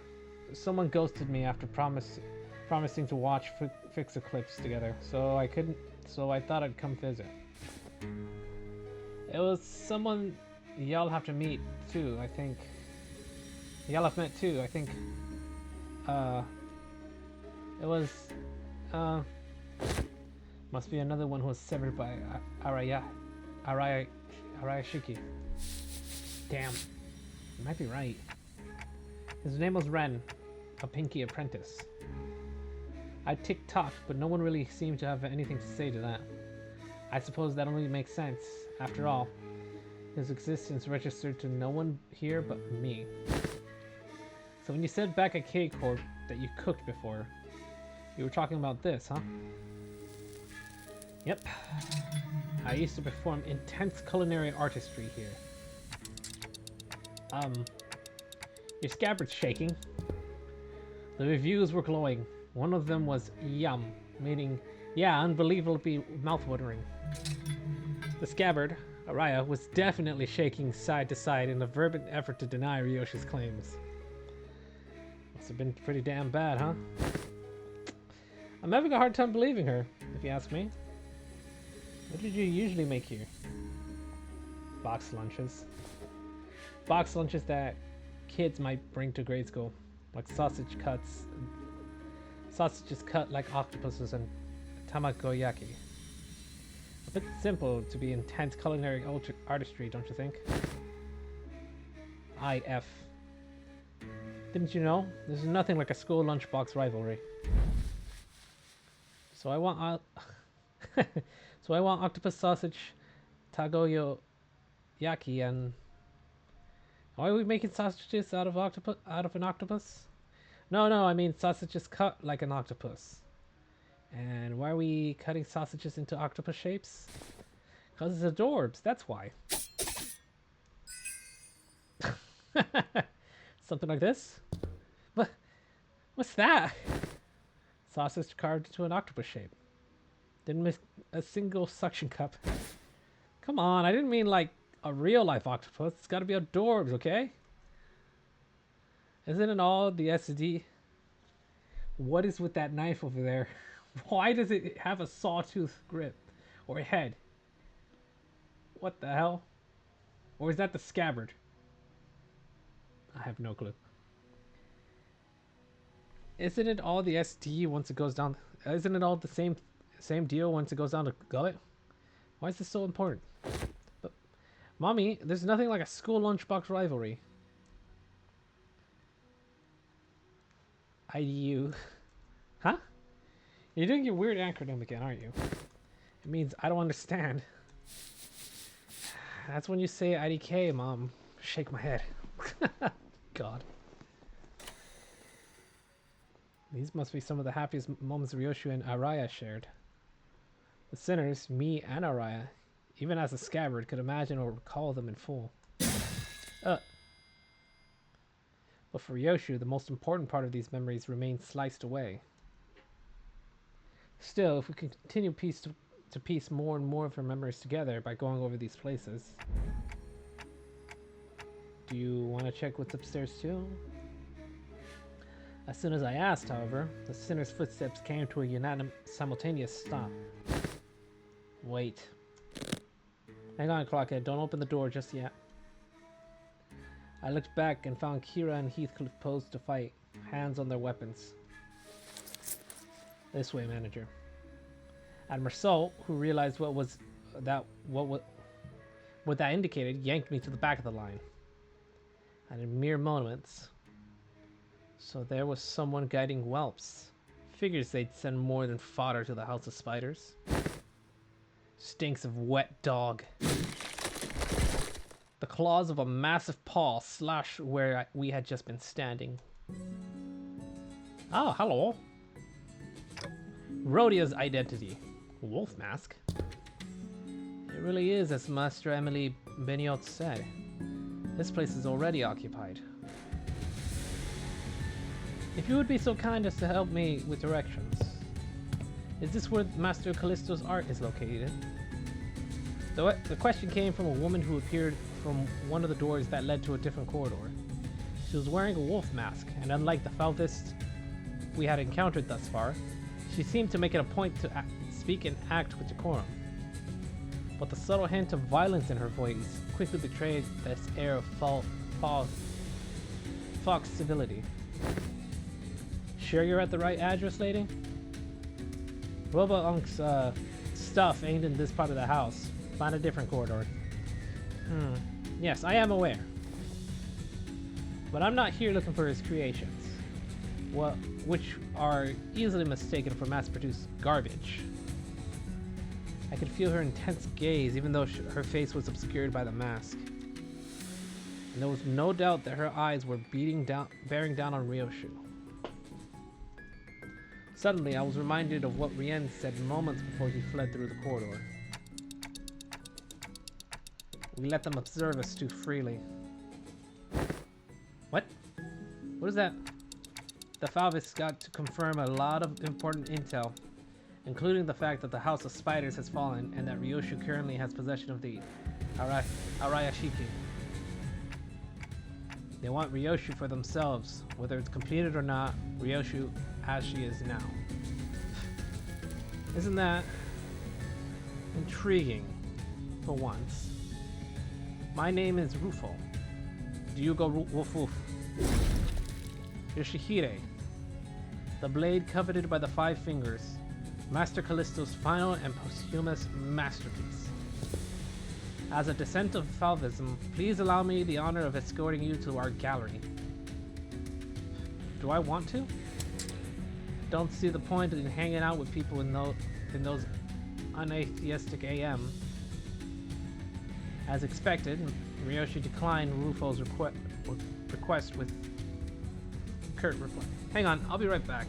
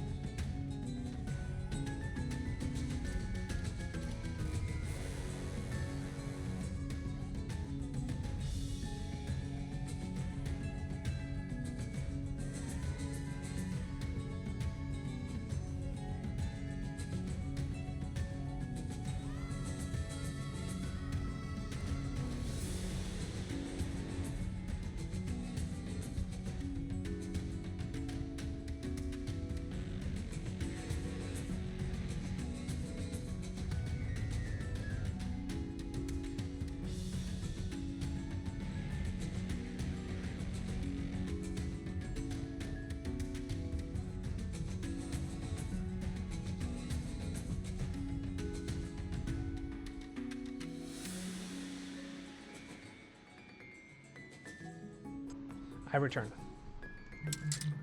And Araya, too, rattled angrily at the docent's general direction. Then, I'm afraid my only remaining option is to rely on our usual methods of ushering. How are our odds? I don't know. She's probably tougher than me at my maxed out stance. Really? The shape of her ring suggests that she is a docent of the School of Falvism. Her position is comparable to that of a capo of the thumb or the big siblings of the middle. Verily, that maketh her a foe who may surpass even Ricardo's might, or, with a stroke of ill fortune, even Li Hang. Doubt she's anywhere near as strong as Li Hang. Our chances are HOHOM. Half or more? I like those odds. Half or more. Dude, really? Outmoded. Has been. Why seek out the art of a has-been after all this time? It was a decision met with much confusion from the outset.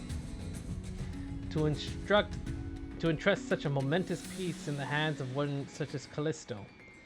Why, everyone agrees that it is no less foolish than casting a pearl before swine. And they were quite on point with that assessment. His oeuvre, recovered from the house, were mere tools in art, the sort that the likes of workshop meisters might assemble. No self-respecting maestro would create such mundanities and call them art.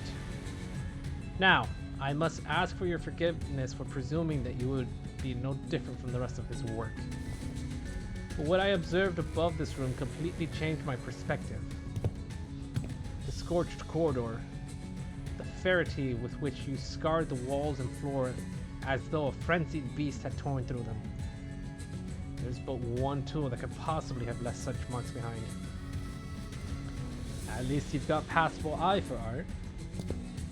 Yoshihide, I ask you, have you ever considered pursuing art of a further elevated beauty? It will be an experience that departs from the dilapidated remnant of a that dubs itself corporism. Corporism.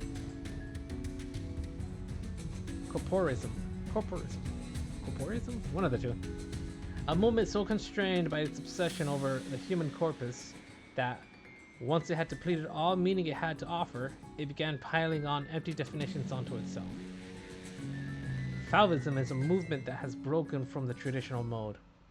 Unfettered like a beast that roams free, we dare ourselves to ask questions that challenge the mind.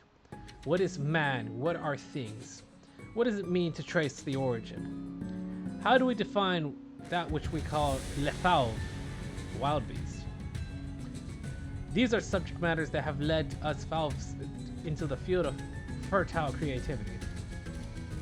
Should you, a wielder of that relic, enter the fold of our movement, it will layer your work with such an unrelenting spectrum of colors that it will be destined to leave an unforgettable impression in the annals of history.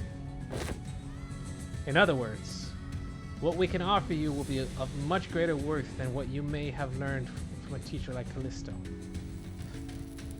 Never considered him my teacher. Not a real one, anyway. Finding beauty amongst the carnage of blood and flesh is a lesson learned on my own. And yes, I know enough about your movement. Maybe I considered some of the works created by your school acceptable. At least some of the rings art. Or not. I can't remember. Then, will you? But I don't know. I don't know what makes your art more elevated than the one I pursue. The one you pursue? Didn't the site you claim to have seen clue you in? Oh, it did. I do not understand. Your art may appear to be no more than unchecked chaos at a glance, but upon closer observation it reveals a fierce dominant force that threads the entire scene with its keenness as the connecting structure. Your blade work too shows such multi-layeredness. Mere keenness often entails mundanity, yet you have transcended such a limit by scorching the tail end of each slash. Truly a unique aesthetic sense. I believe I've sufficiently understood the full extent of the artistic merit imbued in that scene. No, you didn't. Lesser painters like you are such mediocrities that they fail to recognize the beauty that lies in the grotesque. They do little beyond painting the hell reflected in the eyes and call that shallow hell's beauty. The sorrow condensed into a cry held in an instant, wrath unbound from the yoke of reason, the fading gleam of despair in the hue. You give no thought to what each of those emotions signify, instead obsessing over the cursory qualities of what is beheld. Let me teach you otherwise. Pay attention, because I won't afford you another long-winded lesson.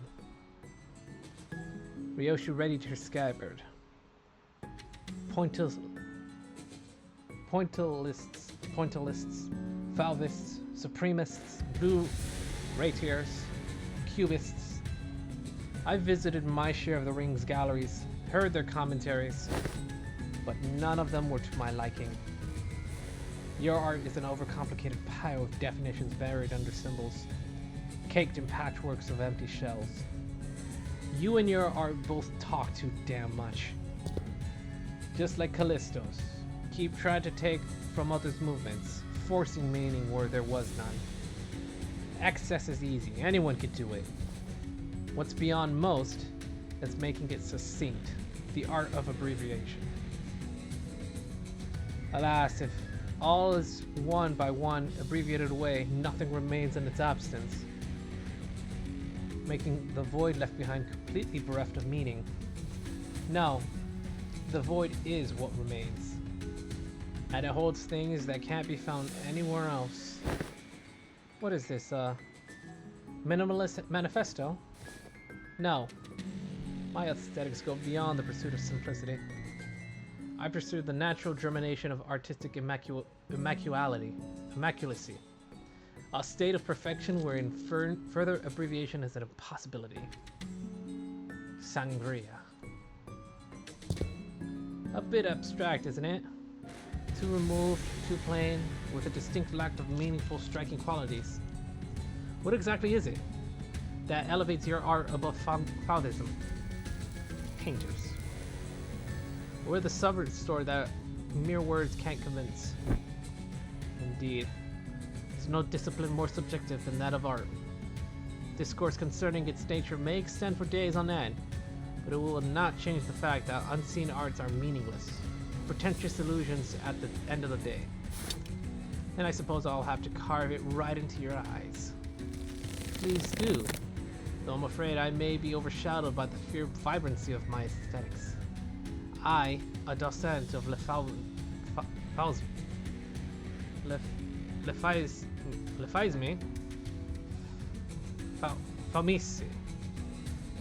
Famisme, or something, shall personally welcome you to my critique session. Very well then.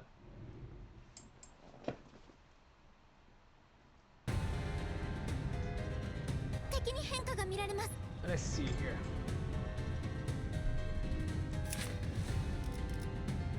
Six bleed and sinking on target. Oh, final power. Jesus. +2. Bleed sinking. Mold color. Red and blue. Okay. Turn. The rings dusted of Falvism. Gain 2 protection for every allied Falv student of the ring. Okay, so we have to go after the students first. If this unique unit is used critique in this encounter, gain 2 protection and heal 5 SP instead, starting from the next turn. Less than 15 SP, double the SP healing effect. If there are no allied Falvis students of the ring, gain 2 fragile and reduce this SP to 0. Immediately before getting hit by a skill that has 1 attack weight, if there is a allied student of the ring, have said unit take the attack instead, 2 times per turn, excluding assist units. Okay, so she's having them act as bodyguards. Turn end of the turn, this unit used critique. If an allied Falvis student of the ring was defeated in this counter, refill its vacancy with the same student ID unit. Okay, so I suppose we should pause on the critiques and try not to kill anything. Maybe. Every turn start. Oh. The student that refilled the vacancy due to this effect gains number of allies defeated this encounter, fragile and offset, down, max to 10. Okay, so it's attrition fight, I guess, because we're trying to beat them down enough so that we can just clear them out quickly.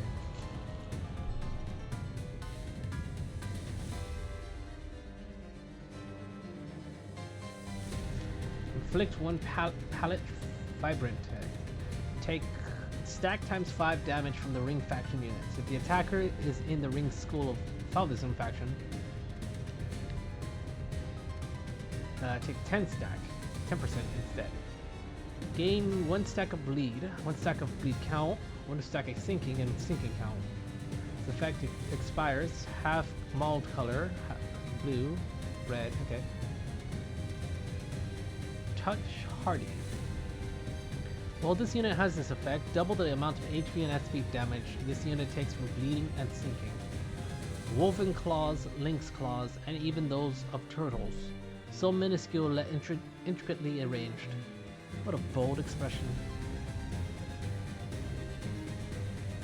Target has 36, inflict 2, 3, 4 instead. Okay. intrinsic in the outward appearance of each animal is as we less fowls are the ones who awaken and express the serenity of those that we call wild beasts among them. Mentorship. Randomly apply offensive and defensive up to allied Falvis students and ring equal to the number of turns. Yeah. Maximum of 5. If an allied student is stagger, recover from stagger. All attack types and affinity resistances for the students who recover from stagger become fatal for the next turn. Okay, so that offsets that a little. Gain the effects of fixed panic. Turn end, if this unit is in panic, reset to 20. Minus 70, gain new pattern. Remove all effects. Use without mask the loop.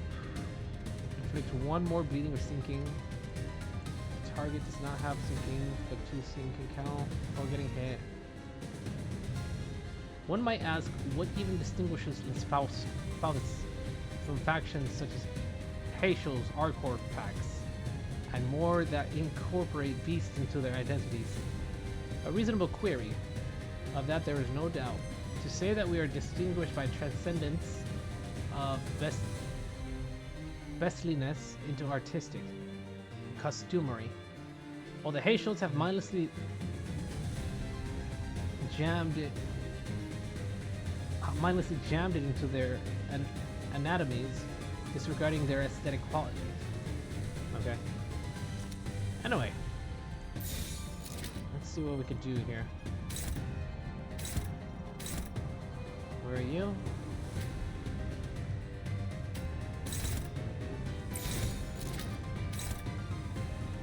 You'll take care of that one.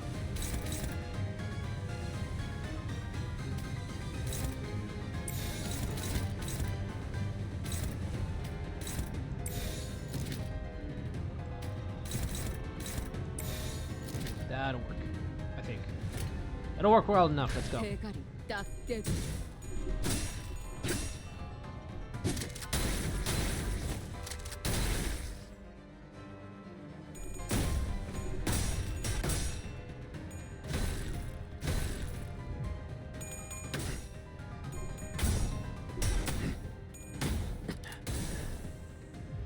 그대로 꿰어소리라.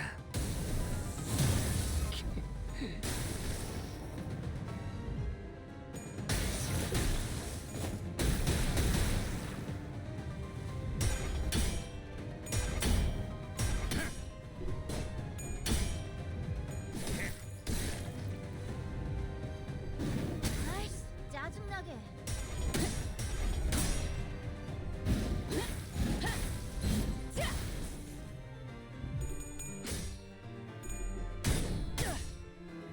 진짜 격발 タンタさんの作戦とても効果的でした。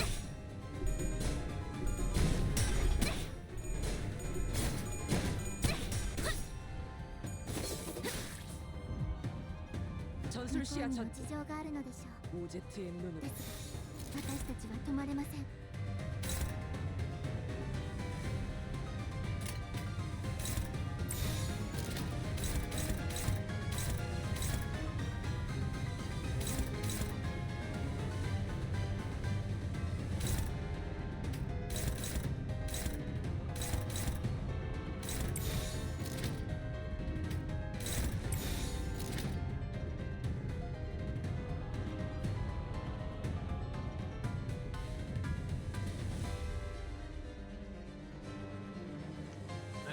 You're gonna have to take the hit on that.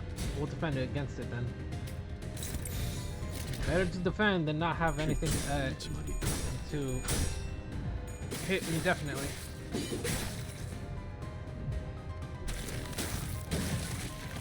아이씨, 짜증나게.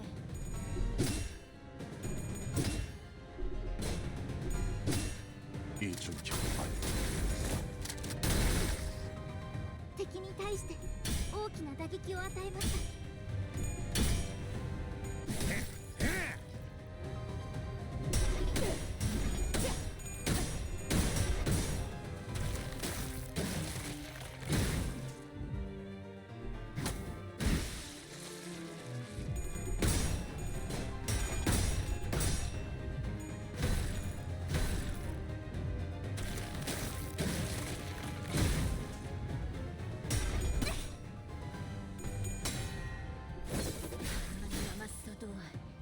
이 정도쯤은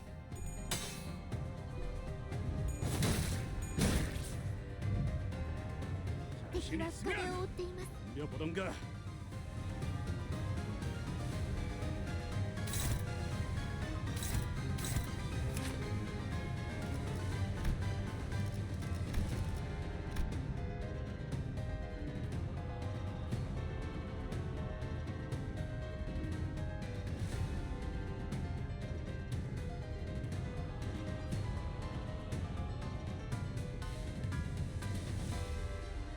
Well, looks like I see the critique that it was talking about.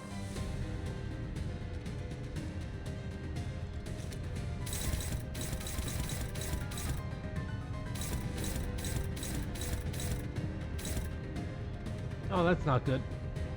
He's gonna get hit hard. Okay.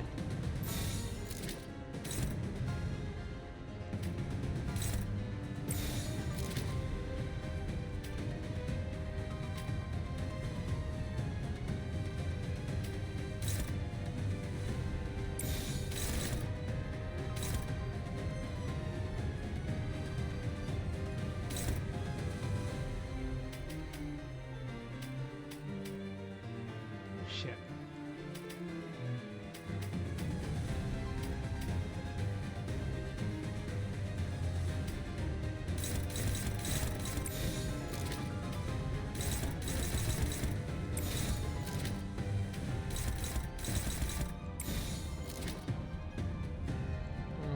And I don't have enough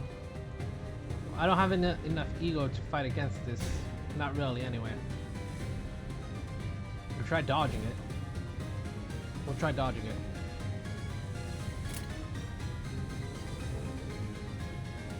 Don't. 꿰뚫어 퍼지리.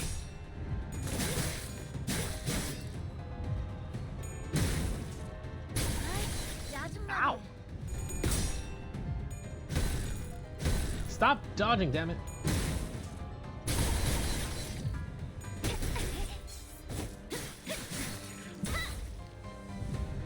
대검 방어. Good.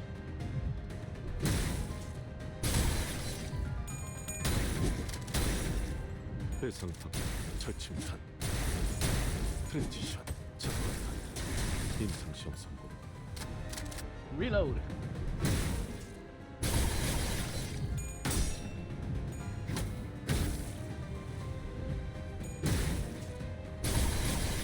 Ow! Okay, that one hurt. This will hurt bad though. Oh, good. She rolled low. Hooray! リンバスカンパニーの皆さんとご一緒できて本当に嬉しいです。 Alright, looks like we all have pretty good odds now.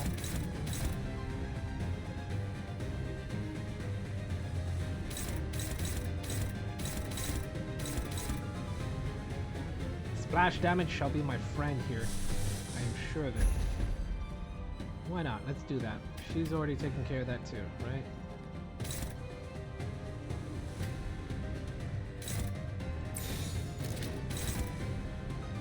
Okay, if I do that, she can't clash with it, so let's go somewhere else.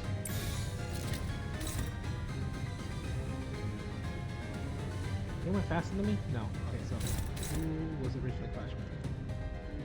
Ryoshu? Alright. Go on, Ryoshu. Yeah. Let's go. 필중 의지만 있다면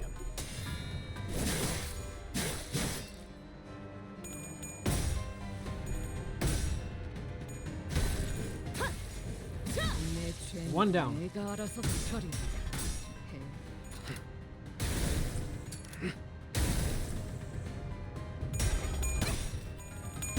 There you go. 바이올렛 브레이크 슬램.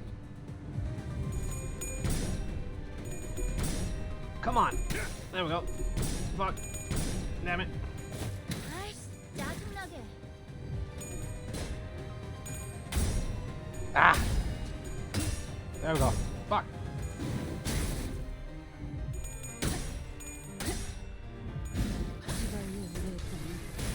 최선의 방어를. Kill the man. 대검의 ドク 무리가 ターのように 좁아지고 優れた式です。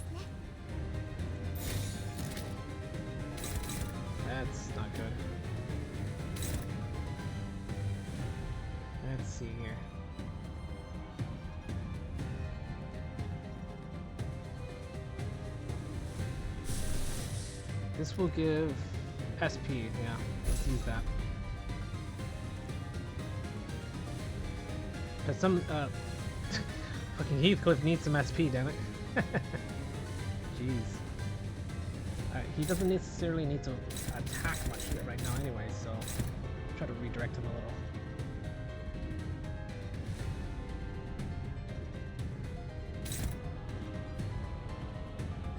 Let's see. He's apparently struggling. What level are you? You're 60, 이 right? 정도는 쉴때 59. 맡겨. Never mind. 나는 혼잡칸으로 간다.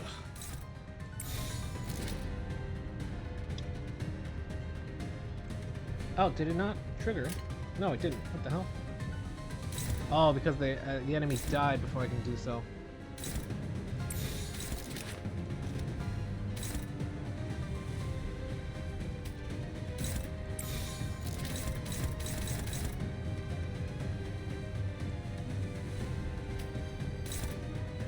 You go there.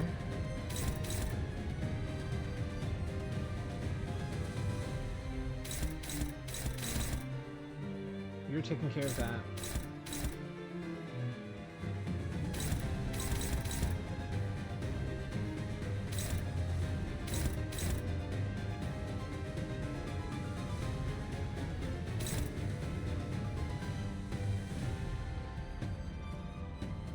You can't really go up against this, can you?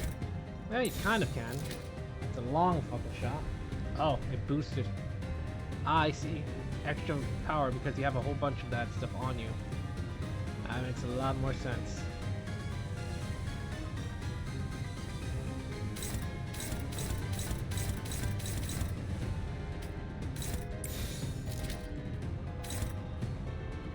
We'll just let she'll be fine. We can take a hit. 위험물 발견. 3. 체크할게요.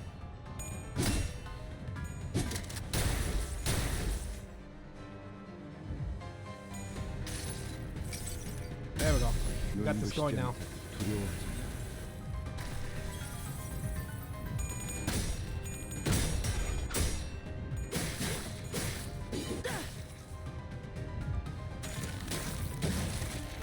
아이씨, 아우. 짜증나게.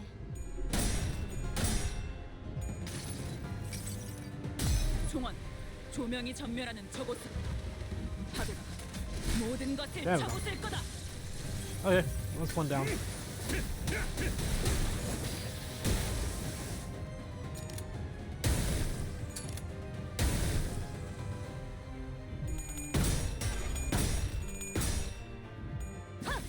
으타! 먹어 치워라. Slowly chipping that protection away.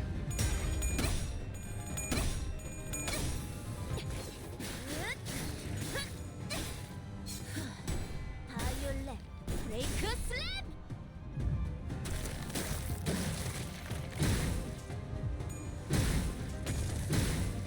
That's fine. It's probably fine. 敵は深手を負っています。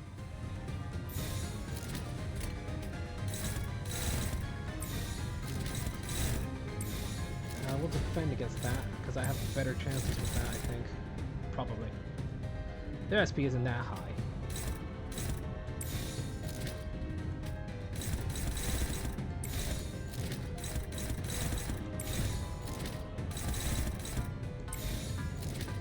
Alright, how's your 11?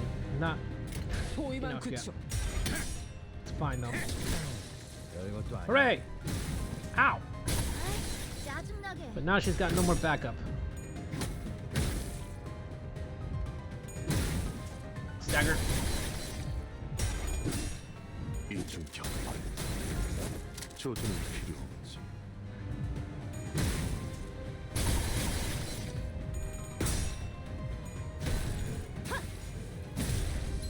Good, stagger. That'll be enough out of that.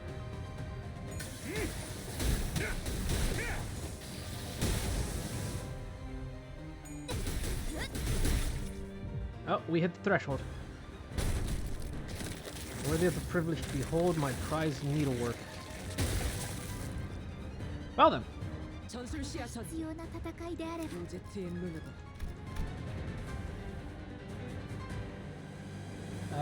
Take minus 30% damage from unopposed attack.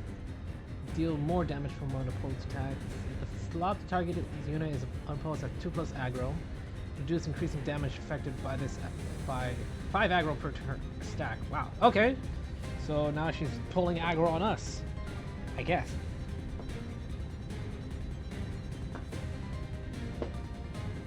No.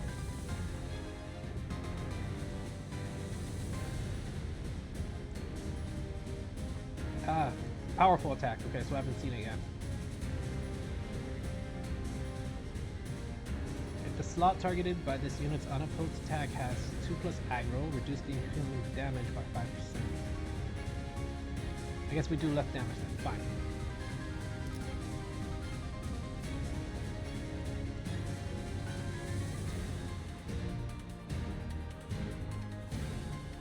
I like how this music is going. Jesus. It's pretty good. On Clash Lose. First, fourth, pulsing crimson under your skin.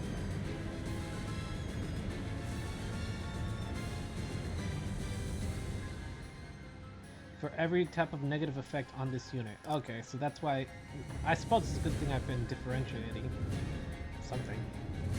Fixed panic and minus 35 heal up to 45 SP. Okay.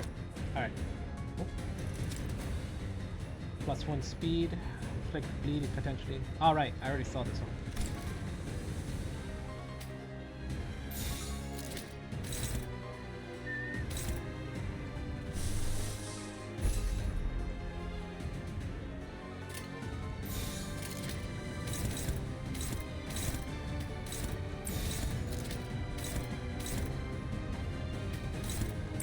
You got that? You probably got that. Hopefully you got that.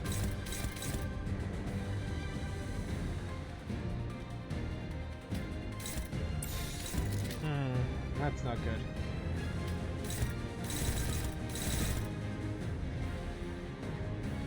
Oh, I'm at +7. Haha. That's gonna be fun now, isn't it?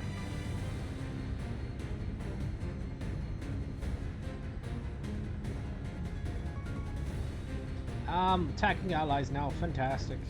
I'm gonna be pushed to a stagger.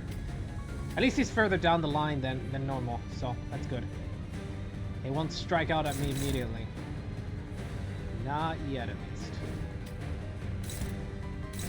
If I use one dodge here, should be able to work on the other one, hopefully. That's how that should work anyway. No, that's not how that works.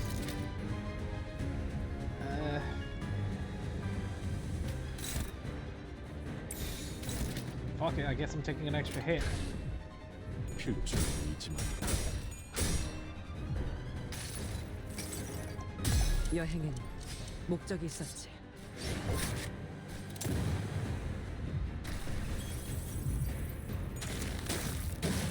아이씨, 짜증나게.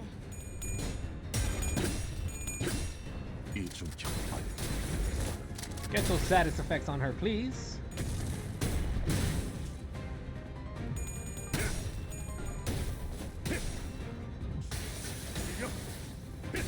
There we go. Heathcliff's got his sanity up, so now we're seeing him work better.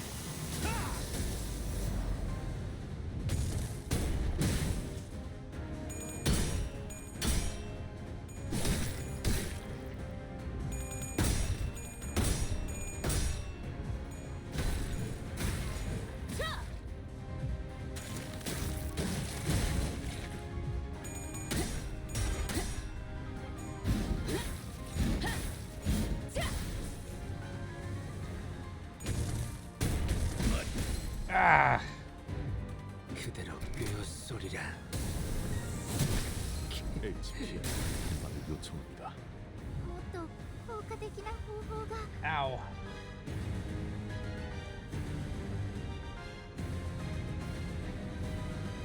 Oh! It would seem I have activated Man in Scabbard. But damn!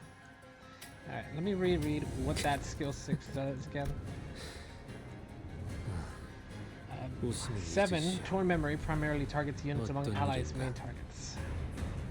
On use, since yes. If this unit has 7 torn memory combat start, lose them all. If this unit lost, deals damage only against the main target. If the main target is ally, activate the following effects. Main target's pierce resistance becomes fatal against this attack. Plus 7% damage for every torn memory. Self. 3% damage on critical hit for every poison self. Deals damage only against the target. However, if the main target was an enemy, deal damage against the main target. The first coin failed to kill an ally. One random sub-target takes damage. Deal 20% damage for every torn memory on the self. First one killed an ally, 40% damage on every torn memory. Okay.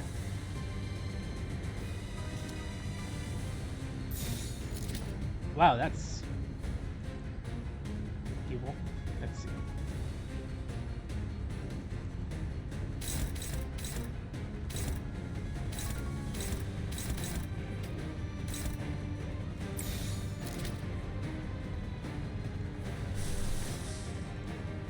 The scabbard must come out.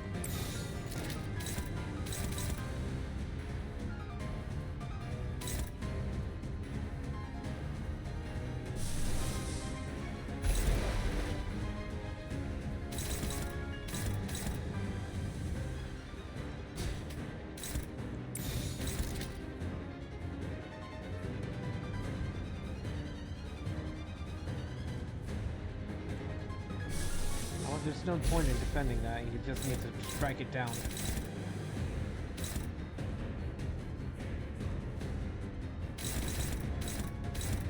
Where are you going? The one in the back?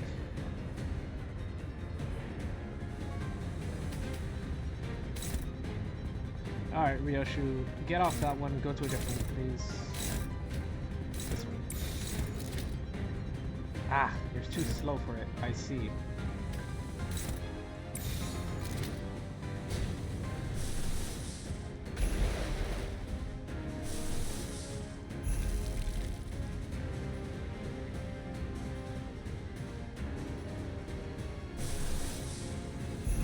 I have something for that, I guess.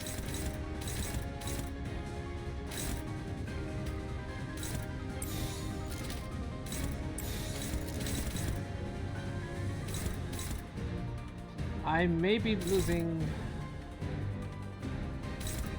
Gregor at this turn. It's looking like that. Best defended, I guess.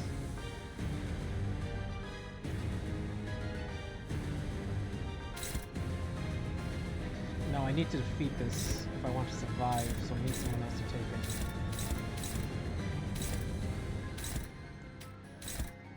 I'll take this one.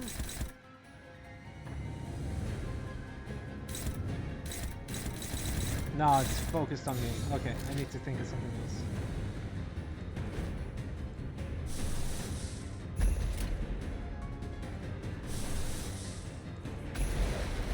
That'll work.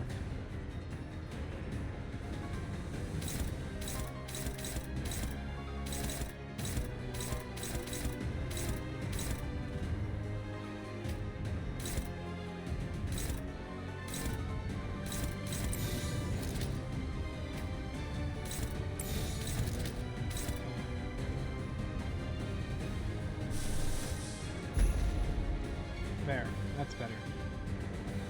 Yeah, we might lose Gregor on this turn. 암호 시동 체크.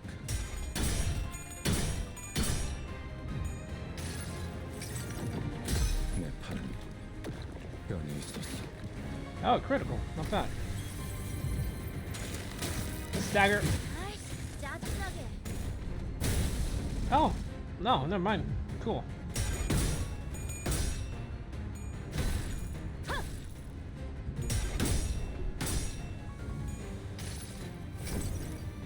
이상이 I've been losing 무엇이라 so much blood. Jesus.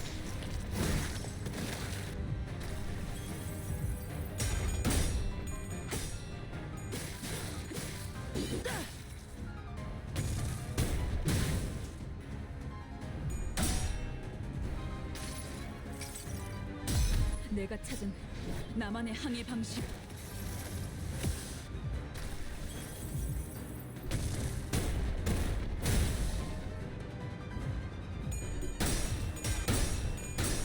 Everybody sack him. 너를 잊어도 반드시 되찾을 거다.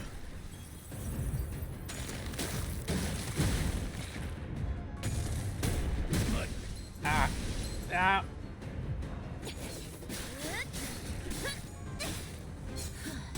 바이올렛 브레이크 슬램. 皆さんしっかりしてください。 Prioritize targets that have pallet vibrant. The skill does not trigger defense skills, excluding Clash of Regards. You clash with skill regardless of speed. +1 power for every type of negative effect on the main target. If the target has pallet vibrante, clash power +6. Jesus. 100% damage against each target separately.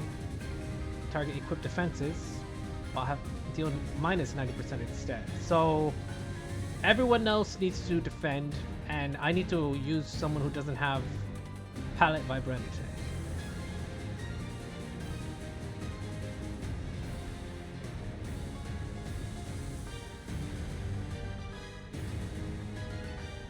Well, goodbye, Gregor. I should have used his man in scabbard. Let's see, who has pallet vibrate? You do. 제 무기는 육체적 손상만을 위해 설계되었으니 정신력 회복을 위한 don't. 직원을 찾으셨다면 다른 직원. Gregor probably has it. Yes, he does. That's unfortunate. 전투 중이니까 짧게 부탁드리죠. So you have it. 웃음은 잊으시오. Okay, 전투 중이니까 then you 짧게 go in 부탁드리죠. defense.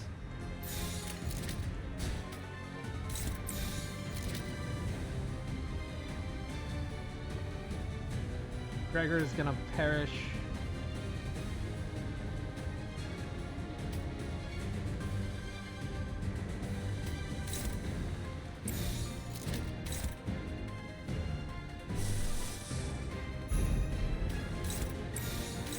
Let's just make sure that succeeds.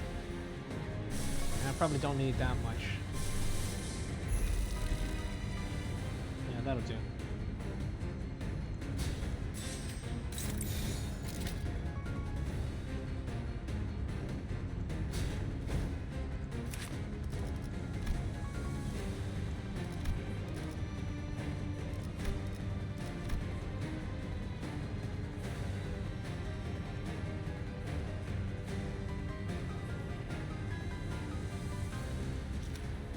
Okay. So you defend against that, everyone else should try to strike at her. I guess.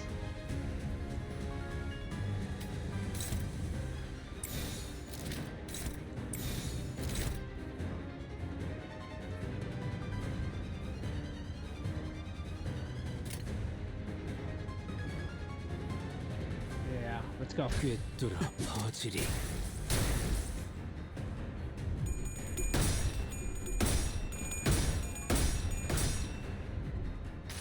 Well, at least we got it. 모불 아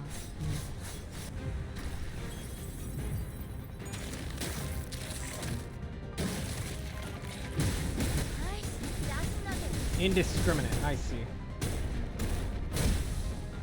Kind of indiscriminate. I'm surprised Gregor didn't die. Fantastic. 皆さん戦闘の準備を。 Let me see. Man in scabbard. For every stack.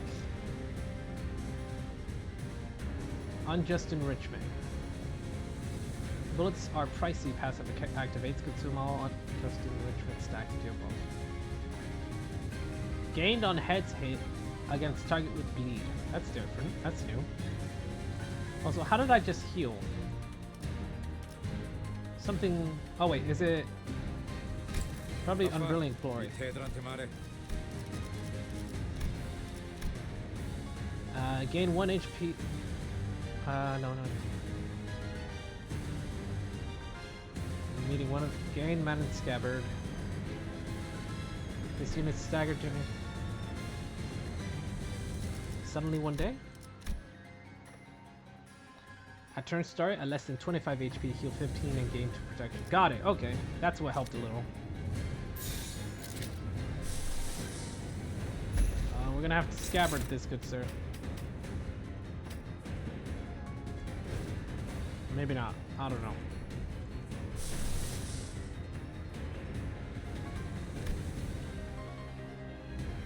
That is a lot of sinking on you.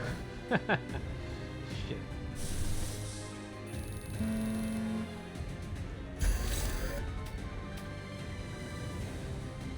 That's gonna hit allies.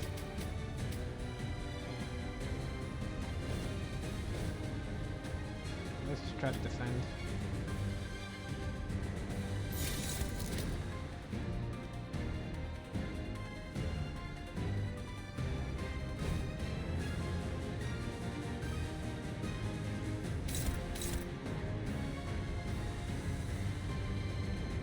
It was a mistake to have him as aggro.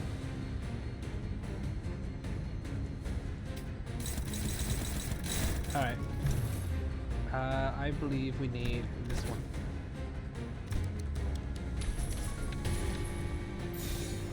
That's better. A little.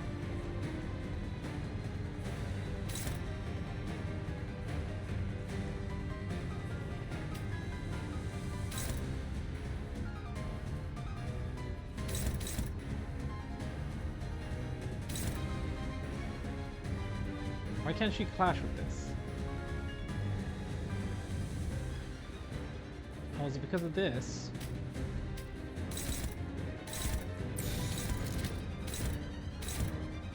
Oh, it should be faster. What the hell? I don't get it. Anyway.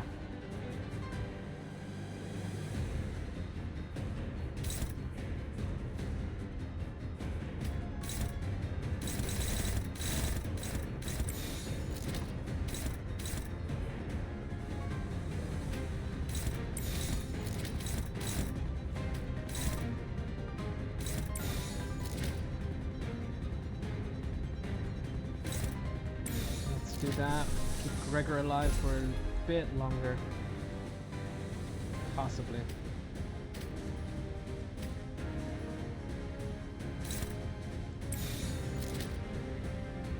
So what goes lower? These ones?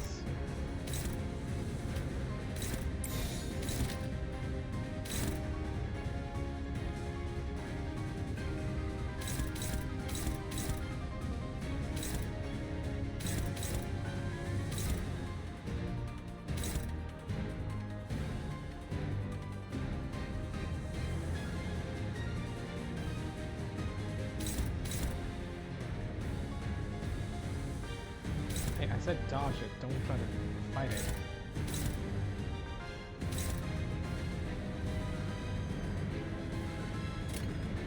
Alright, let's go for it. 위험인물 발견. 제거할게.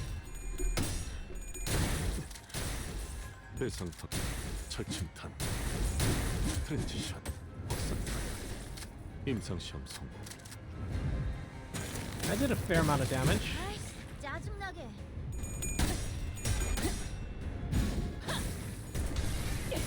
최선의 방어를.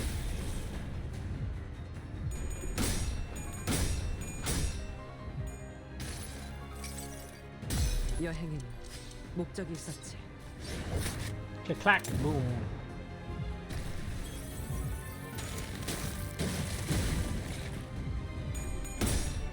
Oh good, serious skull bash. 지금이다. 대골바가지 거미 대가리. 자! Not bad.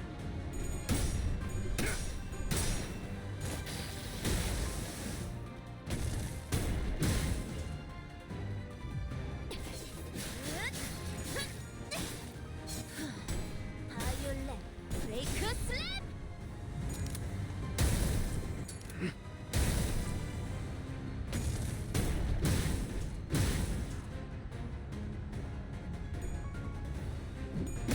Oof. 味方が優勢です。 Oh boy. 今こそ勝機をつかむ時です。 Ooh, I've never seen that before. That is interesting.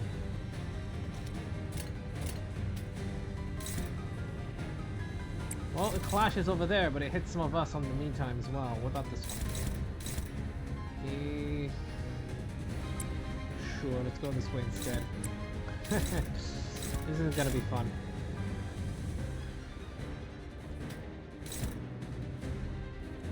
Who's getting hit by that? Unbridled glory flowing.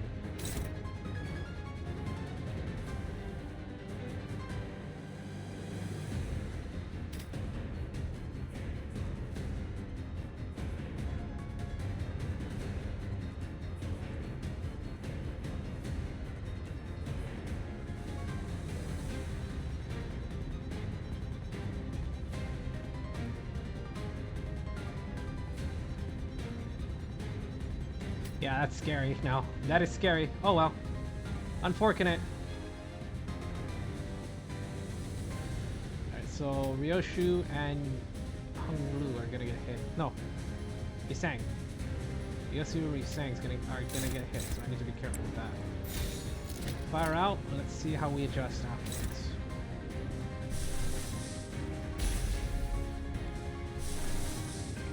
Unfortunate. Okay, no, we are not letting you take that on your own. Alright, you got that taken care of.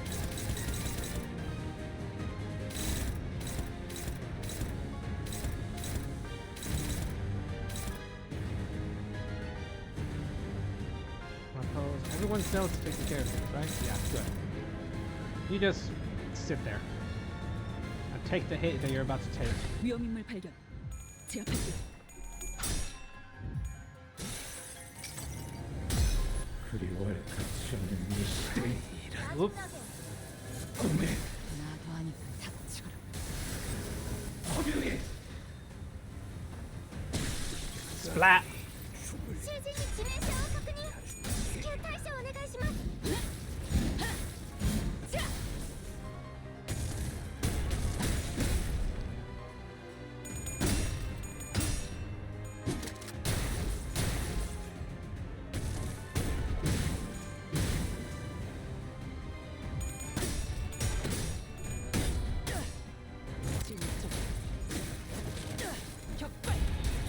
Good. We're almost there.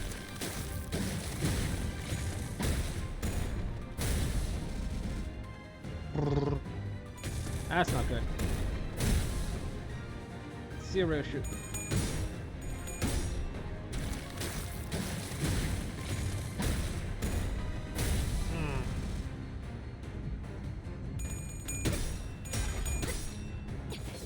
Come on, finish her. 바이올렛 브레이크 슬랩. Almost.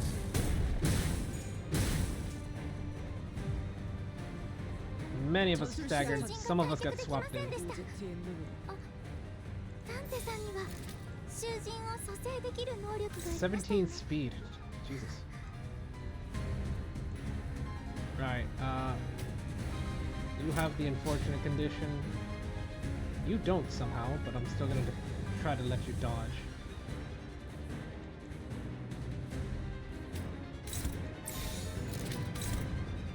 Hopeless. No way to improve that.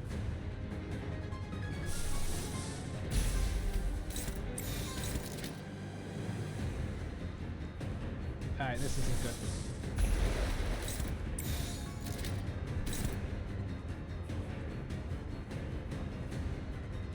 I don't think I'll choke, but I'm not going to get through this unscathed.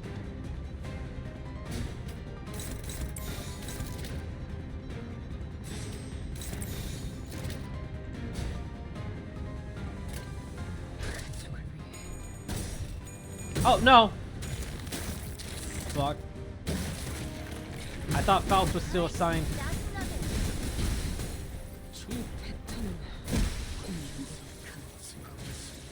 Oh, she died from bleed. Never mind.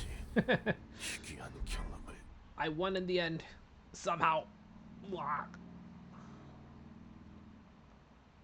경미한 손실을 제외하면 완벽에 가까운 제압이었습니다. 이제 말씀하셨던 야근을 속히 어이, 알후가 탈출했다. 팀장이 나설 차례로군. 다음에는 류슈 팀원에게도 육체적 타격이 가능한 무기의 승인을 검토해 주십시오, 관리자님. Good memories. That's neat that it circles back down into the bus rather than back to the lab.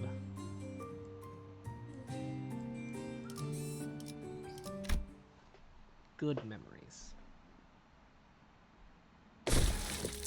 Ah. See? You're already looking much better with those superfluous animal parts removed.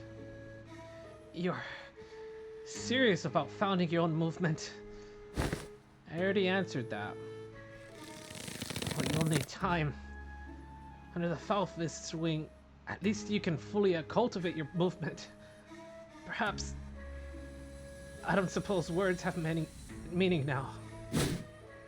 The Dosset raised her arms as though to strike us in her final act of defiance, then slammed it down upon the door we entered through instead. All I can do is buy time for. Mid-sentence, the Dosset suddenly went limp like a marionette whose strings were cut. Dead. And here I thought at least her last words were going to be succinct. Ah, thus we are made foes with yet another finger. The ring. So we got the middle, the ring. I don't think the thumb yet, but the pinky possibly. Let's not doom and gloom already, fellas. We beat an officer of the fingers all on our own for the first time, didn't we? I see this as a pretty definitive win. All on your own, huh? Come on, bro. I was fighting my ass off here. Herr Gregor has a point. The outcome of this battle would not have changed by a significant margin, even if you had not been here, Kira. This is more like it. Won't have to freak out over a mere BB anymore, as long as we're with Clock. Ha! Don't start congratulating yourselves for achieving the bare minimum. Those who celebrate over small an occasion don't deserve to stand beside the executive man. Well, I guess isn't impressive at all to the people who used to be much stronger, like Otis or Don Quixote. Prithee, speak not such folly, for the joy of my compatriots is my own.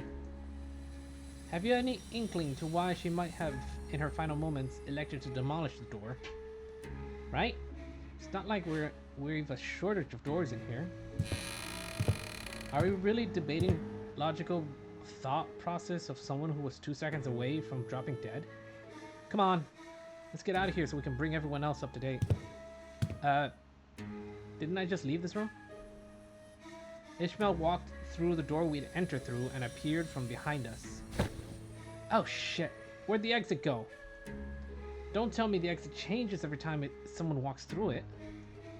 No, can't be that easy. The Huey Star. I am barred from enjoying the fresh air of the world outside. No longer free to travel the mountains and cliffs as my feet would carry me, as the other members of the Pinky are. I wish to no avail that I should be allowed to weave the delineations of wings in the back streets. So this is what she meant. The back door through which we traversed is a passage to the corridor of the one called the Index Nurse Father. Cross the broken door we might. However, it avails us but a brief jaunt to the Pinky Nurse Father's azure corridor before it returns us to this room. Rooms now locked in a loop without a starting point. Won't matter what door we open. Is there anything we can do? A rescue team will arrive in time. As this location adheres to the regular flow of time, unlike the warp trains, it will be approximately between a week or two from the present before we can return. That's pretty long.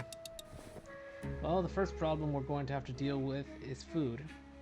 As far as I'm aware, we should be good to go at least 3 days. Thanks, Rhodia. So let's... I didn't bring any snacks. It's not like we were about to walk into one of the Elcor branches or dungeon, so... Yeah, makes sense. Looks like we're going to have to give this room a thorough search then. No need. If there's no exit, we cut open our own. What about the part where it cuts your memories too? Deal with that yet? No. The sword, it still cleaves my memories with every slash. Don't know what memory it'll slice away this time, but it'll be something recent, or one I hold dear. Oi, wait, don't be so bloody rash about it. Other than me, no one but Heathcliff remembers the person he holds in the loving depths of his heart. Ever since the day of the Sepia Tempest, memory took on a special precious meaning to Heathcliff. Heathcliff suddenly reached out and grabbed Ryoshu's arm. Though Ryoshu and Heathcliff's circumstances were undoubtedly different from each other, it was clear that Ryoshu's reckless attitude towards sacrificing her own memories triggered a sort of anxiety in Heathcliff. What? Didn't you hear? Them nerds will be here in a week or two to get us out. Why don't we just keep that sword nicely in the scabbard and wait it out? The radio doesn't work. What if we went up to the roof and entered one of those doors up there? There are thousands of them. Out of the question. By doing so, we'd be putting ourselves at a greater risk. That of casting ourselves into the endless maze that is the corridor. Okay, but we're dead meat if that brick wall of a maestro wanders into this room. That wolf lady's last words. Man, I'm seeing the flags. It's a helly risky move, yeah, but I think Yoshihide and her OP sword are our best bet. Right, but what if we got lucky and they find us... in a day or two? Quit freaking out, Heathcliff. It will only be forgotten, not lost. Well, good memories don't tend to last very long. It's been a fun excursion, Clock. I looked towards the scabbard, expecting it to rattle violently as it did earlier, but it remained still. The white blade soon reveals itself and cuts across the wall where the door used to be. And naturally, as the Arashiki blade cleaves through the wall, so does it Ryoshi's memory. Aw, we were really getting somewhere. Shit. The thin strands of Araya's image which had just begun to coalesce, slowly unraveled and fell apart once again. Even still, Araya released the blade without hesitation. But it's okay. We'll try again, so... Conveying no resentment, no hatred, but a few words of consolation. Don't feel too bad. As her voice faded off into the gentle dark of Ryoshi's memories. I guess that's true. She just forgot. It's not gone. The next destination.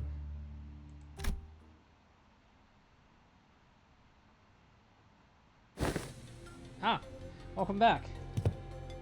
Question. What exactly was the point of verifying each back door within the House of Spiders? Oh, Hohenheim didn't fill you in. Any information regarding those doors holds an enormous value to us, not to mention a higher-ups requesting us to reorganize the House of Spiders into a base of operations as soon as possible, even if we had to rush our work a little. Only speculating here, but I'm quite convinced they are preparing for a conflict of sorts. These little pockets of absolute safety are extremely valuable during these operations, as you already know. Wait, stop right there. What conflict? What operation? Are you saying that your bosses are preparing for a war or something?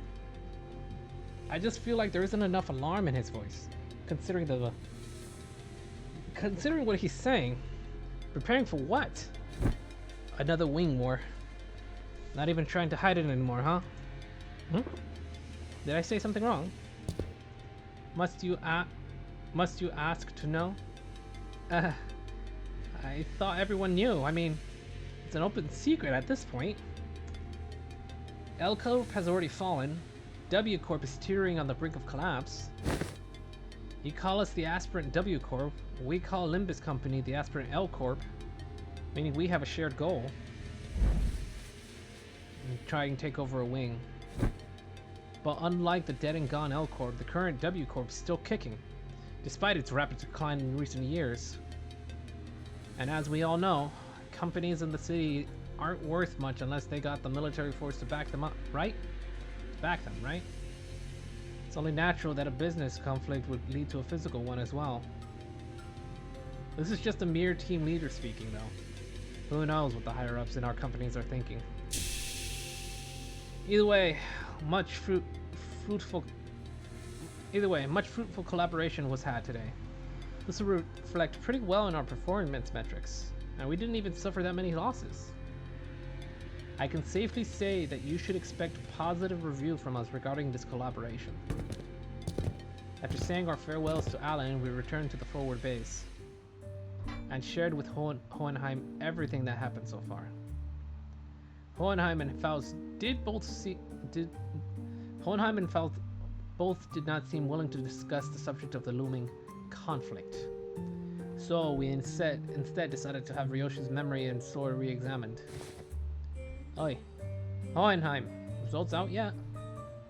Not yet, Assistant. I clearly remember telling you 3 minutes ago that it would take 20 more minutes. Have you forgotten already? He talks too much. Ryoshi sounded irritated as he scolded Heathcliff, but I could sense a definite undercurrent of anxiety from the way she kept puffing her cigarette to stub at increasingly shorter intervals. This room might be more smoke than oxygen at this point. Mind slowing it down a tad? You're practically fumigating the room with cigarette smoke. And speed up, glasses. Gonna bounce as soon as I hear the results.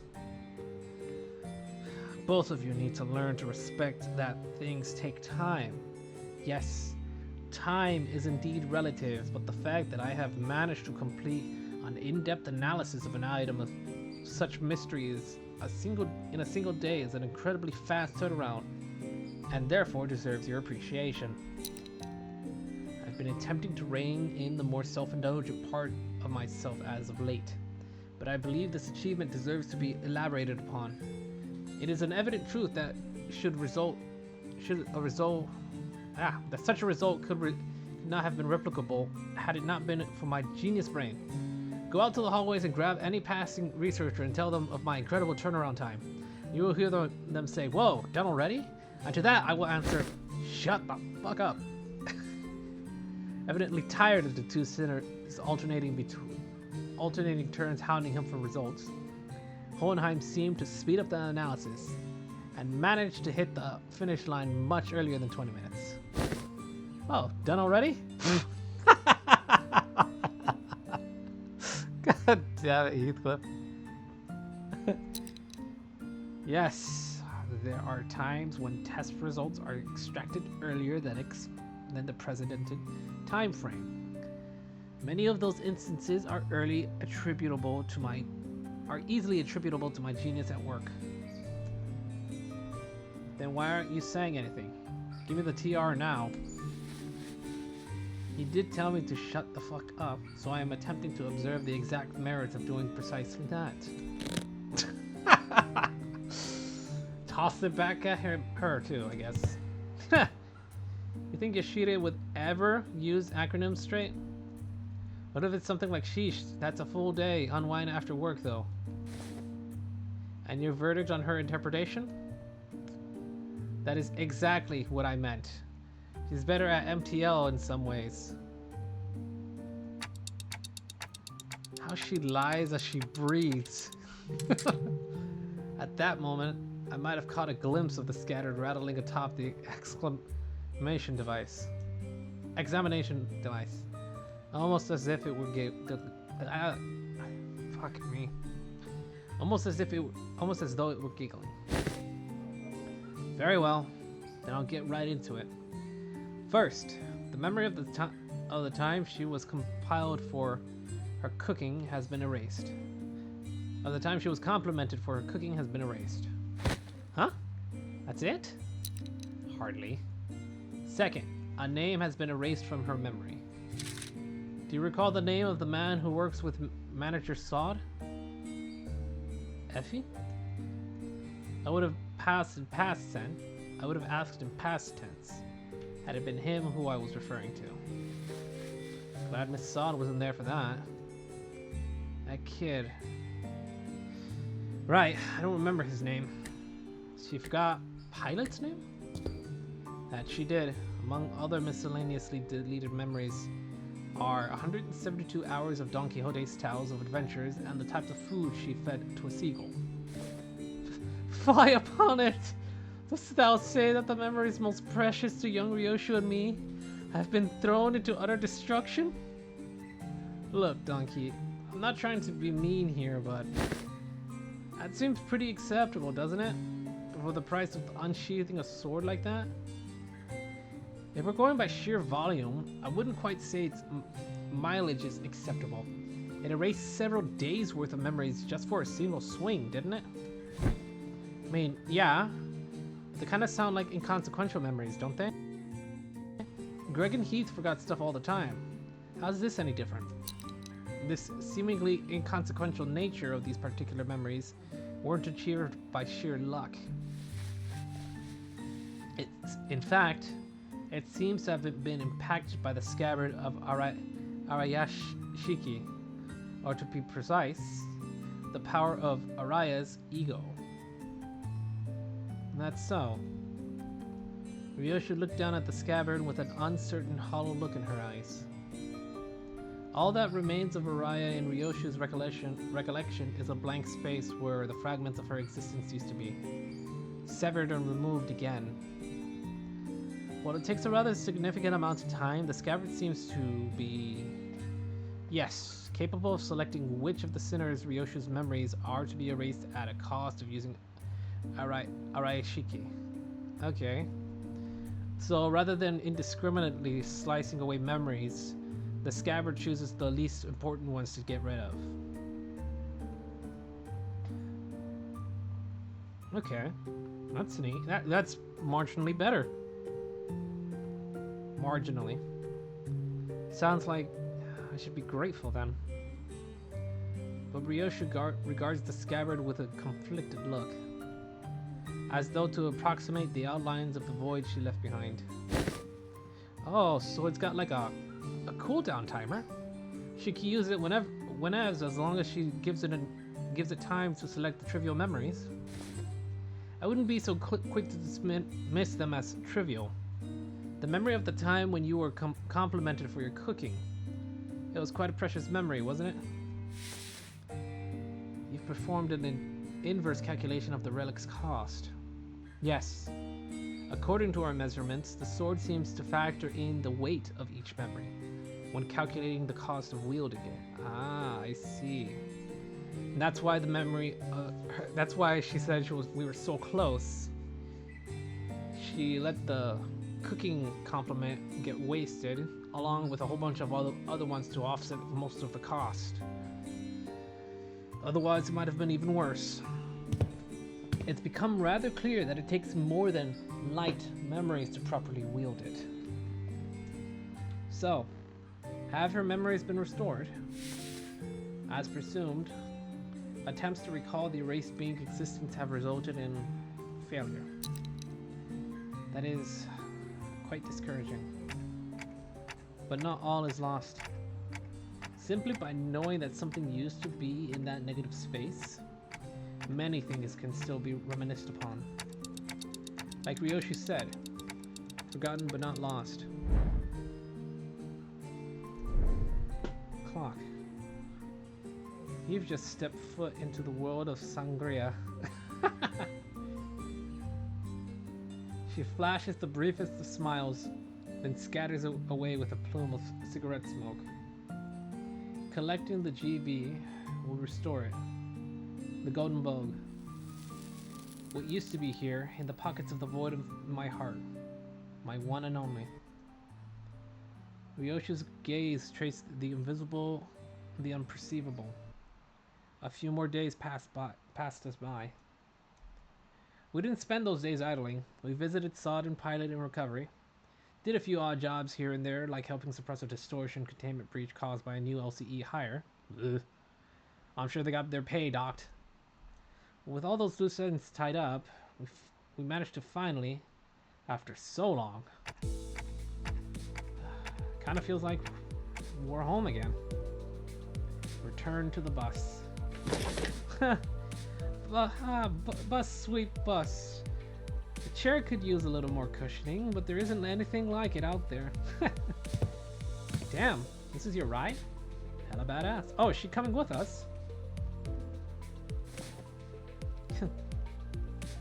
Between the two individuals who were looking rather pleased at Kira's astonishment, Hohenheim squeezed through to warn us about some things to watch out for.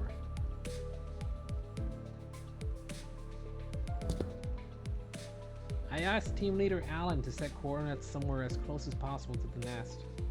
Keep driving through the door and it'll bring you right to an empty spot on a highway. Don't hesitate or hit the brakes, because if by any chance there's a car driving behind you, it will crash into the bus. Nods. So what are you two doing here on the bus? Decided to join the better team, did ya? I must admit to a certain degree of interest in hearing your exploits, but to accompany you through them is an entirely different matter, isn't it? I'm only here to adjust your coordinates. Speaking of which, just how did you manage to escape your confinement? I told them I had some stuff to help you with, and they let me out after making me scribble over some docs. Solitary confinement's hella boring, so I thought I might get some air. Might as well say goodbye too while I'm out and about, right? Oh, okay, so she's staying behind. I see. You exploited the fact that the new hires don't have any grudges against you. I thought I told them to impress upon the new hires that prisoners are to be treated as the exceptions to the... Ah, right. The person in charge of that training is currently checked into the long-term recovery ward. More problems stemming from the shortage of manpower. I'd best include this in the report. Sounds like they're both here to see us go. Well, then... time for a valediction, I suppose. Perhaps I've grown far too used to seeing your faces. Saying goodbye doesn't come out as easily as I expected. Another day of reunion must await in the future. I'd appreciate if such a reunion had a low probability of occurring. While I am not very partial to mathematical statistics like the probability theory, I hope your prediction is dead right. Well then. Hey, Yoshihide. What? I wouldn't say we're family exactly, but listen, there's a lot of stuff I want to say to you and a lot of stuff I want to hear from you, okay? So, see you later. Did I do that right?